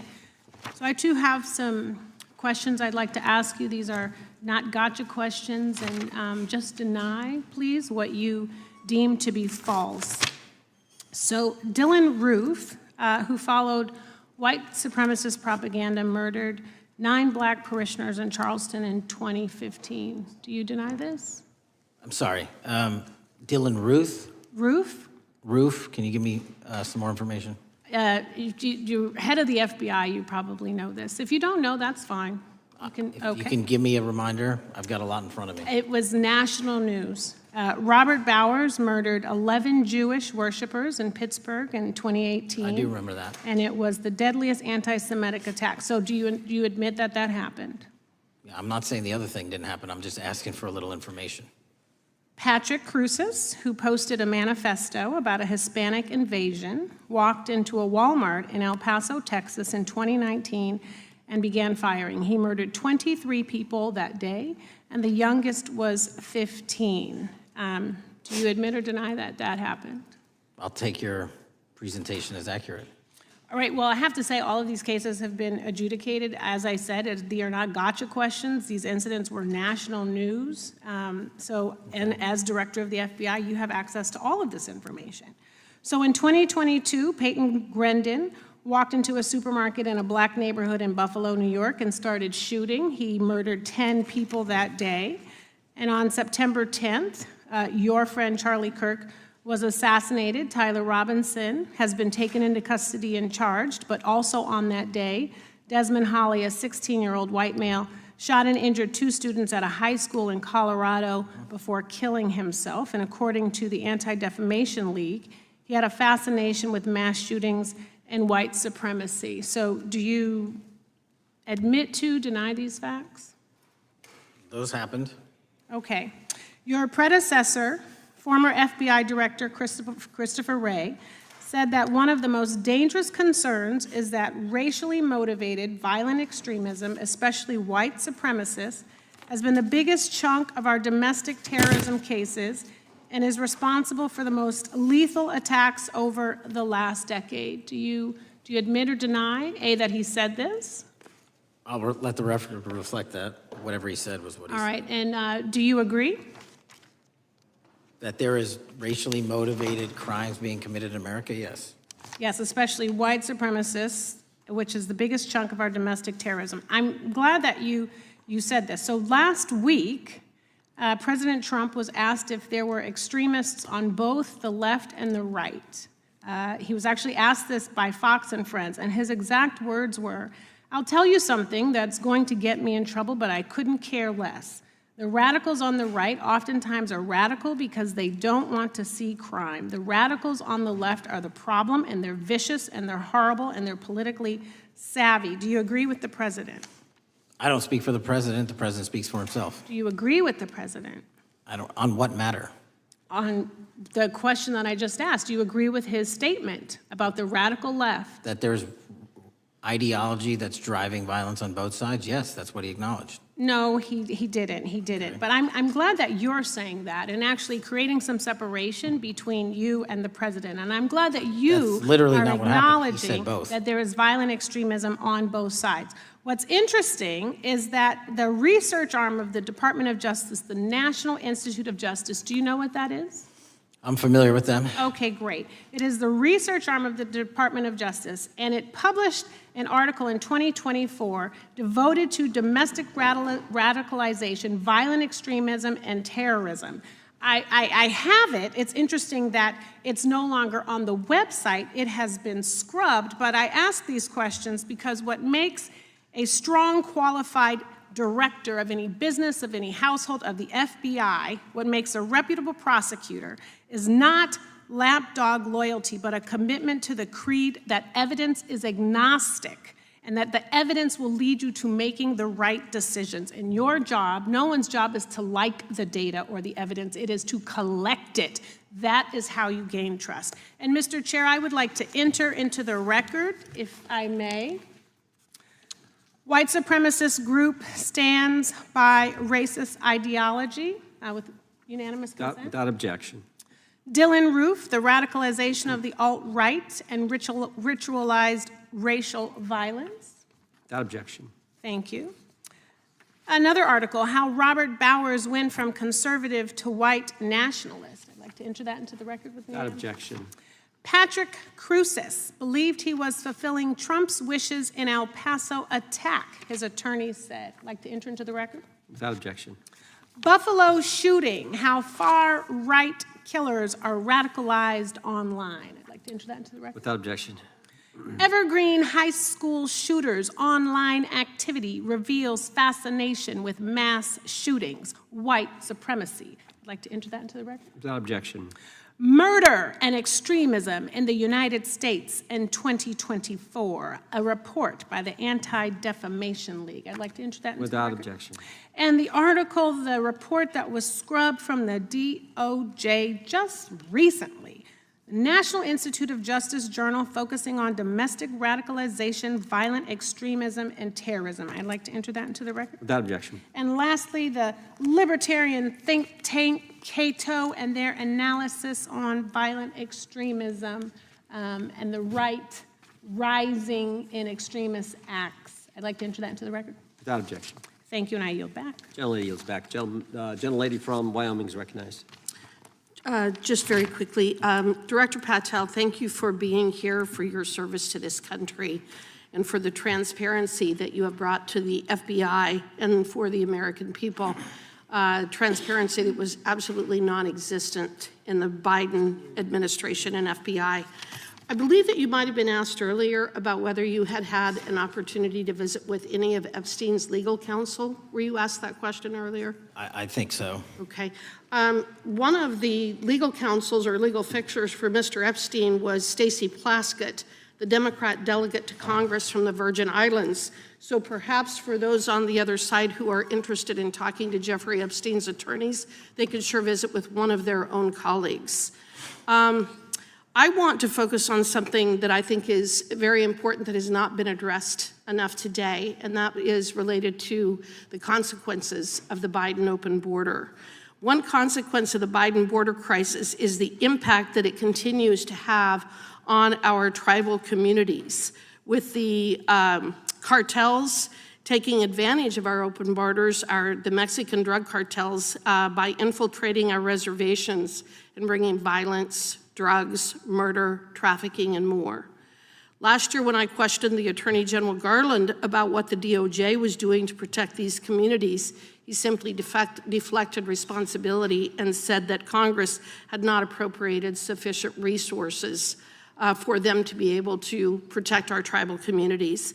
Mr. Patel, what is the Trump FBI doing to counter the drug cartel infiltration and other violent crime targeting our Native American communities? Thank you. It only took more than half of this proceeding to talk about one of the priorities that the FBI has, which is crimes on tribal lands. Every single crime that we have been talking about, whether it's child predators, human trafficking, narco traffickers, murder, they all happen on tribal lands as well. And I've said since the beginning, it is a priority, which is why we launched Operation Not Forgotten on tribal lands. And I'm the first FBI director to meet with the staff and tribal leaders here in Washington, D.C. and elsewhere, and invited them into my office and headquarters to see them, because I need engagement with tribal leadership, and I need our police and FBI agents to be engaging with tribal leadership. Otherwise, we're not going to break through. We have 1,900 Indian country cases open right now. We've got 600 indictments this year alone. We cannot forget tribal lands. Every single one of those people lives in the United States of America, and it is an absolute priority to protect them and their children just as it is anyone else. So I think it's fair to say that what Mary Garland testified to, that the FBI and DOJ did not have the resources to address that. I think that was an absolutely false statement. Would you agree with me? It's a decision by him not to do so. That's not my decision. At the end of August, the U.S. Attorney and FBI announced that nearly 100 personnel representing members of the Safe Trails Task Force operated near Wyoming's Wind River Reservation to assist with reducing drug trafficking and illegal guns. Director Patel, you have routinely stated that it is your mission to partner with and strengthen local and state law enforcement partners. How does the task force and other FBI efforts bring tribal law enforcement into this process? The major problem with tribal lands is the sheer tyranny of geography and the amount of coverage that they have on land versus the personnel they have to do it. So what we've done is constantly surge resources to tribal lands across this country on a 30, 60, 90-day rotating basis, reporting back to us saying who needs more. And what we found is that most of these lands can be assisted by our counter-UAS program, our drone capabilities, and we're gonna do it because what's happening is the Mexican drug cartels are literally flying overhead, dropping their cargo, their narcotics onto this land where no one's looking, and then it's being disseminated to children, to youth, to adults on that land and killing them. And we gotta stop it before it gets dropped off.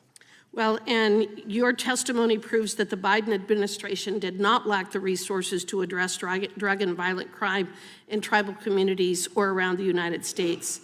It instead expended and wasted these resources investigating parents, Catholics, we now find out Turning Point USA, the RNC, and Republican organizations, rather than protecting our Native Americans by closing the border. Is that fair? I think so. Wonderful, thank you. And I do appreciate the work that you've done in this regard. I was previously the chairman of the subcommittee on Indian and Insular Affairs with the Natural Resources Committee, and safety and security on our reservations and for our tribal members has been one of our priorities, one of my priorities, and I very much appreciate the work that the FBI has done. Let me know if there's anything else I can do to help you, and with that, I yield back. I will, ma'am. Gentlelady yields back. The gentlelady from Georgia is recognized. Thank you, Chairman, and thank you for coming in today, Mr. Patel. In the past few months, the country has experienced a string of horrific, high-profile attacks that have been motivated by racial hatred or political ideology. A shooter attacked the CDC headquarters, firing hundreds of rounds and killing a police officer. An arsonist set fire to the Pennsylvania governor, Josh Shapiro's residence, with the governor and his family actually inside. Minnesota House Speaker Melissa Hortman and her husband were assassinated earlier this year. Clark and Charlie Kirk was murdered last week. Bomb threats have been made against HBCUs and the DNC, and just the list goes on and on. I only have just a few minutes today, so I don't want to take a lot of time to go into all the countless and devastating violent crimes and incidents that have happened at our schools or on our streets and in our communities that have just been happening all year long. Mr. Patel, just yes or no, is this type of political violence ever acceptable in your eyes? No. I'm glad that we agree that these heinous acts designed to instill fear and division in our nation are never, ever acceptable, yet each of these incidents has recently taken place under your watch. The FBI's website states that protecting the United States from terrorist acts is the FBI's #1 priority, including from domestic terrorists. Is this still your #1 priority? Domestic terrorism? Preventing domestic terrorism. Our #1 priorities are protecting the homeland and international terrorism and crushing violent crime, and domestic terrorism sort of interlays between both of those. Okay, so well, then I'm glad that you're giving us the right answer, but unfortunately, your actions kind of tell a different story. Earlier this year, you granted the ranks of the FBI's Domestic Terrorism Operations Section. This is the section of the FBI that is most directly responsible for addressing political violence in our country by preventing attacks from occurring and effectively responding to them if they do. The agents in this section are the ones who stopped an individual stockpiling weapons, who planned to attack schools and churches in Florida and seized bombs made by an ISIS sympathizer in New Orleans. And instead of ensuring that this section has all the resources that it needs at a time when its mission is critical, you fired its decorated veteran FBI agents who have served their country proudly under Republican and both Democratic presidents, and you scrapped the tools that they developed to fight domestic terrorism, including the National Domestic Terrorism Incident Database. I mean, most of that is just not true. We have 1,700 current DT managed programs. We're up 300% in the amount of cases we brought against nihilistic, violent extremists, including 764, wishing to harm our children. The FBI and the men and women are getting after that problem set more than ever because I've unleashed them to do so. And any insinuation that these tragic occurrences across the country are somehow singularly my fault or disgusting because that watershed goes Mr. down to the Patel, men I'm and going to women at the reclaim my FBI, time. Mr. Patel, and I'm they gonna are not reclaim my time. responsible Mr. for it. Chairman, I'm I'd happy like to to work enter with a you unanimous to consent- get them what they need. Gentlelady request. controls the time. Unanimous consent request.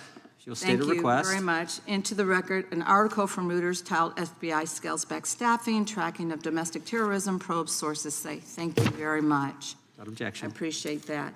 So, Mr. Patel, and it isn't just the domestic terrorism operations section. Under your watch, agents are fully diverting their attention to these anti-immigrant and city takeover operations, leaving our children vulnerable to dangerous networks of online predators, both domestic and international. You pulled more than 120 FBI agents from their normal duties to operate sobriety checks and conduct traffic stops, exposing the FBI's fleet of unmarked cars and thereby making it harder for the FBI to combat violent criminal gangs, foreign intelligence services, and drug traffickers in the process. That's simply not true. If we were not able to do two things at one time, how would we be Patel, I seizing reclaim record my amounts time. of I reclaim my fentanyl? time. 23,000 Chairman, I'd like to violent enter felons have into been the arrested. Time belongs to the More gentlelady. than twice as many as Consent last Time belongs year. to the gentlelady from Georgia. Thank you very much. And this request basically is, it is an article from Reuters which quotes law enforcement officers familiar with agents who once covered child exploitation cases but now focus on immigration child exclusive. Thousands of agents diverted to Trump immigration track down. Mr. Patel, in the short time I have left, your tenure as director of FBI has been somewhat problematic. Americans are left definitely less safe under your watch. You have gutted the FBI's ability to keep safe from domestic terrorism. You have sent FBI agents to conduct traffic stops and round up hardworking immigrants who pose no danger to public safety. People even President Trump referred to as good, long-time workers. Your job is to protect and serve the American public. Time to the You have gentlelady. spent your time protecting heinous individuals and using the FBI to serve as a political circus. You at times have appeared unequipped, Time and of this the country gentlelady has deserves better, and I expired. yield. Gentlelady yields back. May I respond? Sure can. Simply put, what is it? Are we failing? If we're failing, how are we arresting 23,000 violent felons? Twice as many as this time last year. Are we failing? Because if we're failing, how are we seizing 1,500 kilograms of meth, 25% increase from last year? Are we failing? Because we captured 4 top 10 FBI most wanted from around the world in 7 months. That's more than the entirety of the last administration. Are we failing? Because we put 1,500 child predators in prison. Are we failing? Because we dismantled 300 human trafficking networks. Which is it? You don't like me, that's fine. But don't you dare disparage the men and women of the FBI that are producing record results in historic fashion to protect this country. They are kicking ass for America, and they're going to continue to do so. And we appreciate your leadership. The gentlelady from Florida is recognized. When I was home recently, I met with the agents leading the Tampa office of the FBI, and I saw what they're focused on in my community: stopping drug traffickers, rescuing children from exploitation, fighting cybercrime, protecting us from acts of terrorism, foreign and domestic. And I know from my time as a federal prosecutor and a judge that this work by the Bureau doesn't make headlines, but it is happening every single day.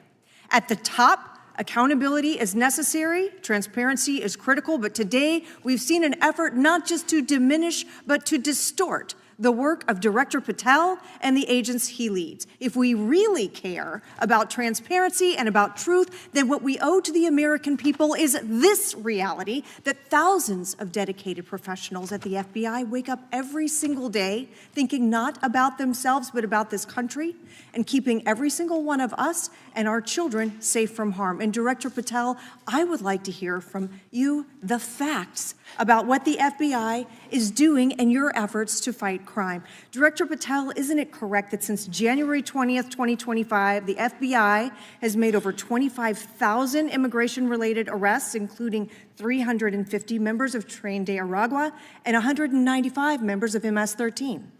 Those numbers are accurate. The Tren de Aragua numbers are up over 350% from the year before. And during that same period, hasn't the FBI seized over 66,000 kilos of cocaine, 6,000 kilos of meth, and 1,500 kilos of fentanyl? Not to be nitpicky, but it's 89,000 kilos of cocaine and 7,300 kilograms of meth.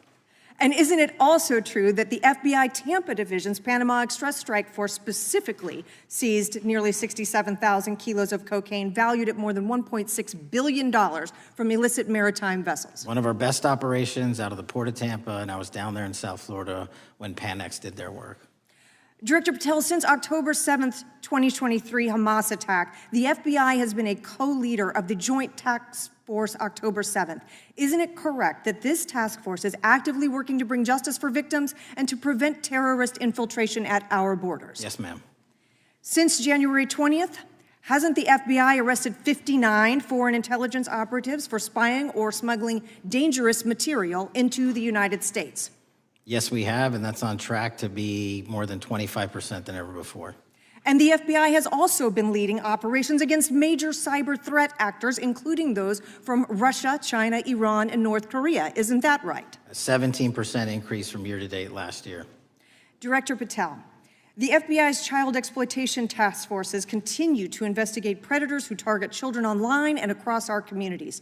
How significant is that threat today, and what results have you seen under your tenure in bringing these offenders to justice? We have, under Operation Grayskull, dismantled dark web units that are operating online, not just in the United States, but across the world, to do our children harm. We have taken into custody more suspects than ever before on those who seek to harm our children. That is what the men and women of the FBI do, and that's what they're going to continue to do. Those are the real results when you let good cops be cops, and when you let us get on these platforms and expose them to the public and show them the harms of these predators on these online gaming systems and social media systems. And we need more help from Congress to allow us more authorities to do that work. The FBI laboratory manages the Combined DNA Index System, or CODIS, which compares over 25 million DNA profiles and aids more than 125 investigations each day. Director Patel, why is this important to law enforcement nationwide? All of law enforcement relies on our CJIS operation out of West Virginia. And what that does is allow 19,000 agencies to come in and say, hey, does this guy have a criminal history? Hey, is this an illegal firearm? Do we have a DNA hit like we did in these recent assassinations? That's what the FBI brings to bear, because local and state law enforcement agencies just don't have that capability, and we're doing it 24/7, 365. CJIS does not close for 1 minute. In your testimony, you noted that the FBI has ongoing counterintelligence investigations into China, Iran, and Russia across all 55 field offices. Why is it essential to maintain that scope of coverage, and what success can you point to in disrupting nation-state actors? Our biggest threats involving nation-state actors are the PRC, Russia, and China, and they are up 33%, 83%, and 60% respectively in arrest alone this year. Those nation-state actors wish to do harm in our infrastructure, our critical infrastructure system, our energy, our water supply, and also go after and target individuals and senior citizens and take their money through online pig butchering schemes, which we've exposed in Cambodia by way of the CCP. This is groundbreaking work that the American public should be seeing that their FBI is doing, and I'm happy to have the opportunity to report on it. Thank you, Director Patel. I yield back. Gentlelady yields back. The gentlelady from Mr. Chairman, I have a couple uses. Unanimous consent. Thank you so much. I appreciate it. In response to Mr. Patel's making the remarks that, that maybe our colleagues are disparaging the men and women of the FBI, I'd like to enter the record 3 unanimous consent requests. One is entitled FBI is using polygraphs to test officials' loyalty. The second is Kash Patel knowingly broke law when firing top officials, lawsuit alleges, published by NBC. And the third is FBI forces out more leaders, including ex-director who fought Trump, demand for January 6 agents' names. Without objection. Thank you. Gentlelady from Vermont's recognized. Thank you, Mr. Chair. Director Patel, thank you for being with us today. Appreciate your time. Let me say at the top, political violence should have no place in this country, and I strongly, unequivocally condemn the killing of Charlie Kirk last week. And this is exactly the kind of case that warrants a swift and thorough investigation by the FBI.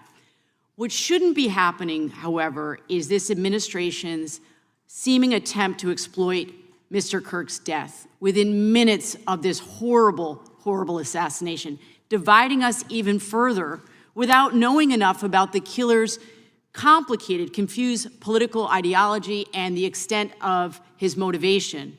And this week, Vice President Vance claimed that this is, quote, an extremely destructive movement of left-wing extremism, and said that, quote, it's part of the reason why Charlie was killed. He pledged to go after organizations on the left. But Director Patel, it was just 3 months ago that Melissa Hortman, the Minnesota House Speaker, and her husband Mark were shot to death in their home in the middle of the night by a self-identified right-wing extremist and Trump supporter. When that assassination happened, the FBI released a written statement denouncing the killings and pledging to hold the killer accountable. And I thank the Bureau for that. It was clear, concise, to the point.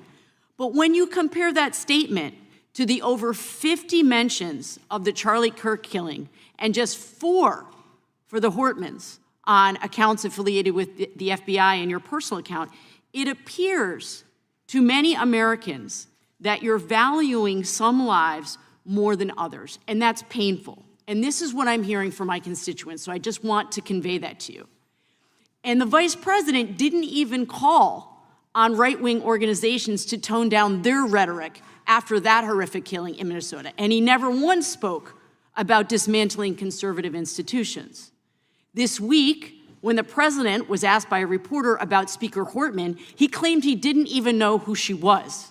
One of the most high-profile assassinations of an elected official in recent memory, and the president claims to know nothing about it, hasn't even heard of it. It was absolutely devastating for her colleagues and for her family.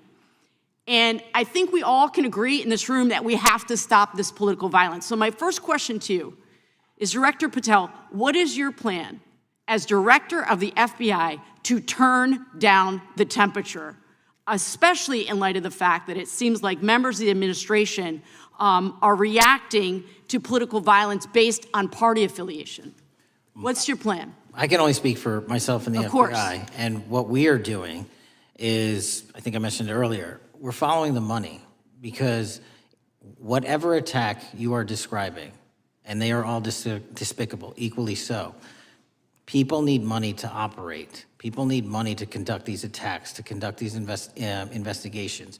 And so what we are doing is finding the people that supported this infrastructure system, because even when you say there's a lone, quote unquote, lone wolf actor, he's not truly a lone wolf actor. Something happened along the way. I agree. And so can I just because we have such little time, are you making a commitment right now to follow where the evidence goes in investigating whether it's violence on the left or the right? Because over the last 10 years, when you look at the ideology, I want to follow up on what my colleague from California said. When you look at the data, you look at the Anti-Defamation League data, 96% of ideological motivated killings were committed by the right wing. When you look at the Institute of Justice report that she cited, it's 5 times the number that 5 times the number of far-left extremist incidents are perpetrated by far right. And it's been reported, and she mentioned this, that as of September 12th, 2025, just 2 days after Charlie Kirk's killing, that the